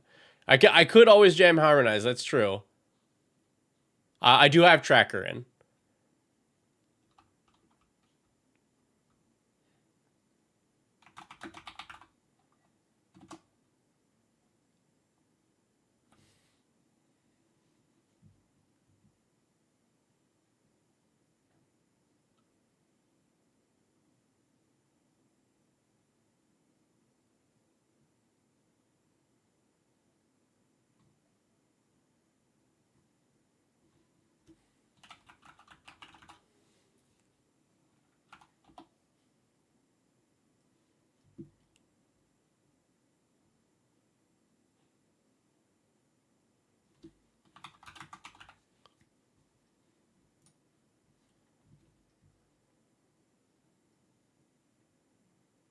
Oh yeah, like if it's in the budget, highly recommend get a hotel that's nice and close.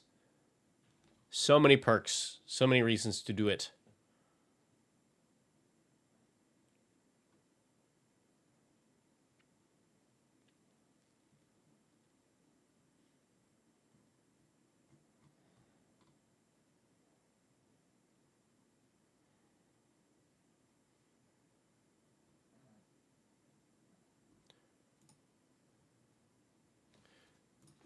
All right.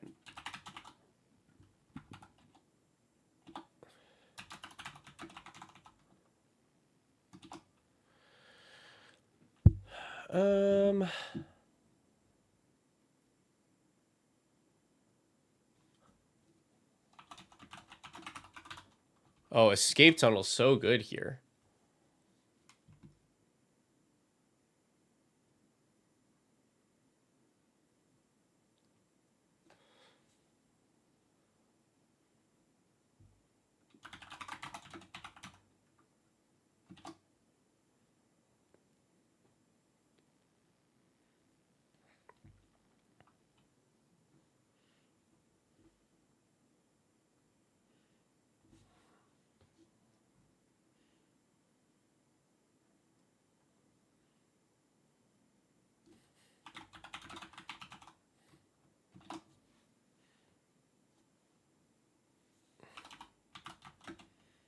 Is there a reason that I would want, or is this cave here? I guess the Urza's Cave 4 Talon Gates is pretty good.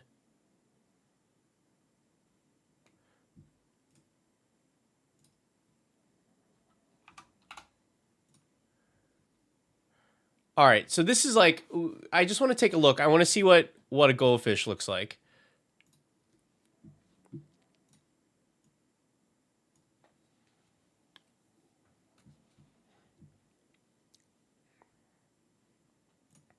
One land in the 40 land deck. Seems fine. Draw. Play Forest. Pass. Forest. Tifa on 2.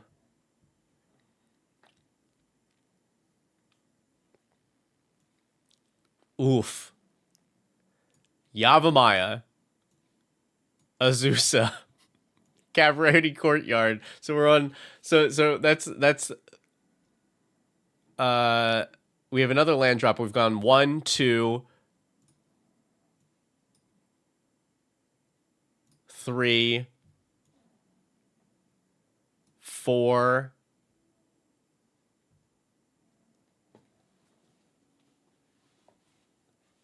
So 4. So to 2 to 4 to 8 to 16. Tifa swings for 16 on this turn.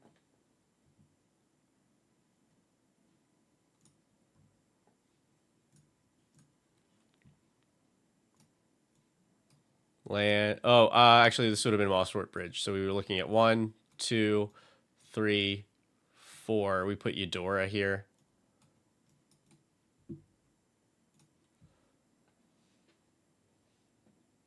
All right, and then forests. I think the Tifa setup here is not the best.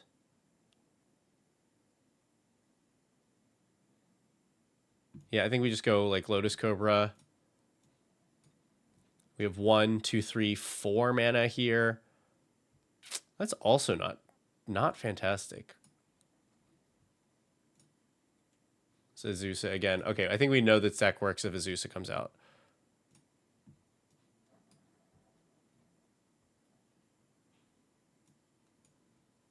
On turn 2, Tifa. Turn 3, we go Pickaxe, auto equips, land, resolve this first, goes to 3, doubles to 6.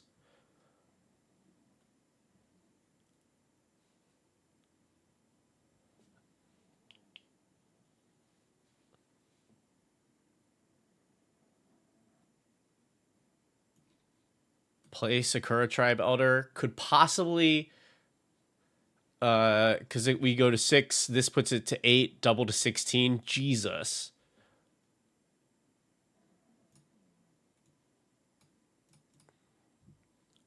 And tap, draw. This is turn 4.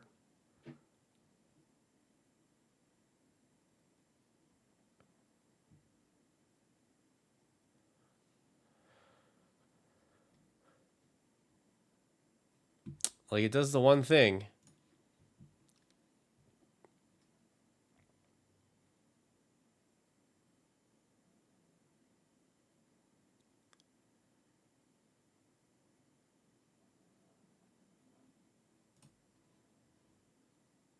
Yeah. Oh, wait. You don't keep this hand. This is bad. Keep this, though. 1. Oh, yeah. We'll play a Mirror Landscape here. And then on turn 2, play Forest. Play... I mean, we could... I think if you play Tifa here and it doesn't get removed, then you go... Draw. You scale up Tifa. Is now a 6. Goes to 12. Use the remaining 2 for a Nature's Lore. It's now a 24. You have Tyvars to protect it. I don't. This is so hard. It's so hard to build a deck like this for the show. Because really what this means is I will be dead for the majority of the game.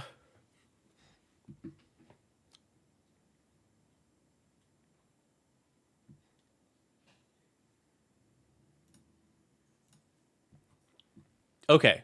So it functions cleanly. I think what I want are, so we have if Tifa, let's assume Tifa gets blown up every single time.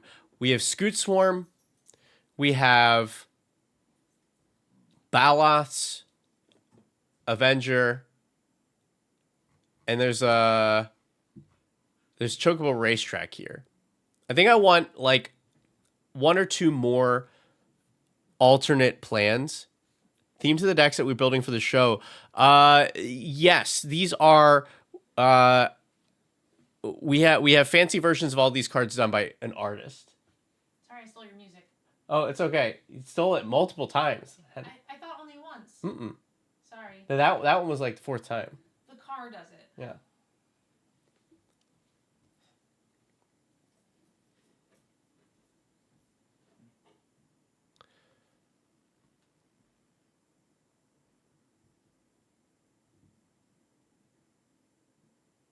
Yeah, what are some other like good payoffs that are as an alternate game plan?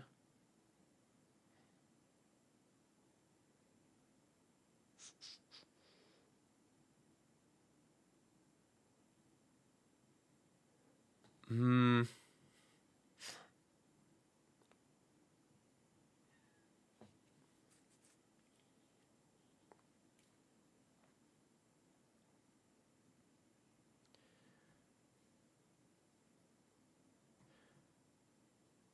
Also, I feel like we do have to have Sazha Chocobo in here.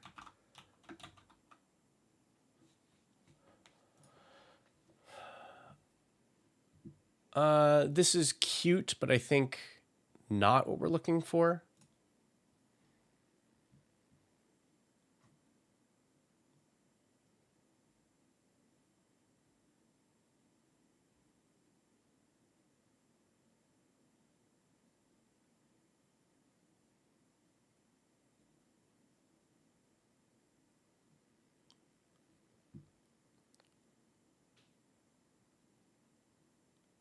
Why, yes, not Tim. This will, in fact, be used in a game to make somebody dead. Very astute observation.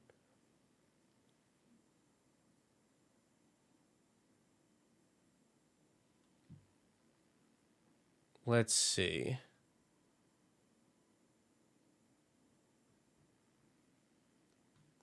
Oh, the Eudora. This is actually like, I don't think we need this here.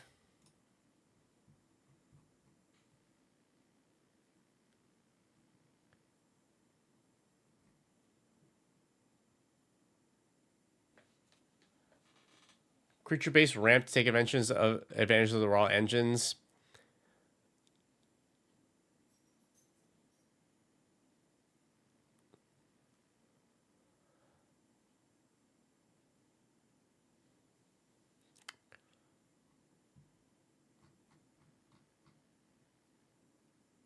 Yeah, weirdly, I also want to say like Great Henge is not what we want here.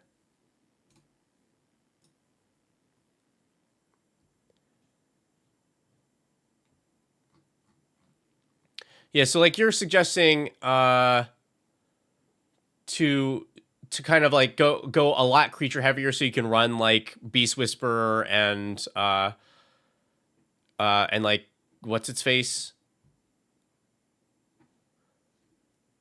Solar Harvest. Yeah, Guardian Project, that's what I'm thinking.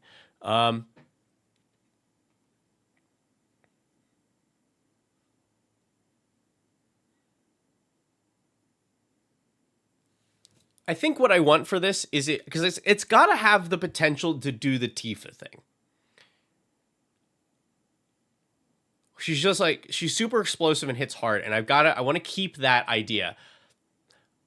But I think what I want this deck to do is threaten that early. But we've got good players, you know. Nerd Girl will save her Swords to Plowshares for this, and then when it gets removed a couple times, it then enacts its secondary game plan of like go wide or take advantage of having very many lands on board.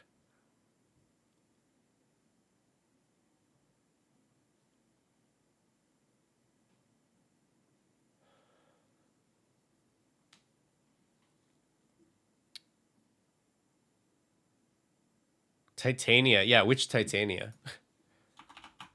But I feel like one of them has what we're looking for, right?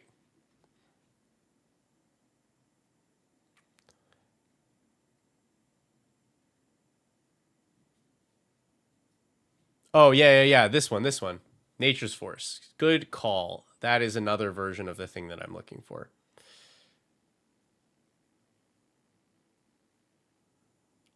Kamal. Oh, yeah, actually, like, the animate all your lands is probably a good way to do this. I think I want Nissa, Nissu, who shakes. Now, like, Kamal, you're thinking this one?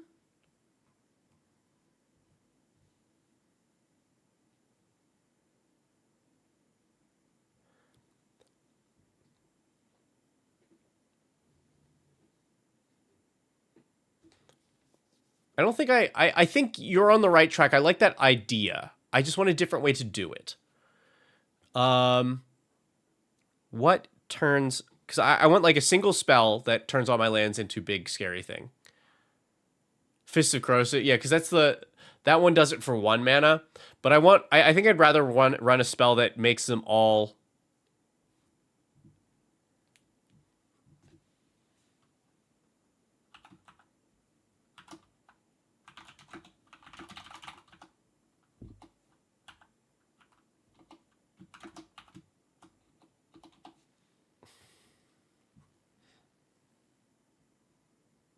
Yeah, like Rude Awakening.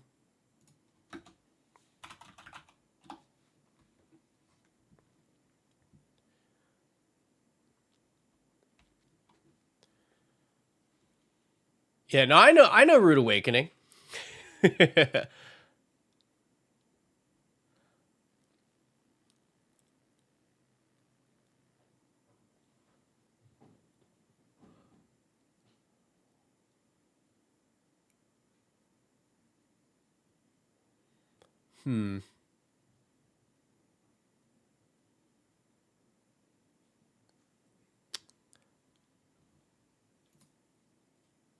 Sylvan's probably a little better for this. Or Kamal's Will. I don't know.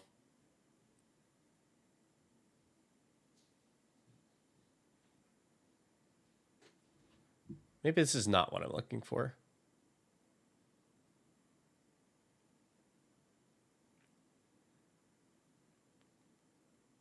Oh yeah, we gotta Wake in the Woods.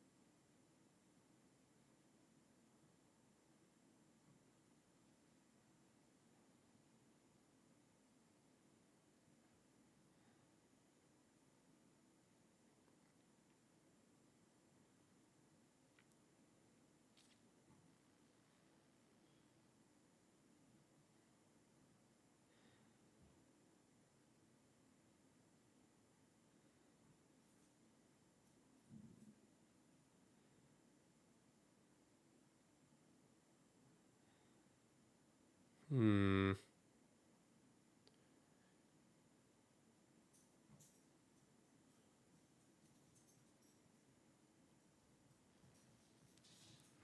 Yeah, we can't run life or death.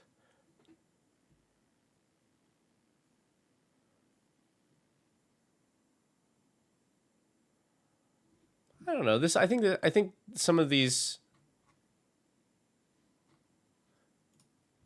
living plane. You know, I wanted something that like made them bigger, but I don't think I will get that. Draw Mossroot Bridge. 1, 2, 3, 4. Put this Entish Restoration here. Let's go to bottom. Draw Forest. Oh yeah, we forgot to look at Ringo South. It's probably not enough. Here's a Tifa. Draw. Oh yeah, it's a Zusa. It's an Azusa one. So we just go 1 land drop. 2 land drop. 3 land drop. 4.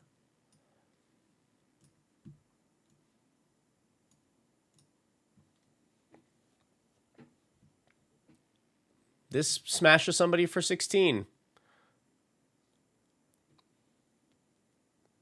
Mirror box. Yes, if that is the wording for it.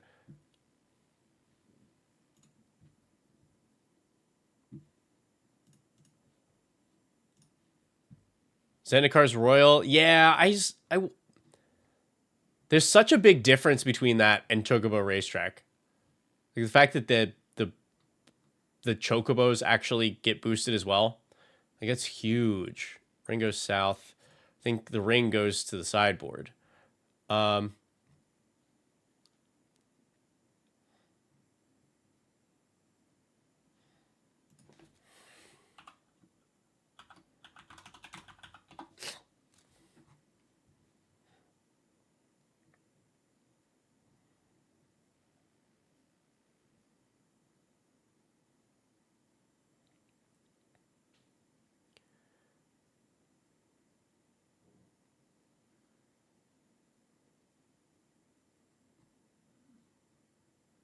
Oh, green sleeves.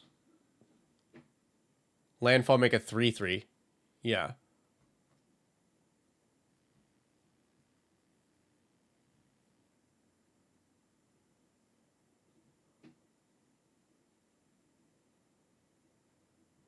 Oh, and we probably want this Nissa.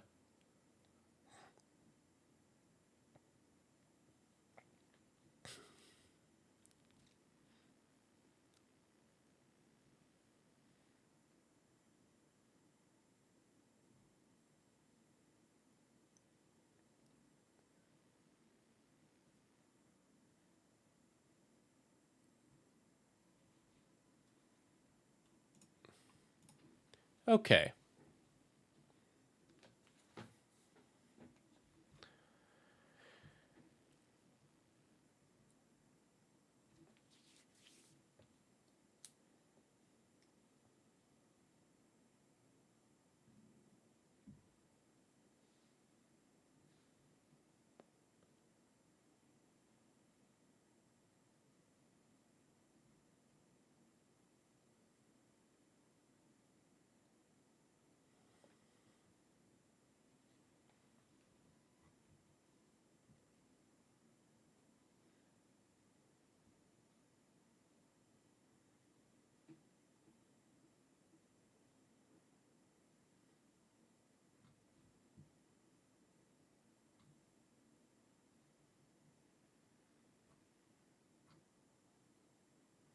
What do I cut?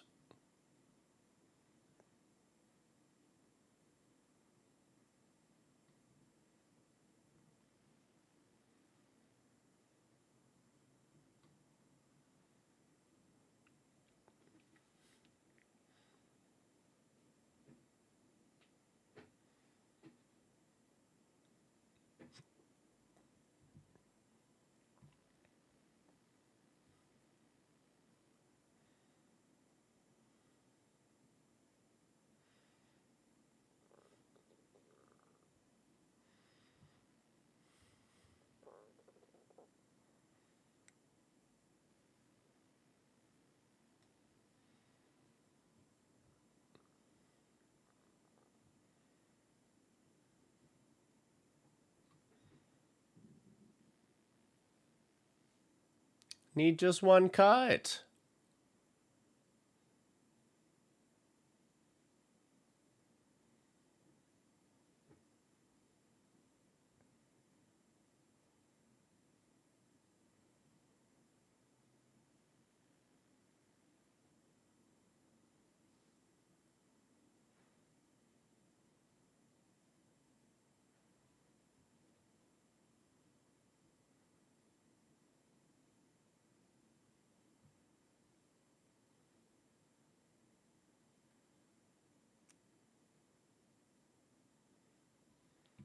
I want to say this tribute, like,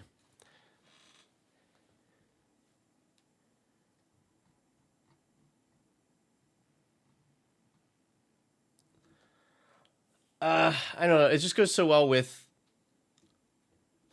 like multiple things here.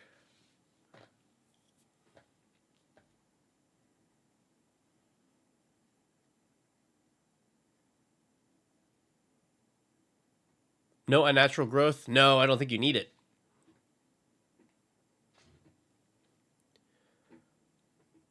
I don't want to spend 5 mana for the thing that my commander already does for playing a land.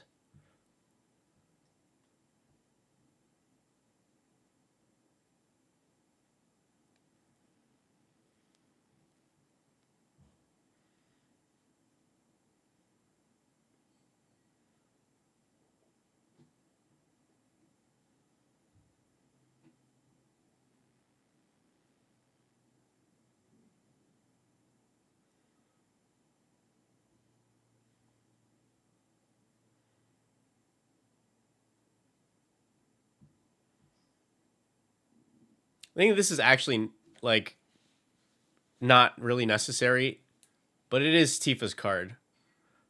I'm just trying to decide if it's like worth it for that extra little bit of, oh, cute, it's Tifa's card.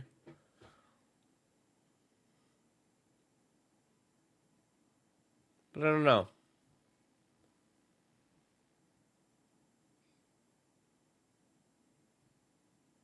I think my answer is the amount that this is going to be useful for this is kind of low.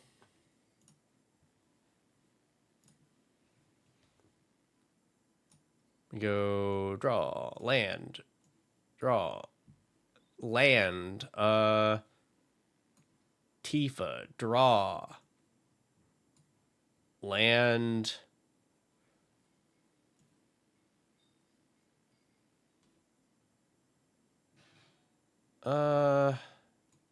Do I wait for the Entish? Probably not. Actually, maybe we do, because we can do like Evolving Wild, or we go Cub, Evolving Wilds. We add a counter, and then double it to 4. Sack.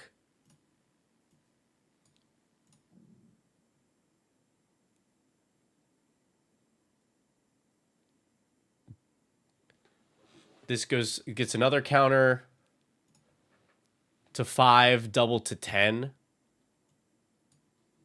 Swing.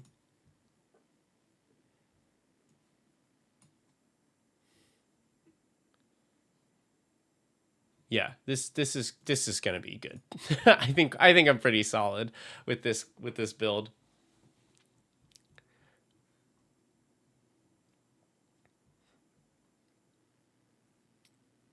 Yeah, I think the biggest thing about this deck is what side of it Nerd Girl is going to be on. Because if she's piling it, she's going to be like, "Well, I can't leave damage on the table. Here, take 50 commander damage." And if she's not playing it, that she's going to be like, "Well, remove the commander each time, right?" I'll be like, "Yeah, that is the thing to do." But cool. I think this is great.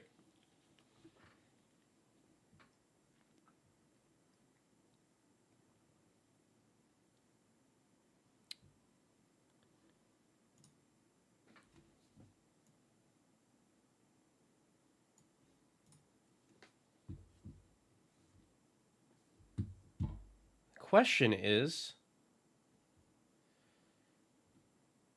do I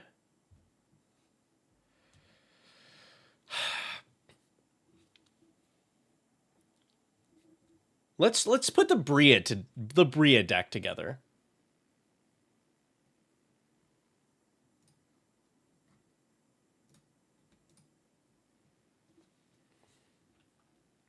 Because I think the flubs is I'm gonna have to put a lot of work into that to get it in the spot that I want it.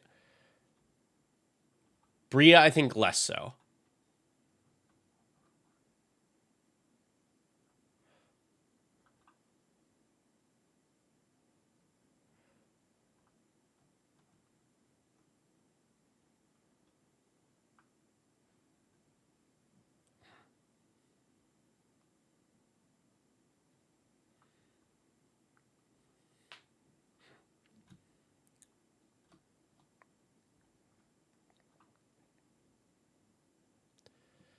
Um,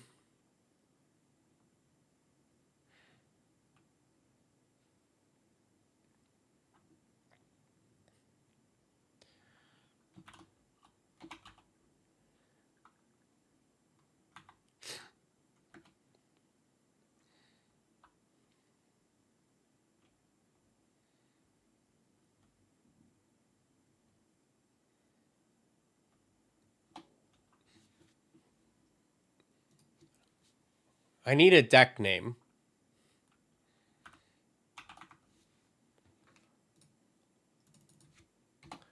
I need a good deck name. We have Aunt Tifa. We have Untitled Geese game.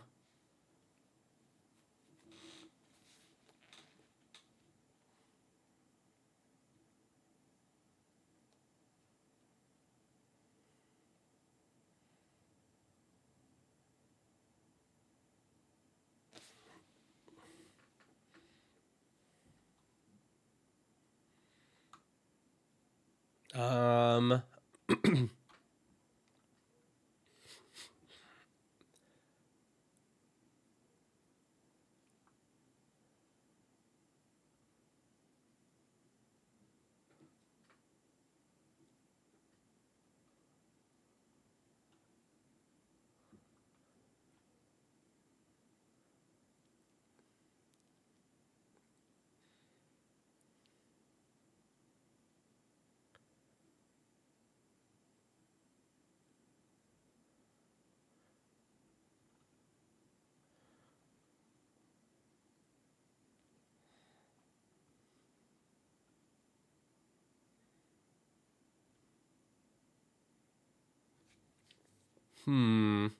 I think you all are on the right track here.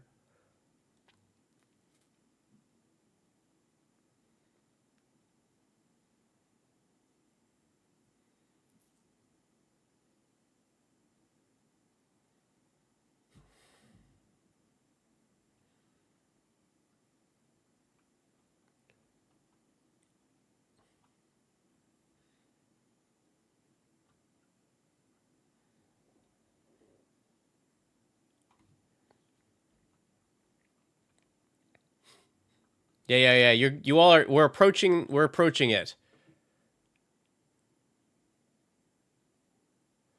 Well, everybody except for Dogboy, who has made the worst suggestion so far.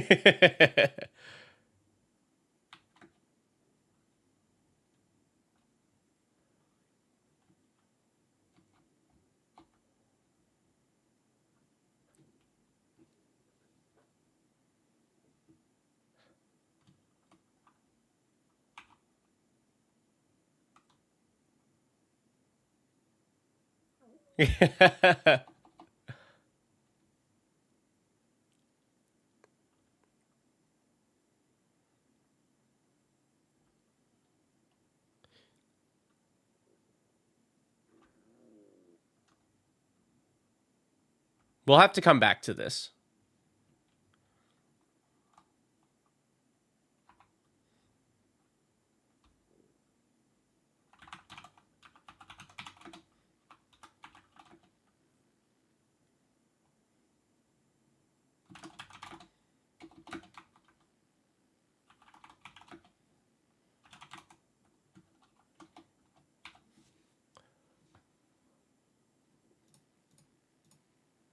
Okay.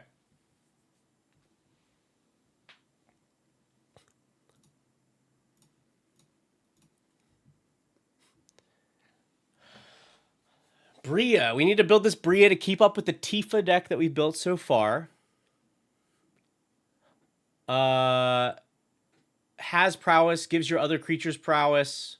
When you cast a non-creature spell, something can't be blocked this turn. It's very strong.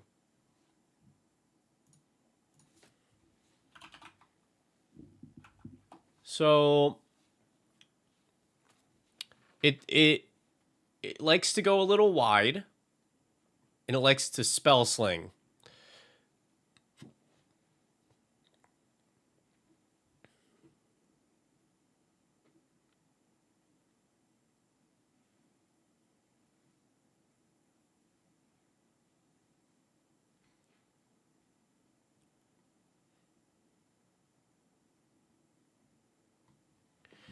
Well, let's get some of the easy ones out of the way.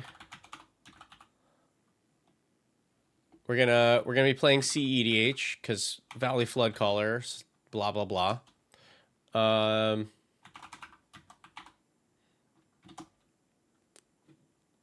Otter Planeswalker, Ral. Yeah, I like that.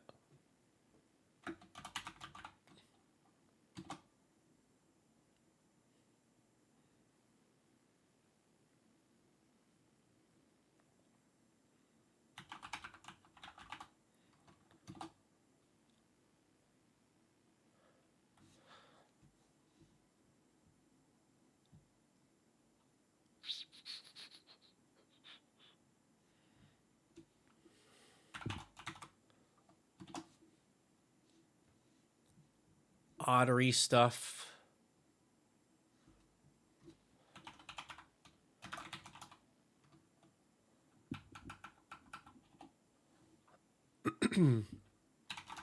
Yeah, Frantic Search.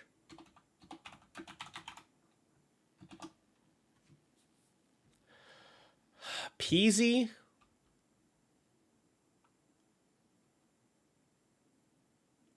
Stormkiln. Yeah, we probably have to Stormkiln here, right? Oh, what's his face? No, we need Electro, which is going to be very Assaulting Battery. There it is. I think also Stormkin or Stormkiln. Oh man. Yeah, this episode is gonna suck to edit.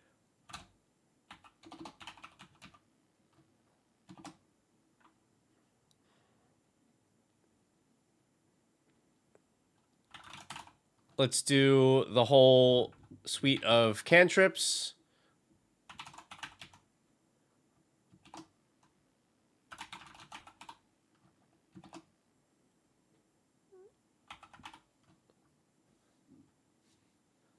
All right, you can't just search opt because too many things.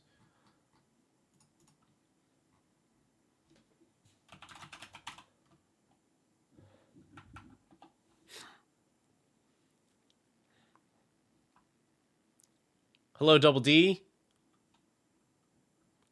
Thank you for swinging by. I really did appreciate that. Made me feel very cool, like I'm a person.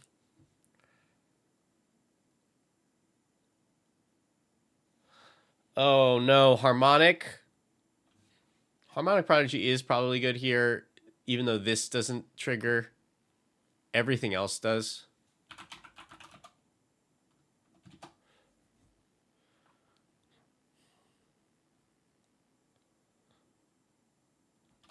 What, like Veyran here?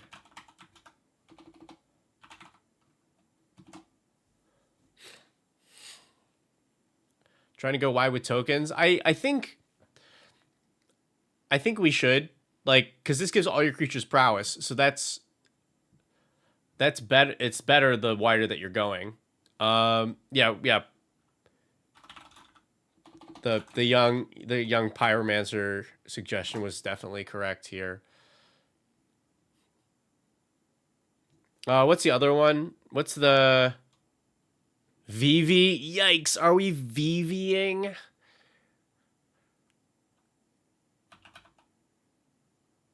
Are we VVing?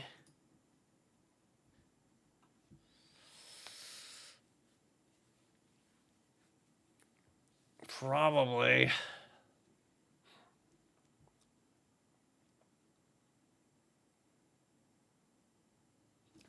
Gleeful Arsonist. This is not do a thing that I want, right? This is opponent's cast. I don't care about that.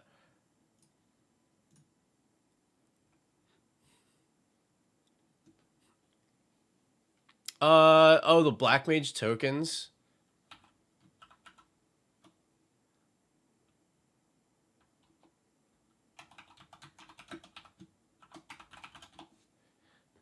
I don't think a lot of them were great for this, like, right? Yeah, we'll add one of these for sure, but like Queen Bronny maybe. I don't think I want more than that.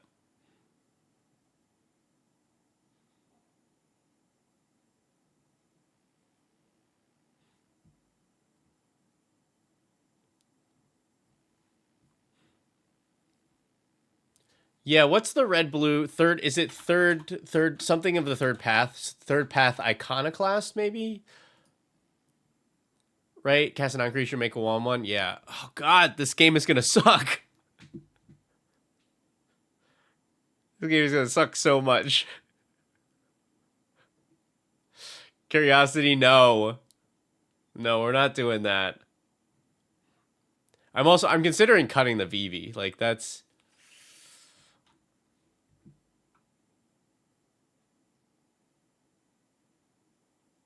oof.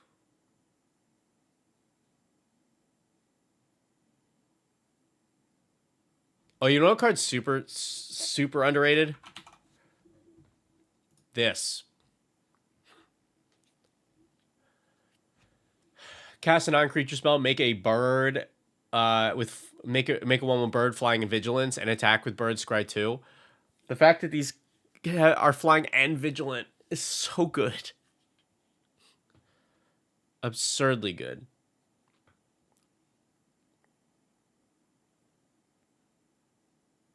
Oh, Kessig.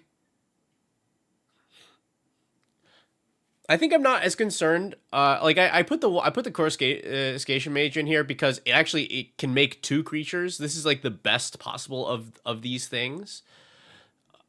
But I'm not worried about the pingers for this build since Bria lets you just swing out and kill people. Actually, the more that I think about Queen Bronny is very good here because you can make it unblockable.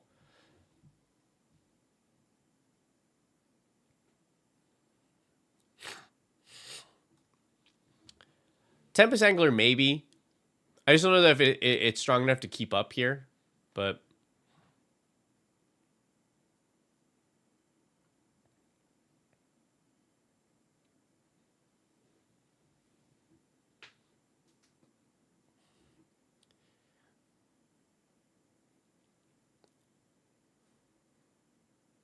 big score and snap.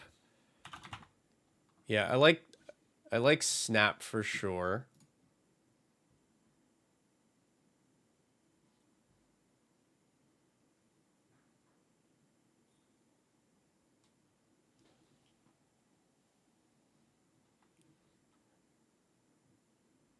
Rite of replication. That's fun, but I don't think it's what we're looking for here.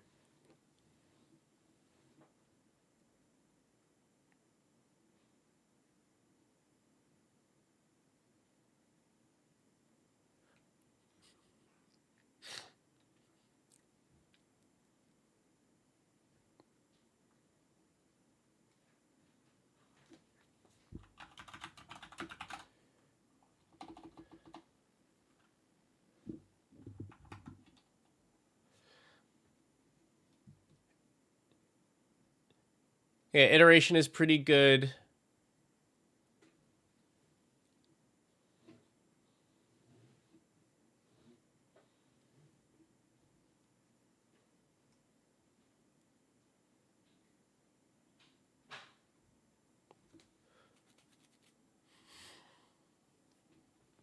Ooh, Drake Hatcher. I want a Drake Hatcher in this. It's got prowess itself already. Makes Drakes. You can make this unblockable with Bria. That's what I'm talking about.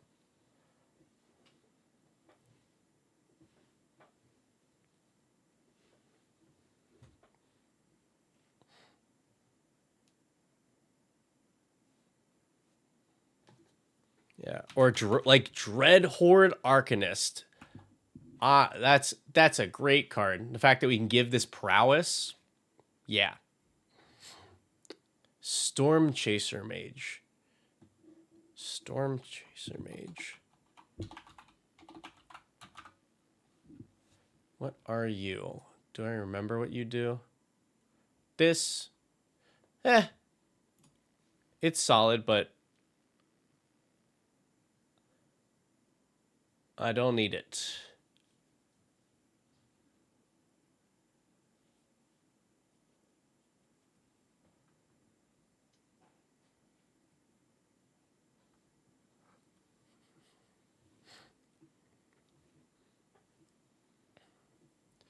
Oh, this is the deck that wants Ashling.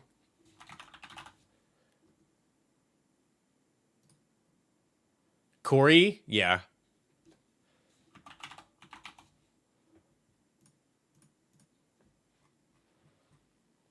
Yeah. Yeah, definitely Corey. So we're like second spell each turn, easy. And then making those, yeah, it's, yeah. Yep. This is, do I have to go back and buff Diva? This is, I think, going to be one of the higher power game, more like a lot higher power than we are usually playing on the show. But I think it's just going to be necessary because of the commanders that we have.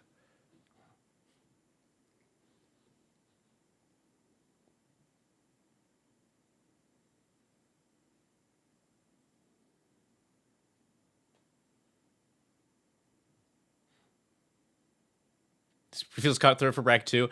Yeah, and that's the thing is like we're building. I'm building without game changers. These are certainly not bracket 2 decks. Like that's for sure. These are not bracket 2 decks.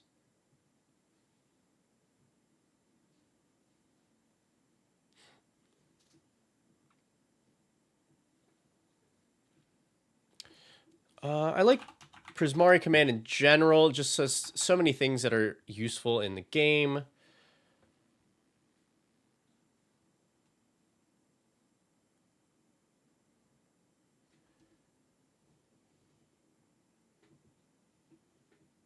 Alania.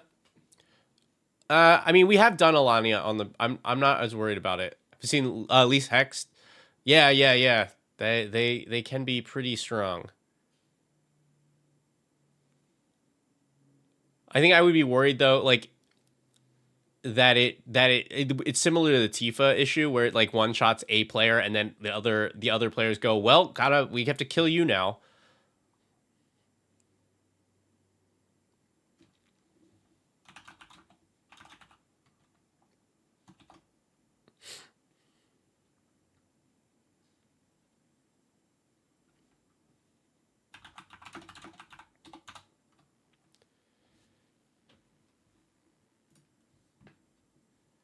Shark Typhoon. I think we will make the tiniest little baby sharks. Enduring Curiosity. Oh no! I said no to Curiosity. Enduring Curiosity, maybe. Yeah, I definitely thought you meant just the card Curiosity, and that I was like, no, we just put Vivi in. We're not running Curiosity. Enduring Curiosity, I think is certainly a possibility.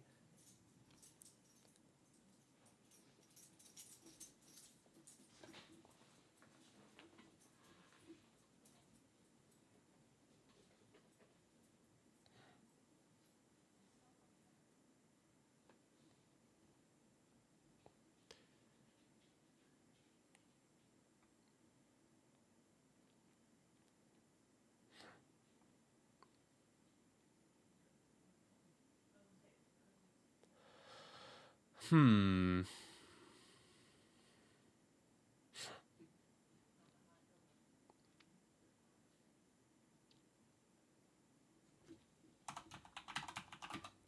Yeah, we'll go with the expressive iteration.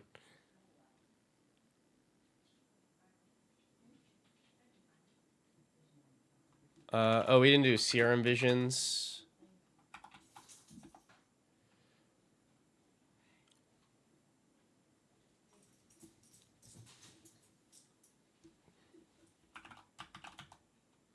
Mizik's mastery is a game ender.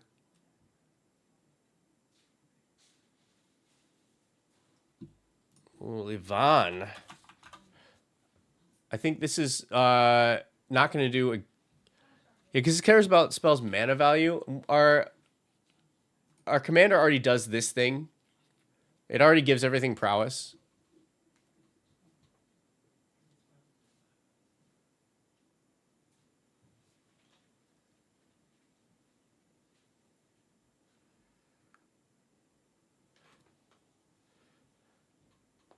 Imposter syndrome. That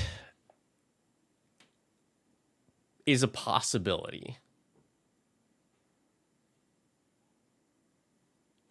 That's a possibility.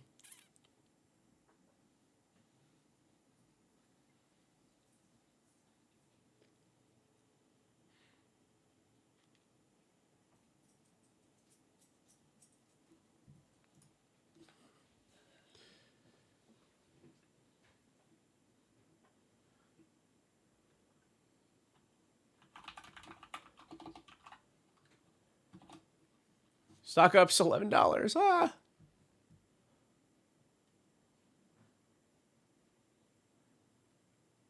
I think we want extra combats here too.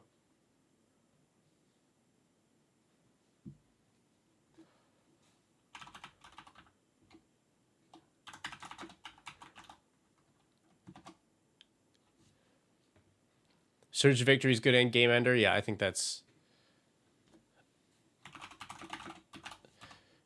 I don't know that we'll have like the best targets for it, but the fact that it will cast a bunch of things, right? Because... Oh, but this is... Yeah, I think this actually is not quite what we're looking for. Unless this hits an extra turn spell, or extra combat spell, it's not... It's a little awkward. I think we're gonna avoid extra turns for this.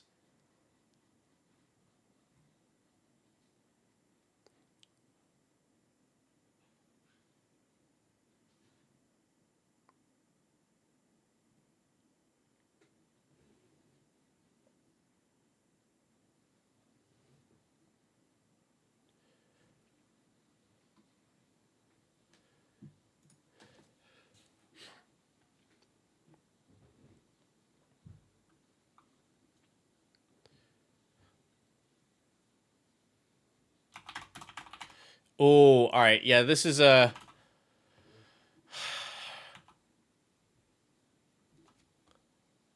I think this is a sorcerer class deck. Man, yeah, this game's gonna suck.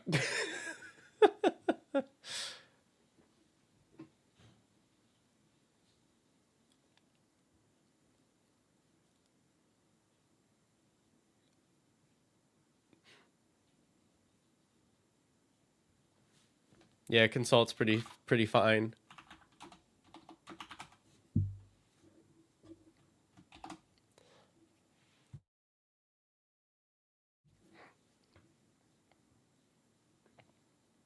This for next episode. It's for an upcoming episode. Balmore.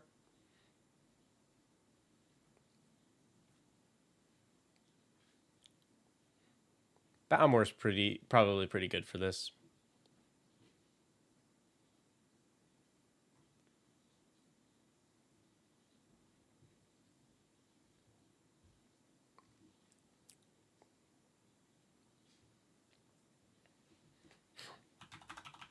Oh yeah, we want like Saheeli.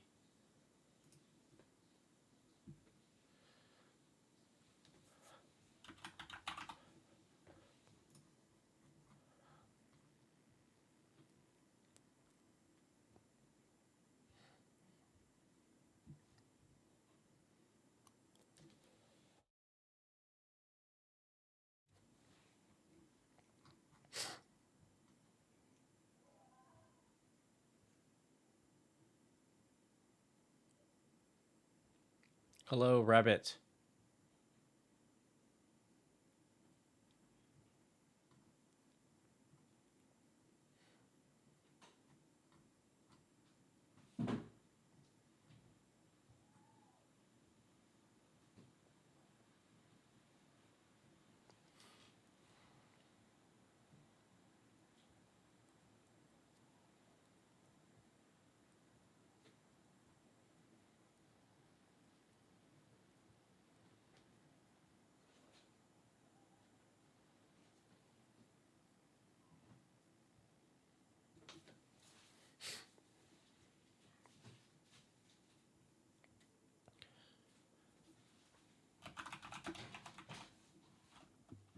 Do need to fill in like some of the basics here. I think we're not gonna we won't run too many counter spells here because ideally you're playing on your own turn. Git probe. I generally will stay away from cards like that for decks for the show just because it's not as interesting. Unknown information makes for good entertainment. If somebody knows a hand, then that is not as interesting.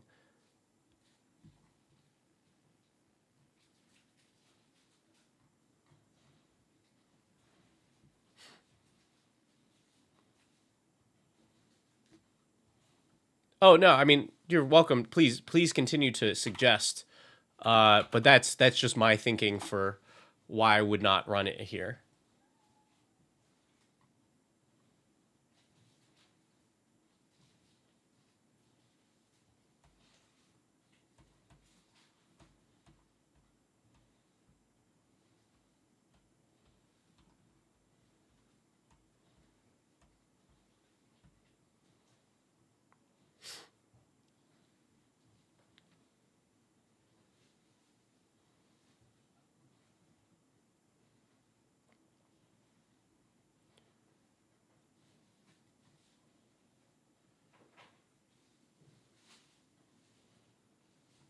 Mm.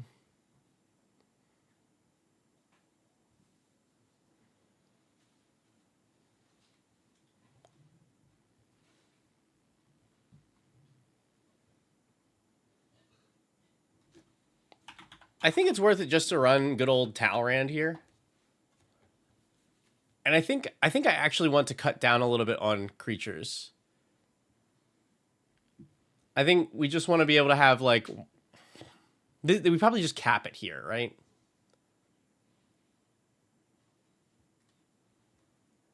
Like they should either make more creatures or help us to cast things.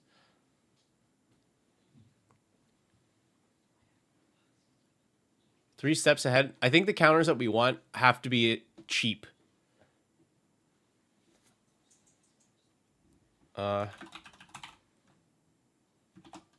Because the same thing. We want to be playing a bunch of stuff on our own turn, and ideally not holding up a lot of mana.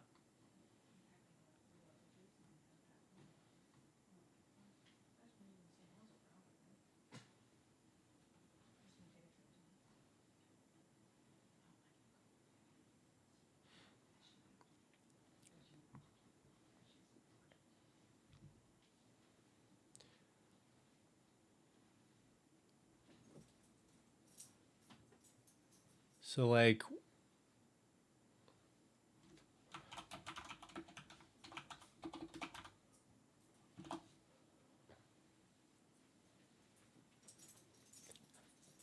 oh, Dogwood, that's actually I don't hate that idea.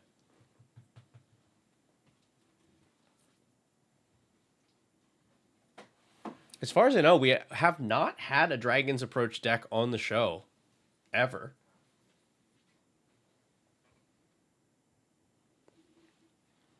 Sapphire Medallion, no, not worth.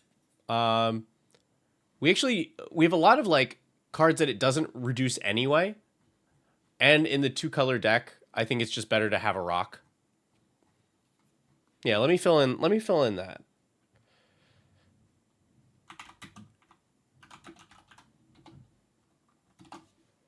Oh, did I?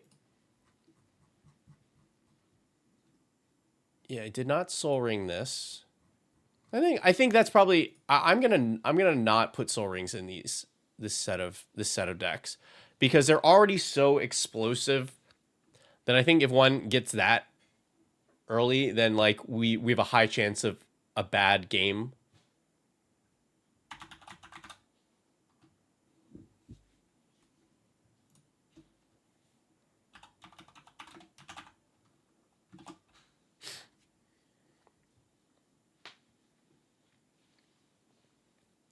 Yeah, but Dragon's Approach is a good novelty, you know?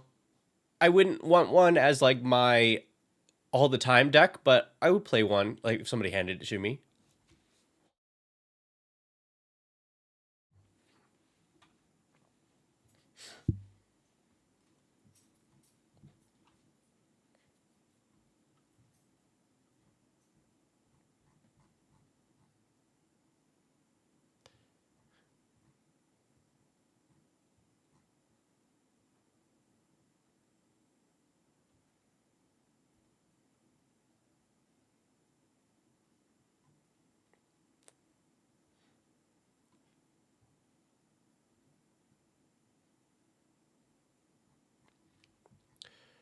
Okay. Yeah, I think we just like now put a ton of instants and sorceries into this.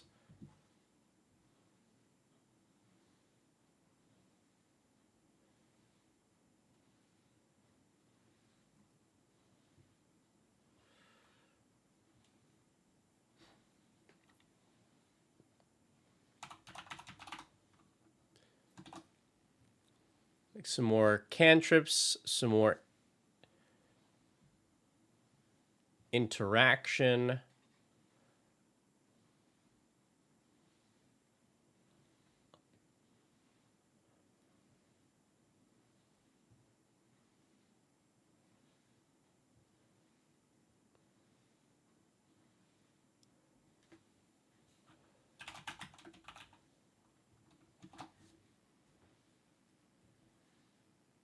This flame seems pretty good.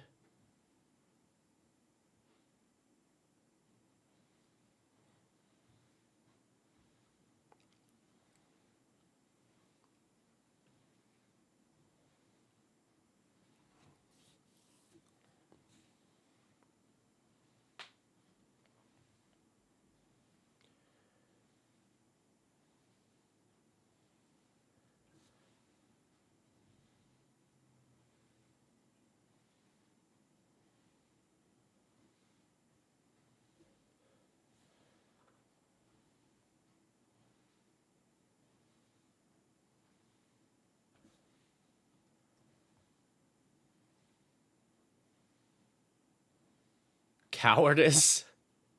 I think cowardice is pretty bad for us. Although I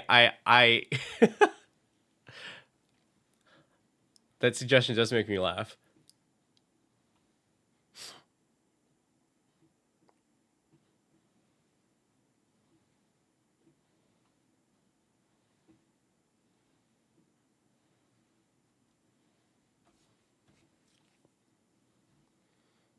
Hmm.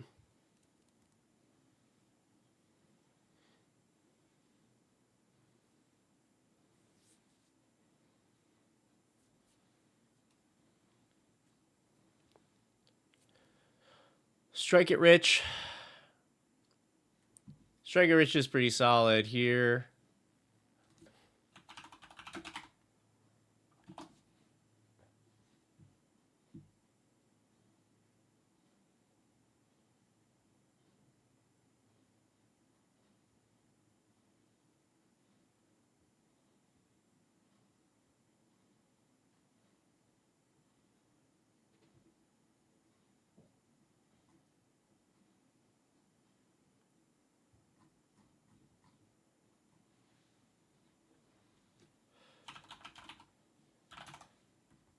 What commander are we looking at?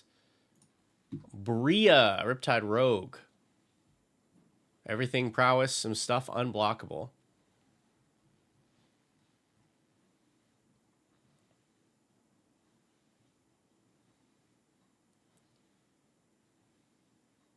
Fell Beast's Shriek. I don't remember exactly what this does.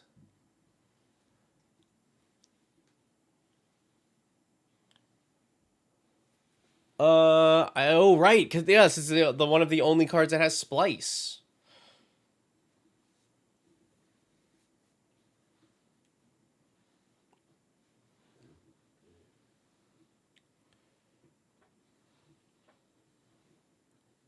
It's funny because that's like kind of the opposite of what we want to do.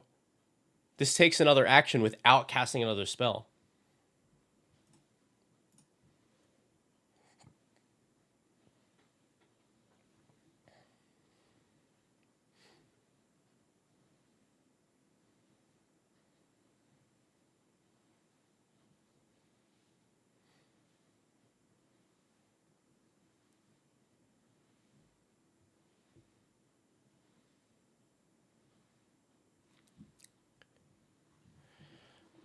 Yeah, what removal do we want?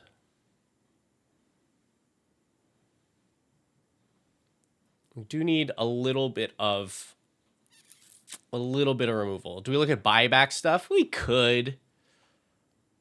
We could.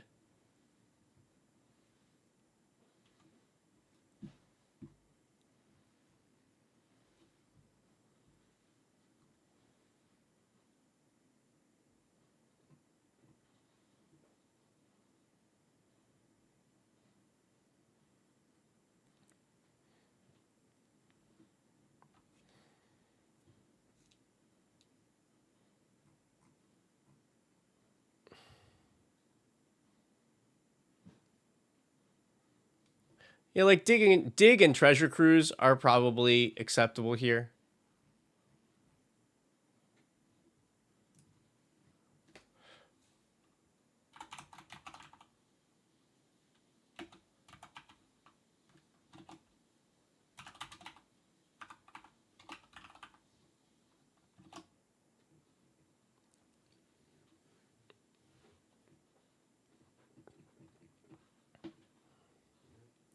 But what am I using to blow up my opponent's stuff?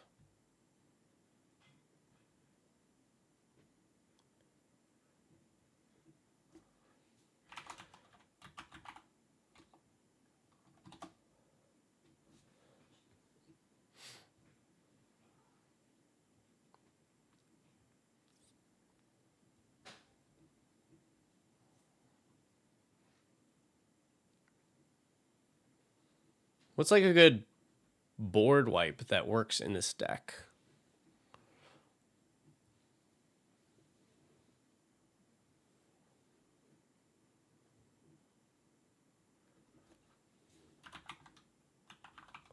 I mean, like, you probably just run Blasphemous Act here, even though it blows up all your stuff. You know it's always going to cost 1 because of your own deck.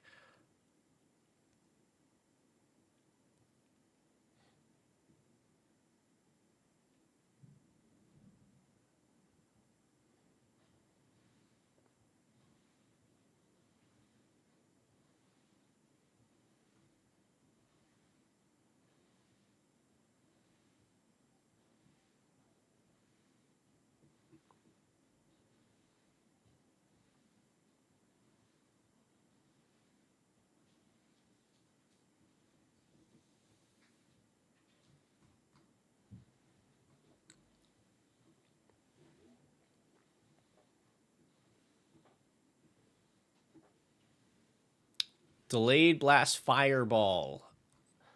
That might be worth it. Trying to see if there's any other ways we can do besides foretelling that's like cute.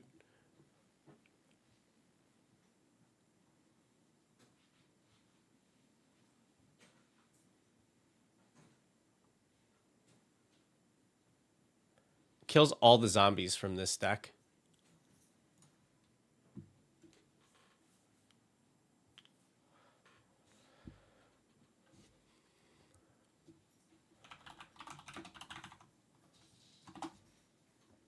I don't mind it.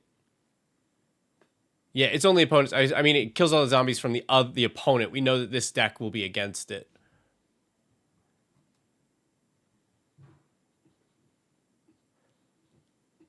What's the goal of the deck? Go wide, cast a bunch of spells, get in for unblockable damage.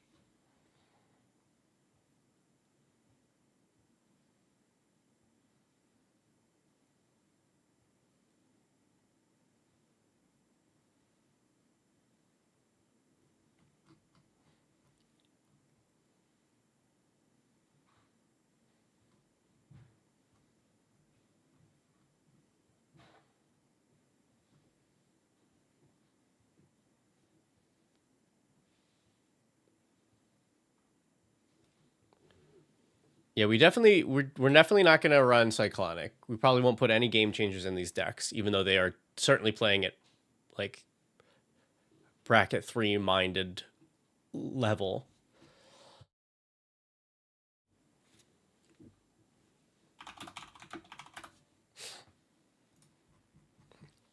I don't remember this is. Oh yeah, no, this I don't like this card. It only hitting one player is not useful.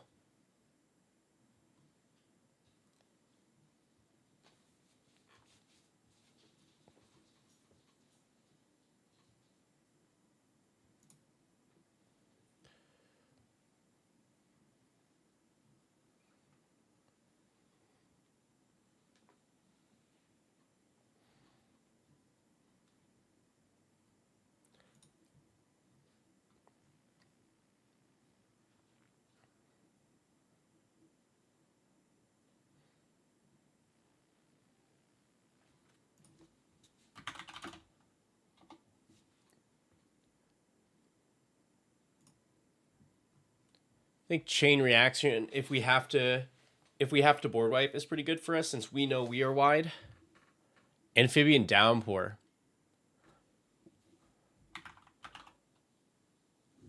Yeah, I'm down for that. I love that card.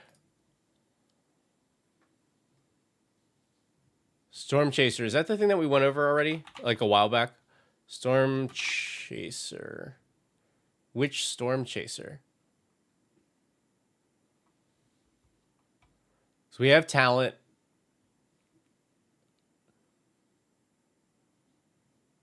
Oh, Storm Splitter. Storm Splitter. Yeah, we definitely got Storm Splitter.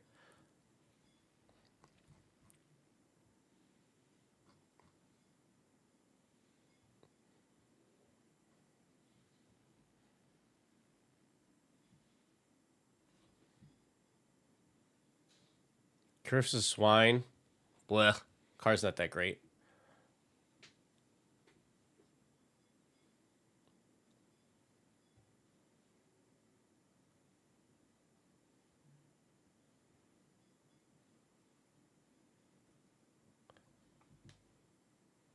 Let me see. Let me fill in the lands now because we're getting pretty close to a full deck.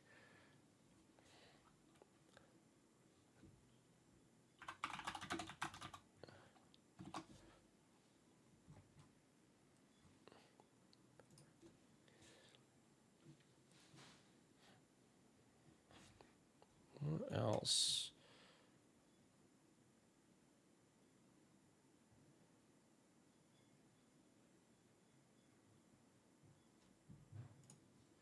I think for the most part, we just want our lands to be able to make the colors that we want since we have so many like 1-pip cards.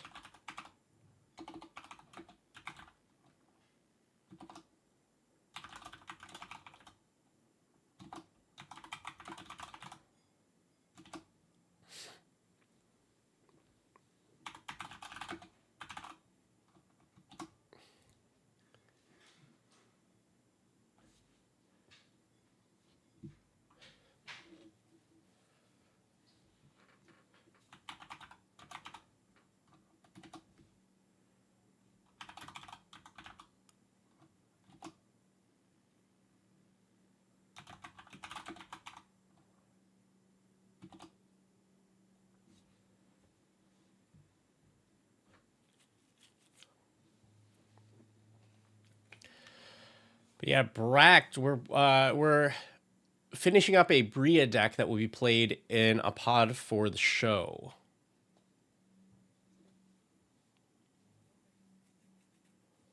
Oh, Brazen Borrower. Man, I do love a good Brazen Borrower.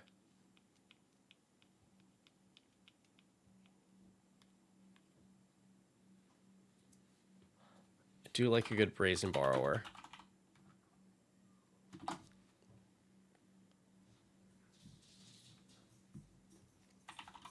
Yeah, I think Arena of Glory is solid here. Furbog Flutist. Entertaining, but I don't know that it goes great with this deck.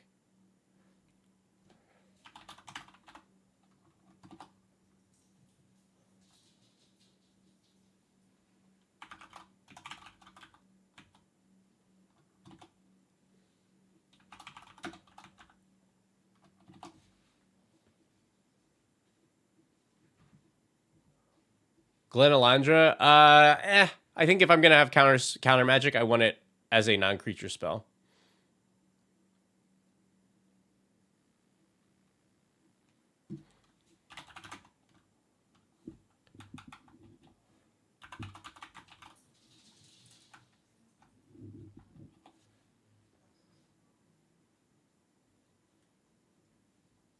Furnace of Wrath, yeah.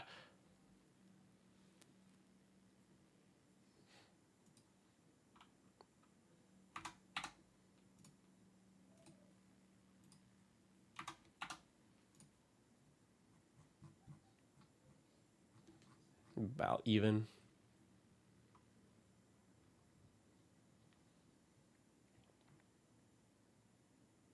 What? How does Training Grounds get in here?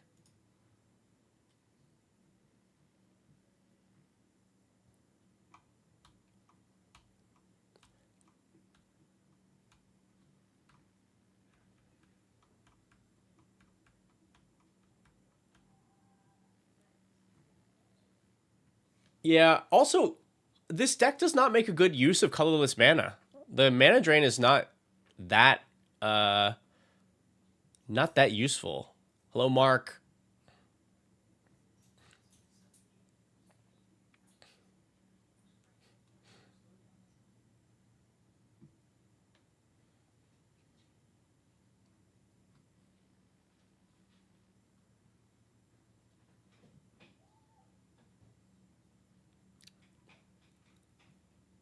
I think Charter Course is fine. We could also run like the Otter one.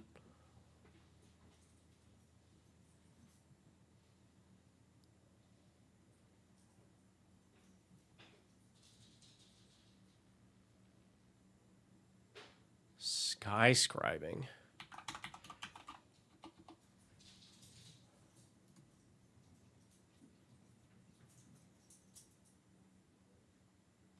Oh, yeah.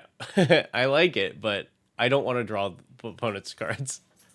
Not for this, at least. Flashback does count towards prowess.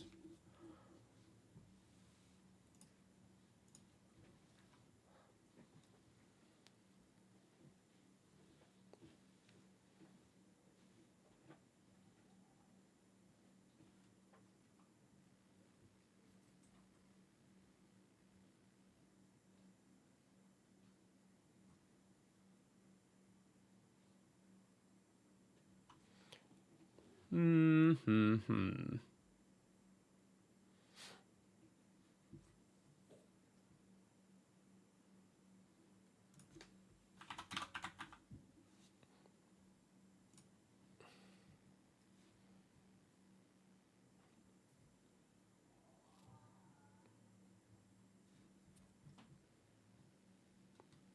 I don't think there's enough spells.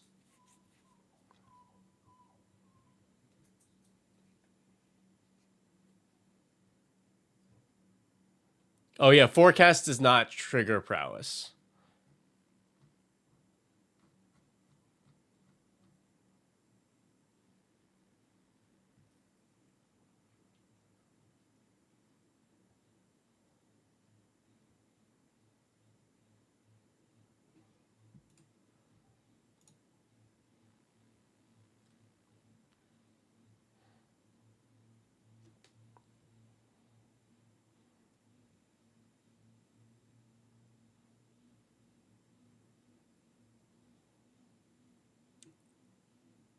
I don't think I need this.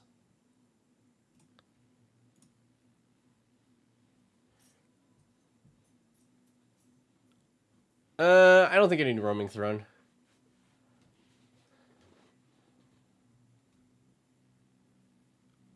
If we were a little closer on types, I'd say yeah, but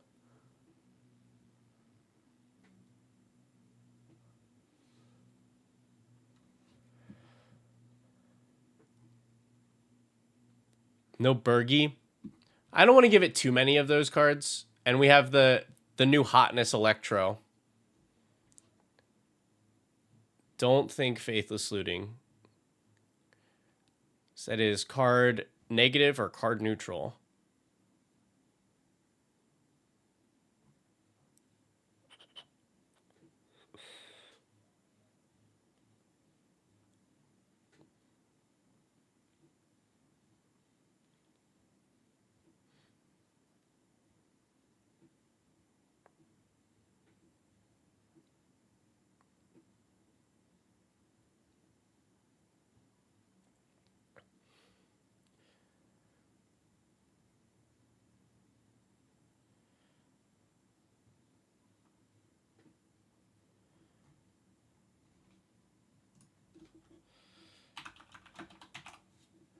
I think this is just like a nice ad there.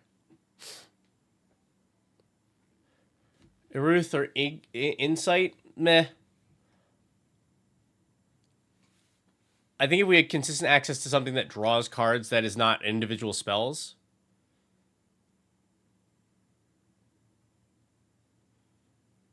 Profts. Now there's a thought.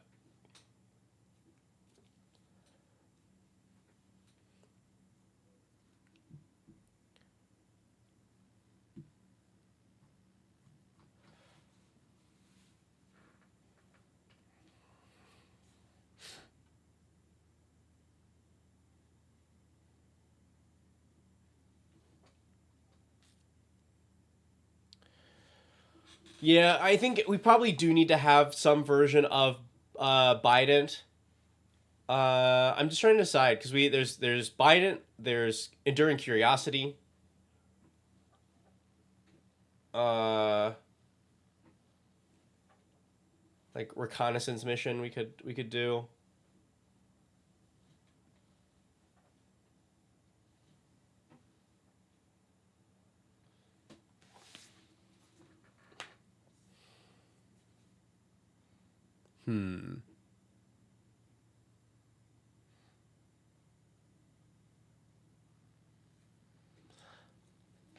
Because like I like the flash on Enduring Curiosity and its resilience, but the other ones are non-creatures, which helps also.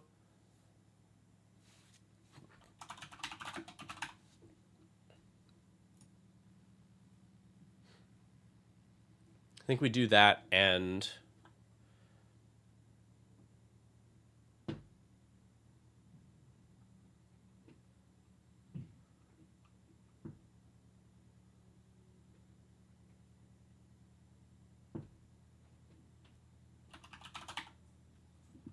yeah. I'm here for Biden and Athasa.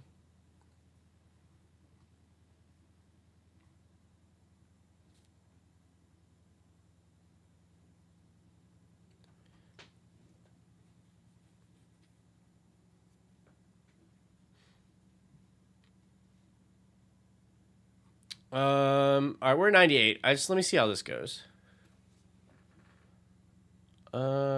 Weak. I do think this needs more ramp, but I don't know what that ramp would be.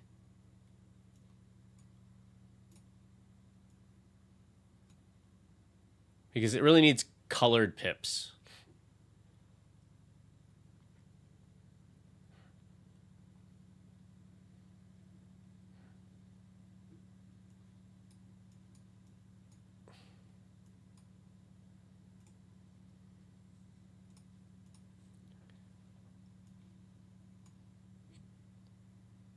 And 3. Yeah, this is so slow.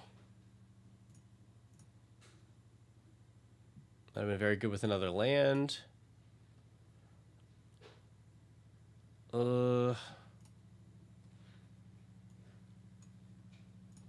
Tarn for Thundering Falls. Yeah, we'll take the command tower, draw it, play it. Arcane Signet. Next turn. So this is the 4 mana turn. Ragavan. Actually, Ragavan. Because we can continue to make it unblockable.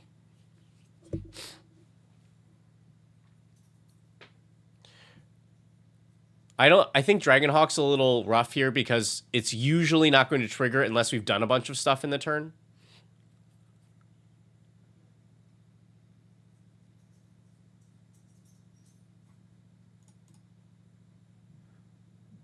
Oh yeah, this is solid here. So 2, we go like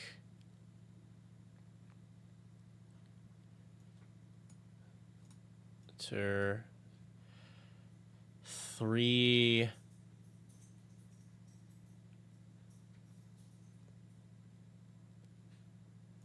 Just play out the Veyron. Turn 4.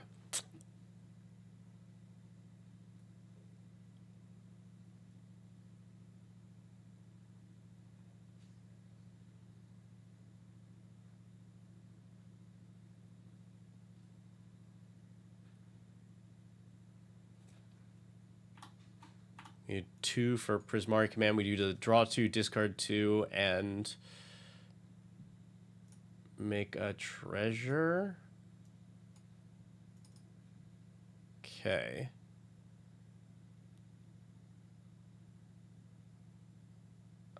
We don't really have ways to make creatures, so we'll bin Sorcerer class. Should be okay here. All right. Play the mountain. Like Coruscation Mage. All right, so this is our turn 5. Lantern Storm, yeah. Yeah, Facebreaker is probably the other thing. Probably the final ad here.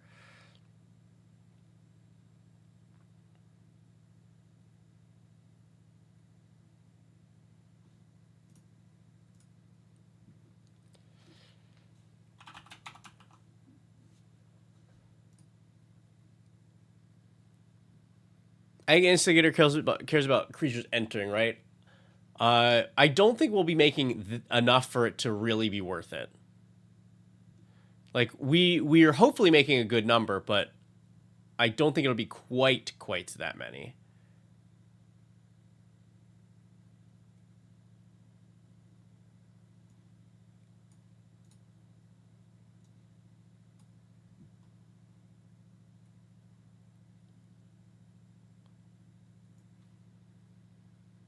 No, we actually are on the Young Pyromancer line.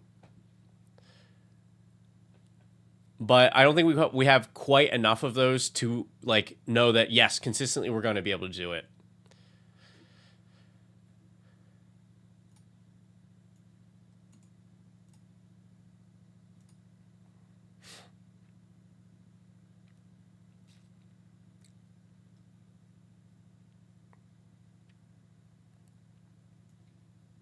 Stupid card.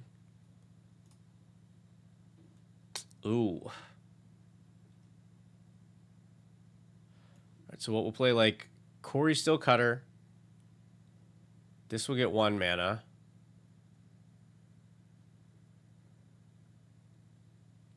Use those for like either casting Resculpt or doing Harmonic Prodigy.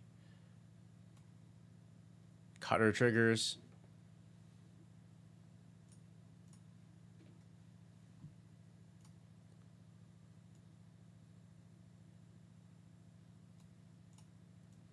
To the Ragavan there.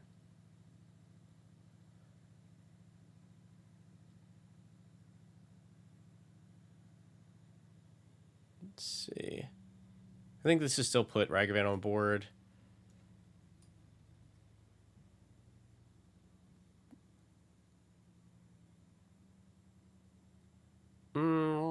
Play Facebreaker. Oh, I don't think it's realistic that we get through with Ragavan on turn 3.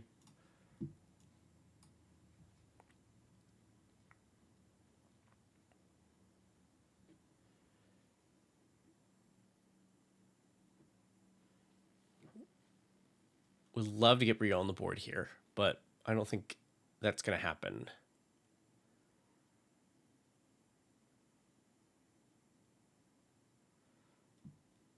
It's probably just play it and chill.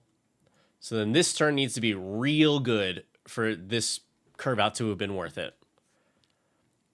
So we can go 2 Stormcatch Mentor, 2 for Frantic Search. So one of these untaps. Draw 2, discard, discard.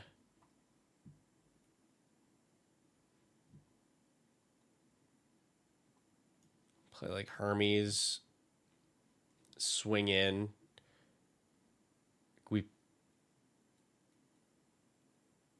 really only made one thing unblockable. Actually, this is maybe we don't do this. We just like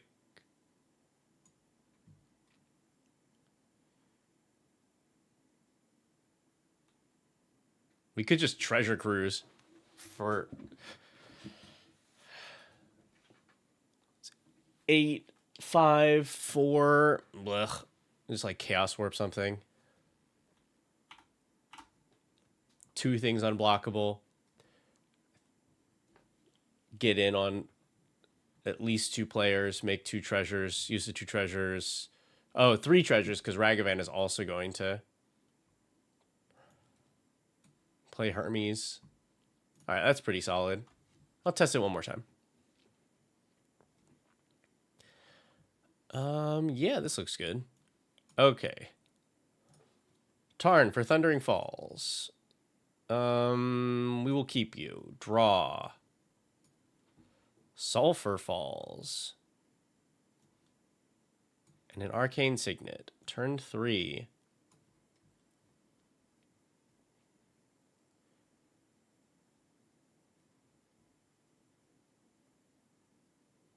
I think I want my turn 3 to be Hermes.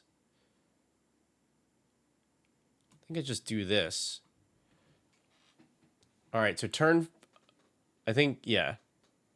This is turn 4.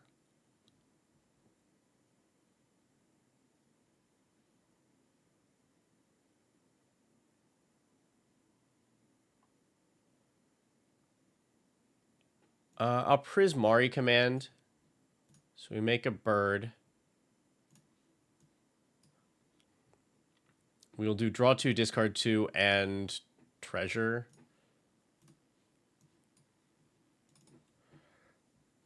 Yeah. Pitch like chain reaction and... Oh, the Dreadhorde is so good. I think we're good here.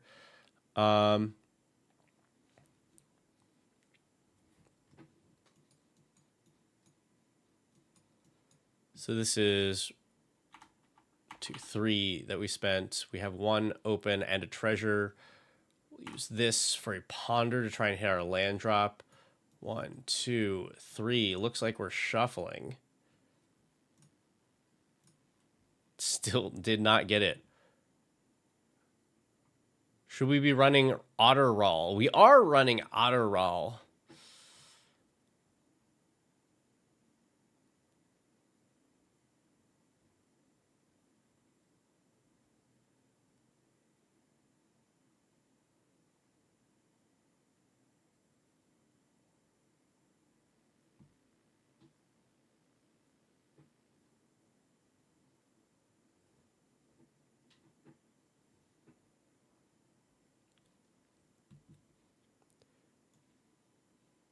You know, I think I'm still pretty okay with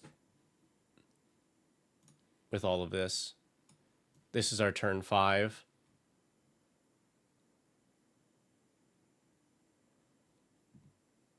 Turn 5 goes like strike it rich, make a bird, dig through time for 2.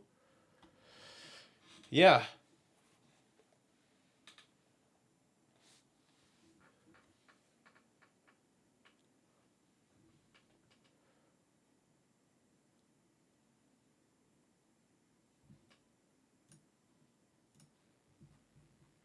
does feel like it's still lacking a little bit in the mana department.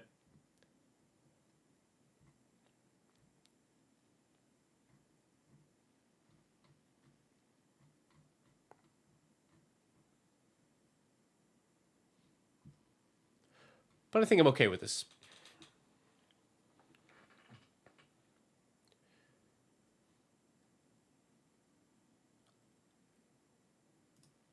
Well, let's take a look back at the Gisa deck now. We need this to keep up with that junk. I think it does that, to be honest, pretty well. Like, already with what we started here. So many black pips. We probably should put a Gary here.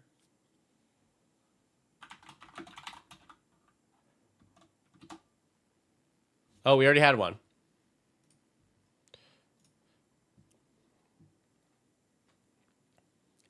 We're like sacrificing very, very large powered creatures.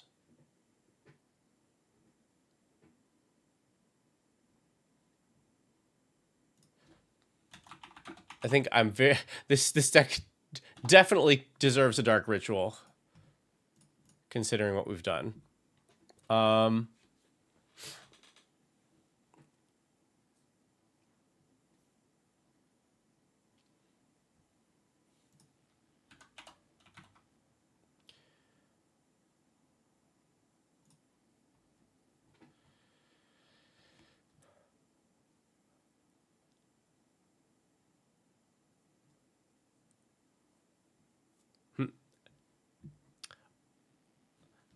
We should run a Soulstone here. Probably the first deck on the show that will have one, because I don't think I put it in the Spider-Man decks. But we have big targets to reanimate. Like, this actually makes sense in the deck as opposed to being just generically good card.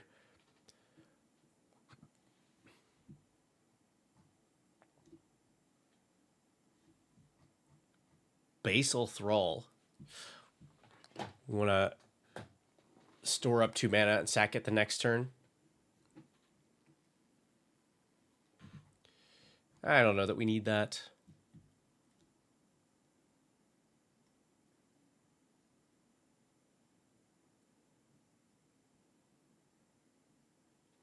You like that card because it's a cool card. I like that card.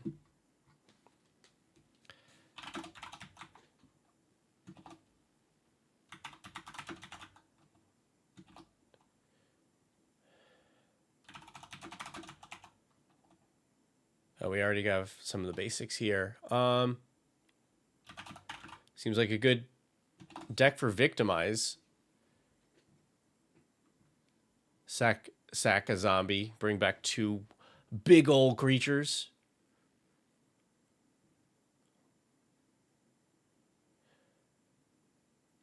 But what's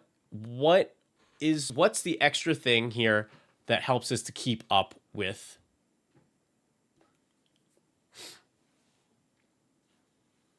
Texas. Hello. Yeah. Hey, happy to. I'm glad that people were doing stuff there.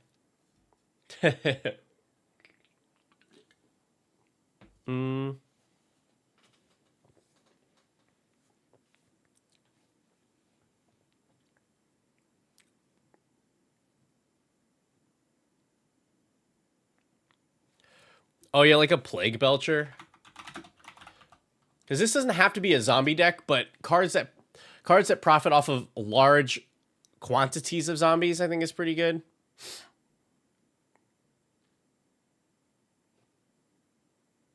Should we run a Valgavoth?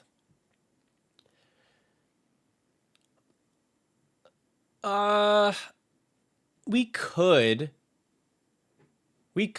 but this deck just has to cast it. Like, we'll have some reanimation things, but that card,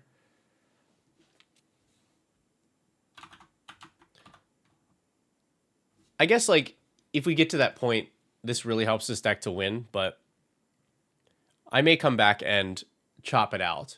Just a heads up.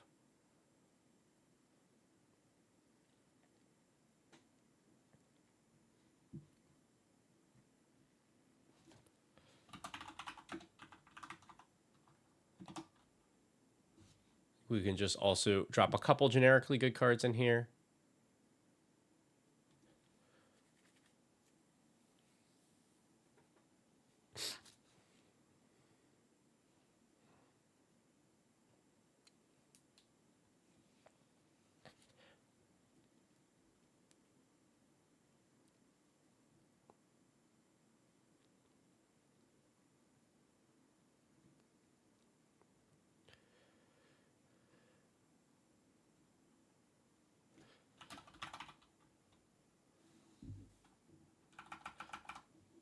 Scourge of Nel-Toth also pretty good here.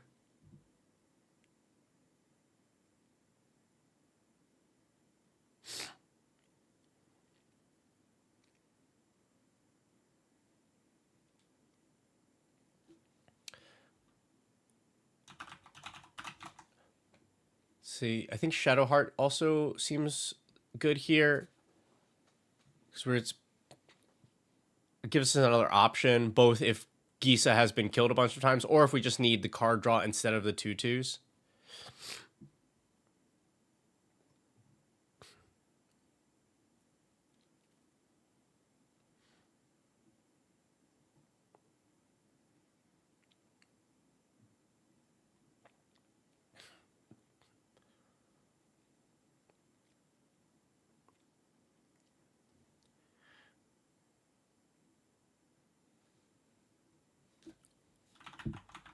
Oh, yeah, Gem Palm Polluter, baby. I'm okay with this because this requires you to have a bunch of zombies on the field, but the fact that it just cycles anyway means that if it's not the right thing at the right time, you just cycle it anyway.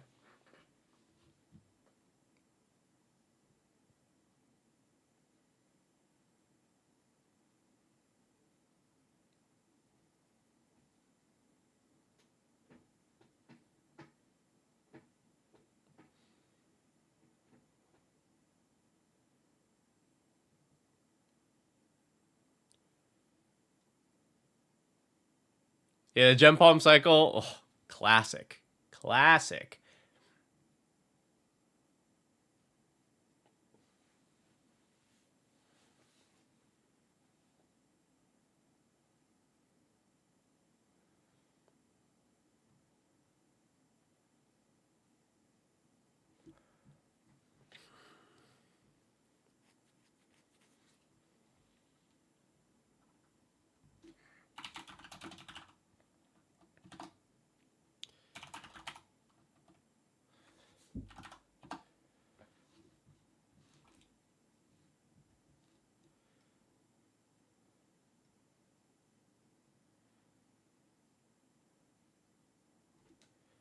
Something return permanents to hand end step.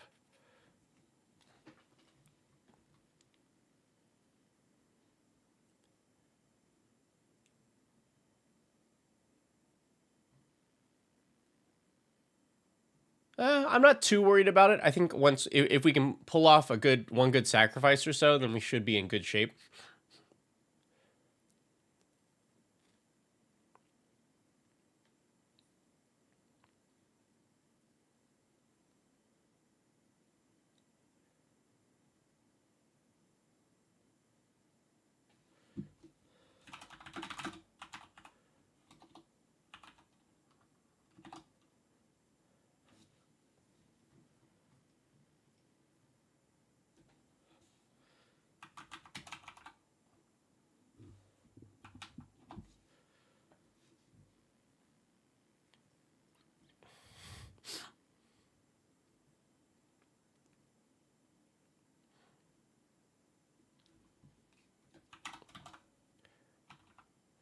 Oh, we get to run the new Arch Enemy's Charm, which we had already put in the deck.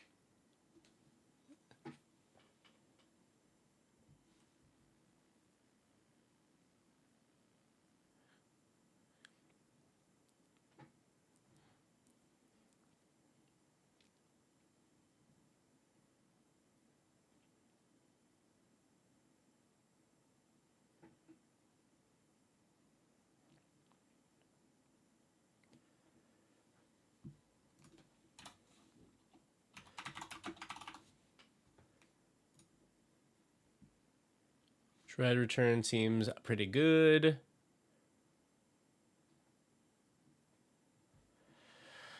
What board wipes do we want for this?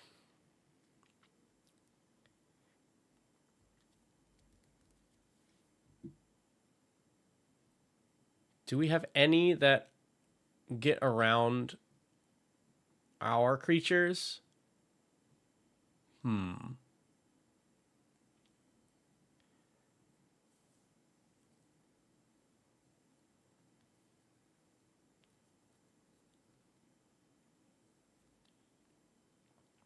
Garrick's Wig. I mean, yes, but 9 mana is not the easiest for us to cast.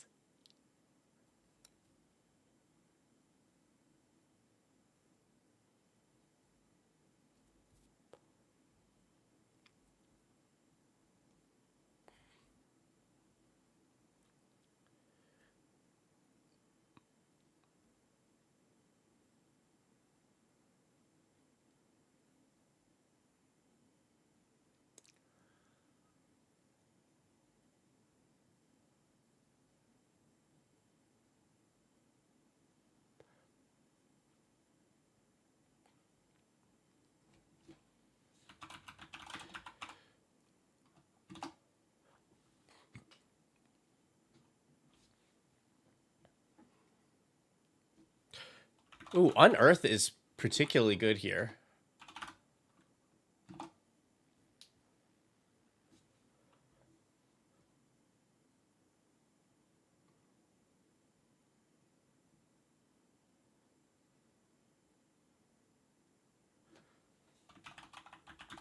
Actually, Crippling Fear, I think, is pretty solid for what we want, because this is creatures that aren't of the chosen type get -3, so you just choose zombie. It doesn't kill your 2/2 zombies, and all of your other stuff is massive, so we don't have to worry about that either. Like, that's one. Curse Cloth. That is specifically zombie stuff, right?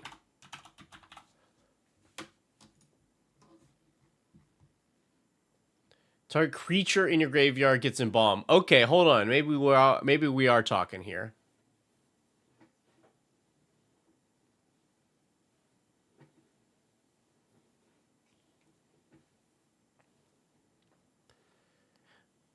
No, I don't mind this at all, because giving zombies +1 is fine, because we will make a bunch of zombies, and the fact that it allows us to embalm any of our creatures for more geesiness, I like that.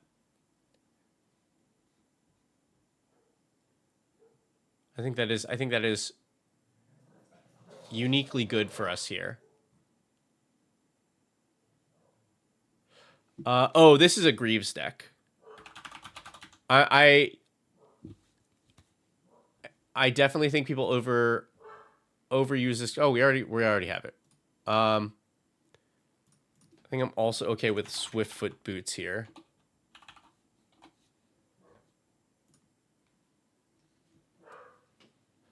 We're in mono black. We're not getting haste, and it could be pretty important to be able to activate right away.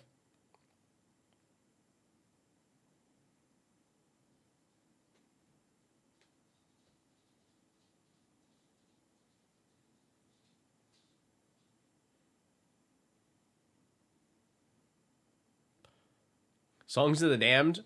I don't think we'll have enough creatures in the graveyard. We're just trying to do individual ones, and we even are bringing them back.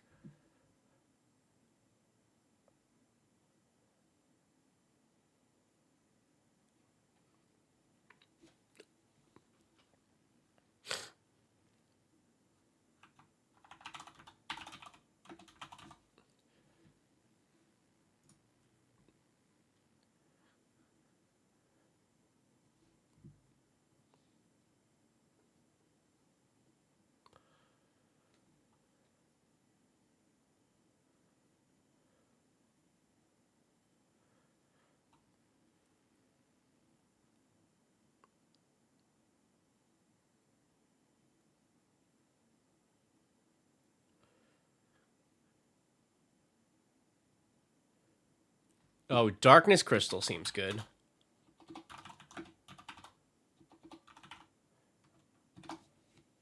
Being able to...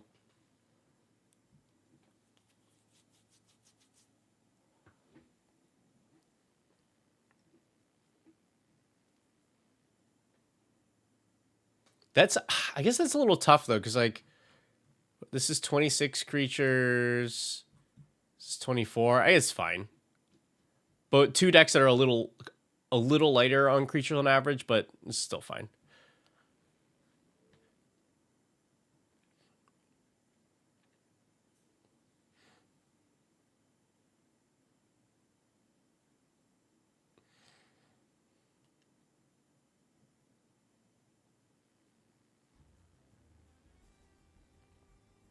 Hey, thanks, Ken Cal.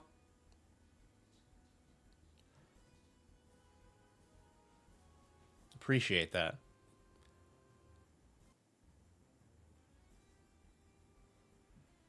Oh, I see 2.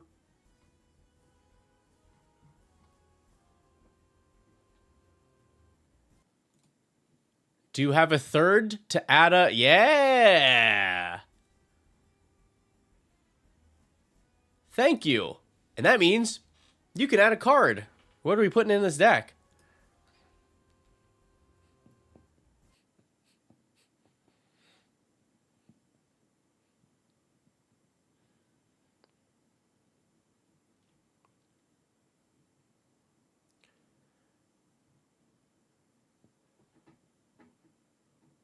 Get back to me? Okay, I'll be here.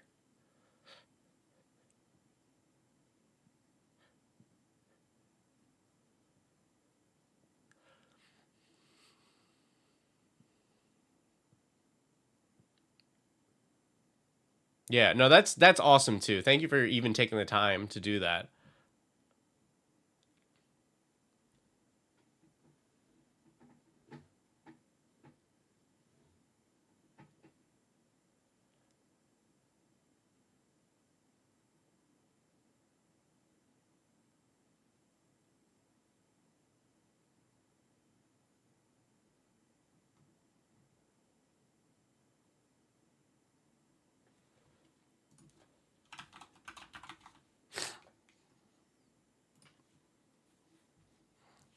I think we let this have a reanimate.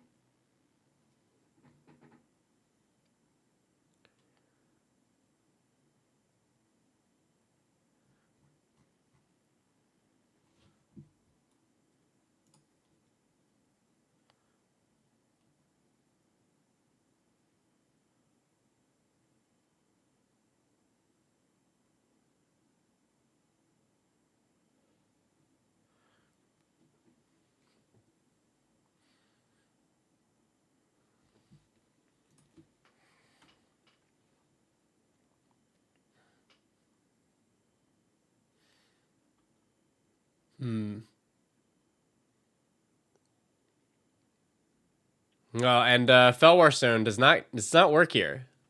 Felwar Stone here is pretty bad.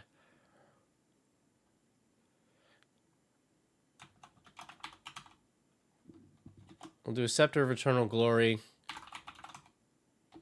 and a Throne of Eldraine.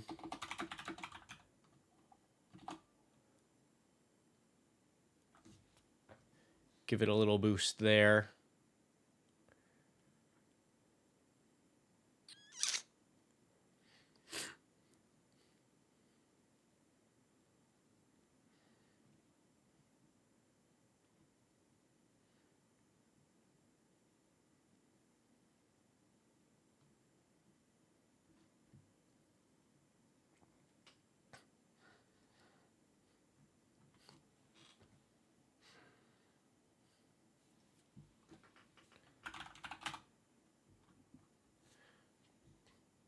Malakir Rebirth. Ripples of Undeath. I don't think we need cards in the graveyard.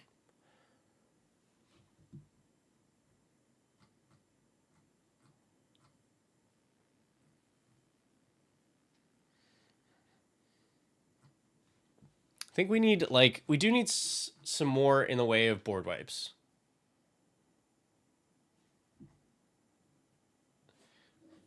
We need board wipes. We need some more removal.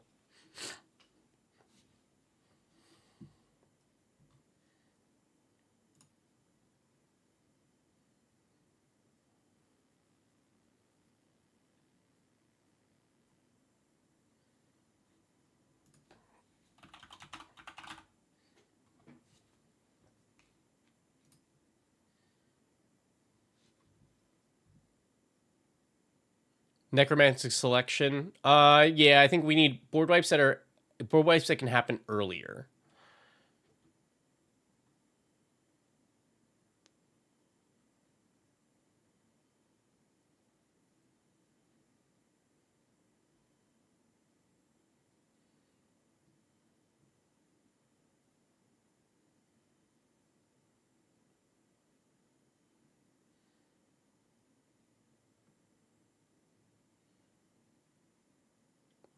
I think I'm okay with it not being one-sided. I think we will just have to accept that.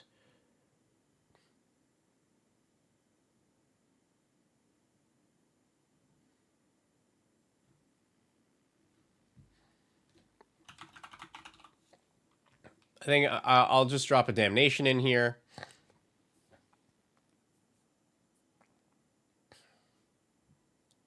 Because the other three decks are gonna like constantly have creature-based like threats early.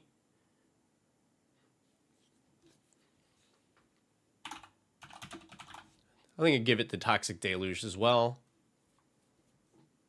Because that also helps to clear out some of the other decks. Like Tifa will be two on other players' turns.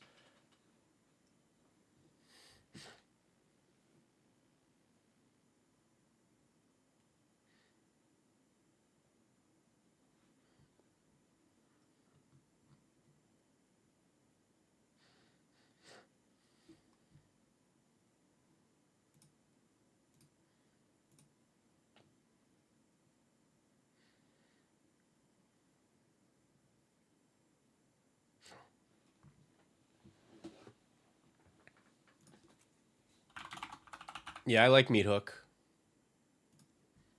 Because it also, since we'll have all of the zombie tokens, this also becomes a win condition.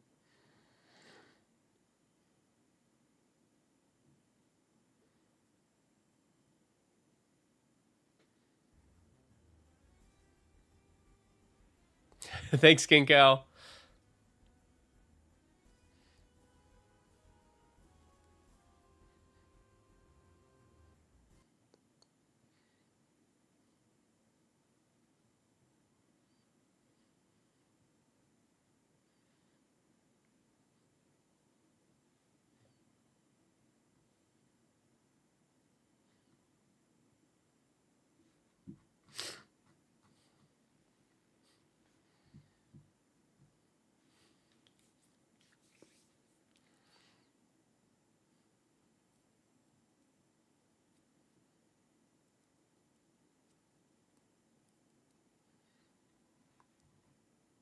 Oh, you know what? Blasphemous Edict.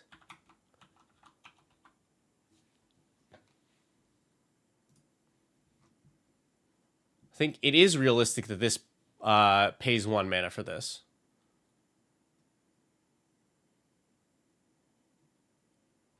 All right, I think it's got enough board wipes now.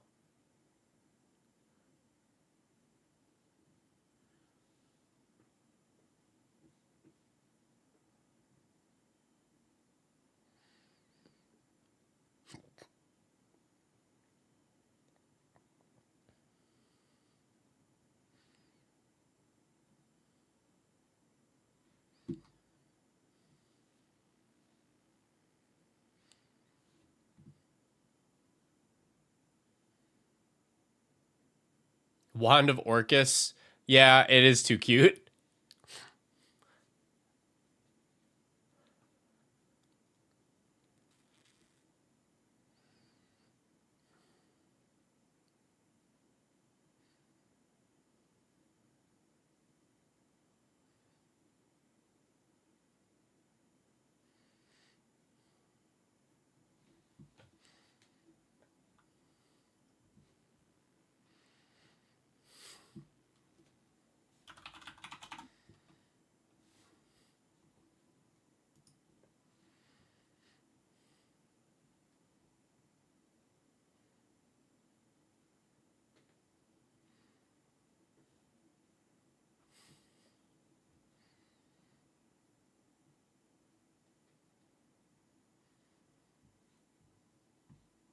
Uh, Ruthless Technomancer. What does this make stuff equal to?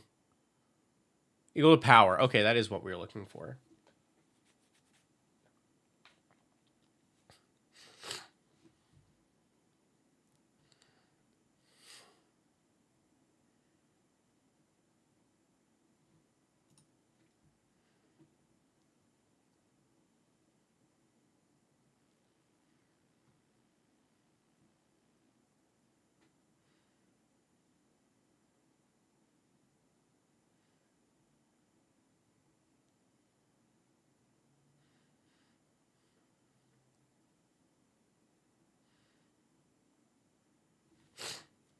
Oh, we should give this some tools to beat Tifa. I think a Soul Shatter is pretty good here.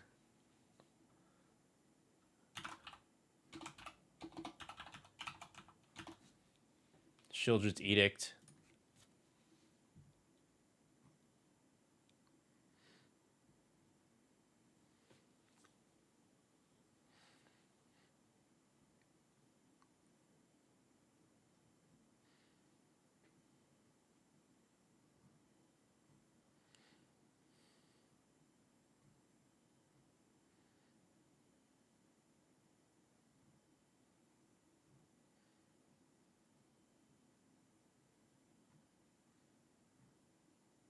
All right, what 61? Let me do the usual. We'll add the lands in and then see what we're feeling.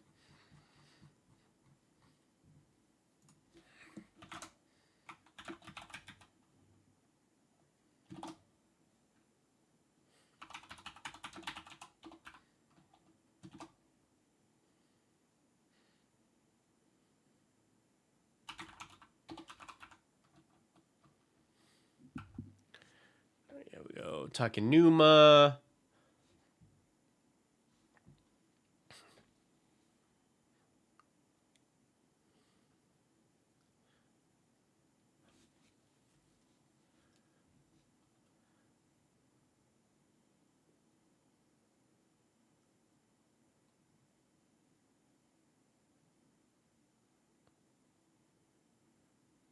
Ayara definitely. Do have Ayara here. Oh, yes. We can use the planet. This is great because we'll have so much. It'll be easy to station. Yeah.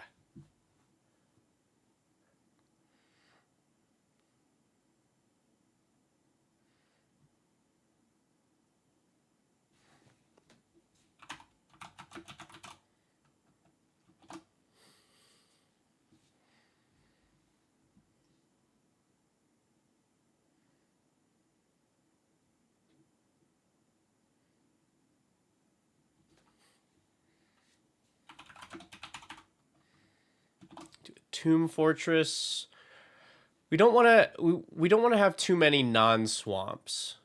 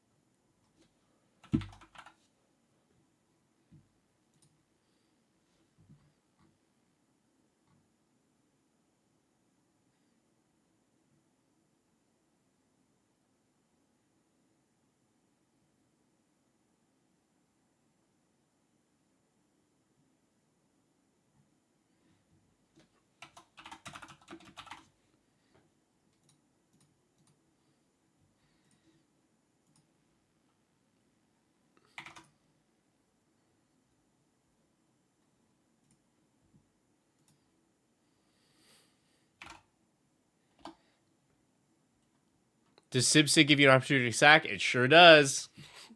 Because it's when a creature you control enters, if you cast it, destroy the creature. So that trigger goes in the stack, and then you can sacrifice the Gisa.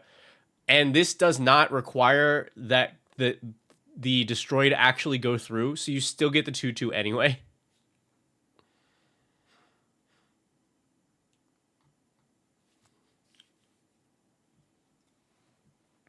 All right, let's see how this works right now.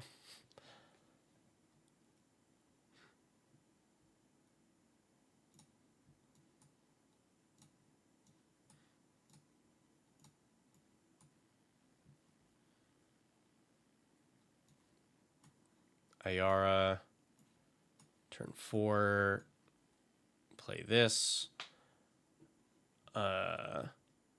Play Calaxion. This is a turn 5. So, like, even if we got hit really hard earlier in the game, we can at least stabilize here with Gary for 1, 2, 3, 4, 5, 6, 7, 8. So gaining 24. Or we can Gisa. All right, so that's definitely not bad. This is not a good hand.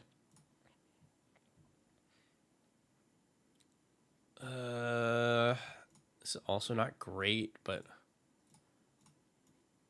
2, 3. Yeah, we're lacking in early plays.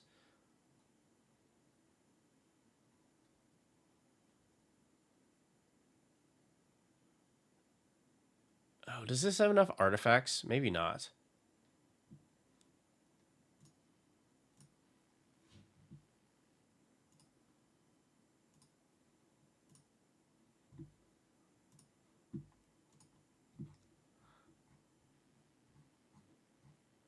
Nine artifacts is probably not enough for the Lich.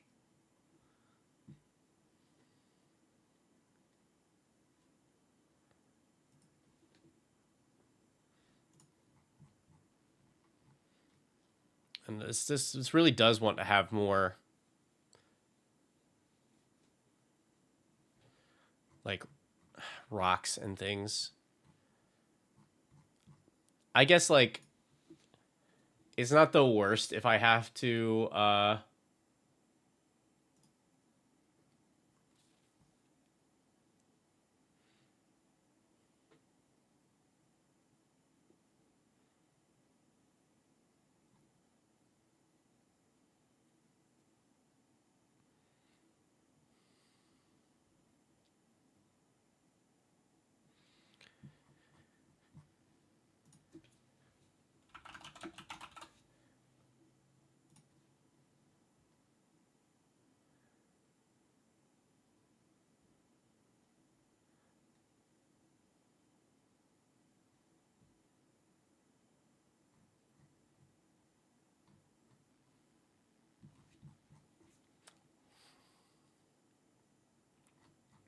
really want to keep the Phylactery Lich because it's cool, but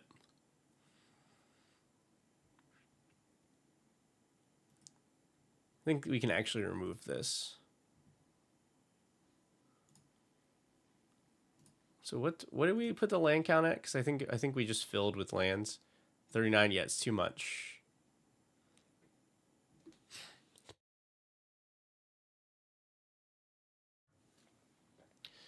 Yeah, I'm down for an expedition map.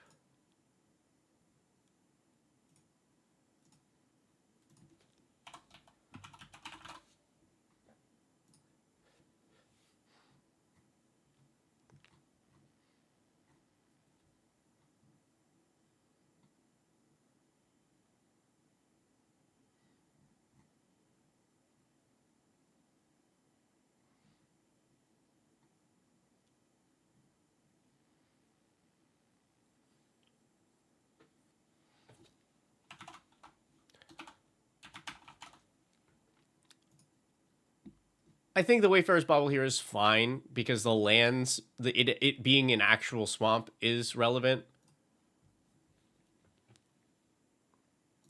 Yeah, because like we go here, here's an Urborg, here's a Wayfarer's Bauble. Swamp. Sax. This is turn 3.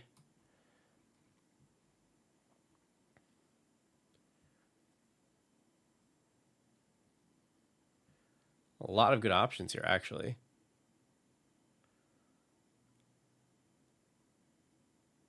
Probably just do like Abyssal Persecutor.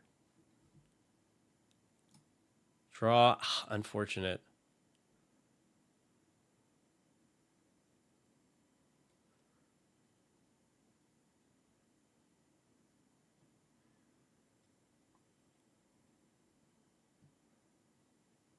Yeah, that sucks. All right, we Dark Ritual for 5. We play Throne of Eldraine, which gives us 4, 5, 6.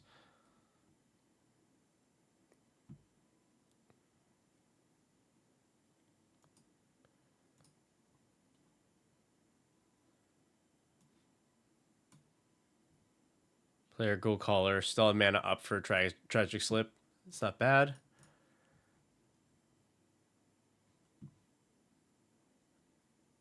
I don't think there's enough good opening plays. This is fine for sure. Play this. Yeah. Turn 2. Medallion. Draw. Turn 3.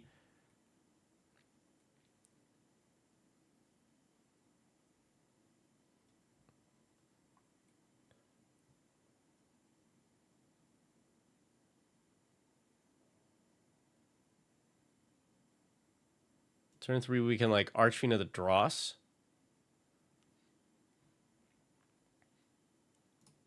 Draw. This is turn 4. Oof.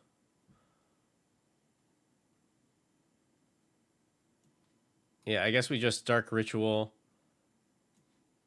Play Gisa. Hold up Sheoldred's Edict.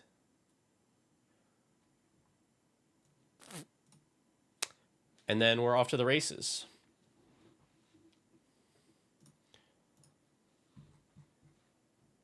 Yeah, I think if this deck can stay alive, it will beat the other ones, and that is a fine way to handle it.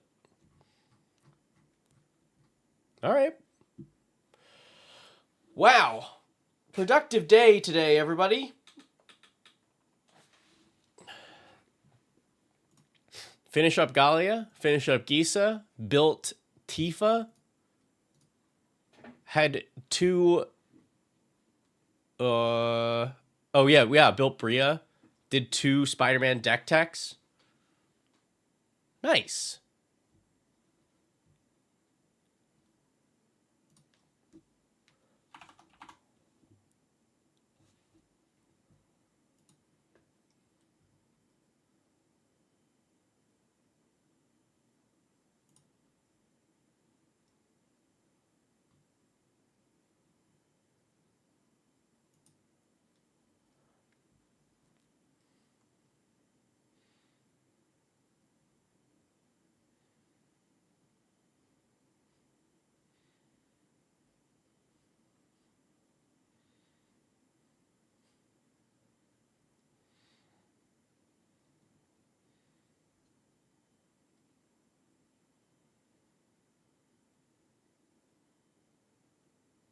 Pick one since deck is finished. Withering Boon, Temporal Extortion, Zooifit, Dreadhorde Invasion, Curse Cloth, if you just want to call it a day.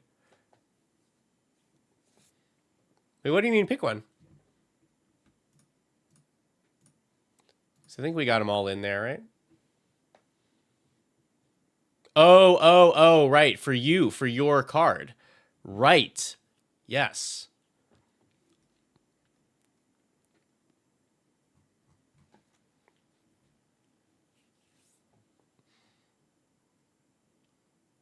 Well, is there, because some of those are not in the deck. Do you want to put one in? We can definitely make that switch easy.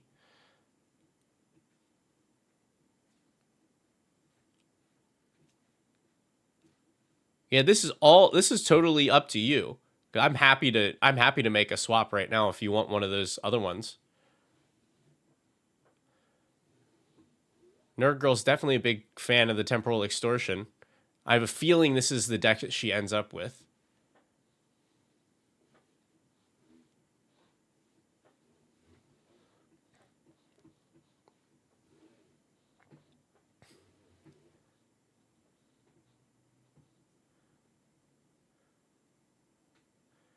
Yeah, but that's the beauty of it. Is you are welcome to submit things that may not be the most synergistic, but if you want, we're happy to play them.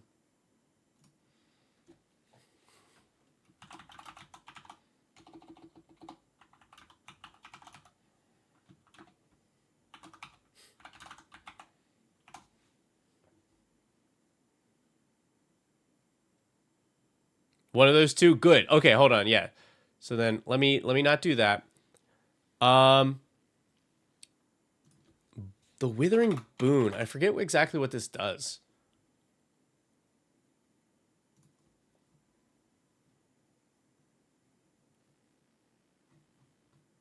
Oh, the counter. It's the counter spell, right? Of course, I should have known. I was thinking this was part of the other cycle.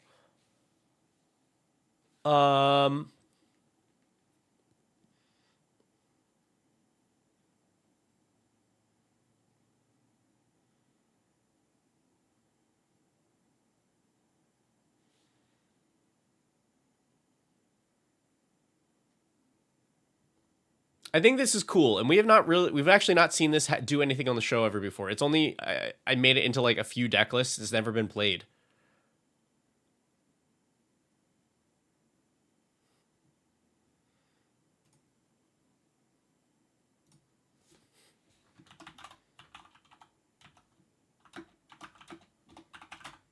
And like this is like I think a cool card to be a sponsor one, because like when somebody like does the gotcha, then it's like boom, counter that.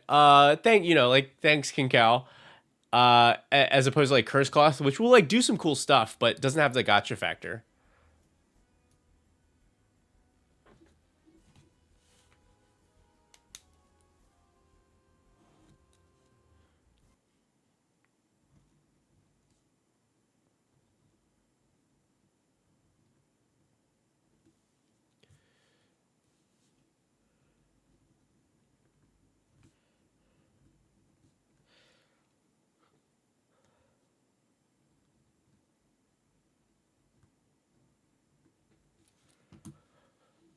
Perfect.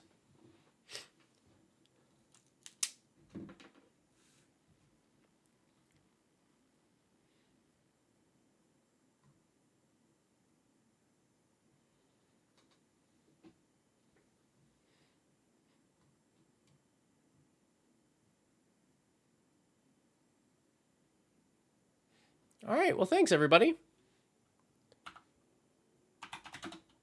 Let's see. We'll find somebody to raid.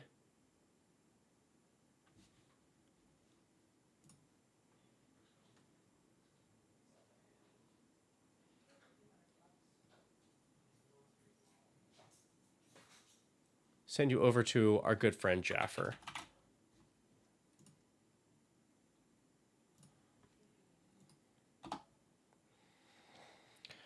Whew. Thanks, everybody. That was very helpful. We really needed to build these decks because we'll be recording those episodes very soon. And I think they turned out really nice. Now I just have to tackle the stupid Flubs deck. Which will definitely be the one that I end up playing.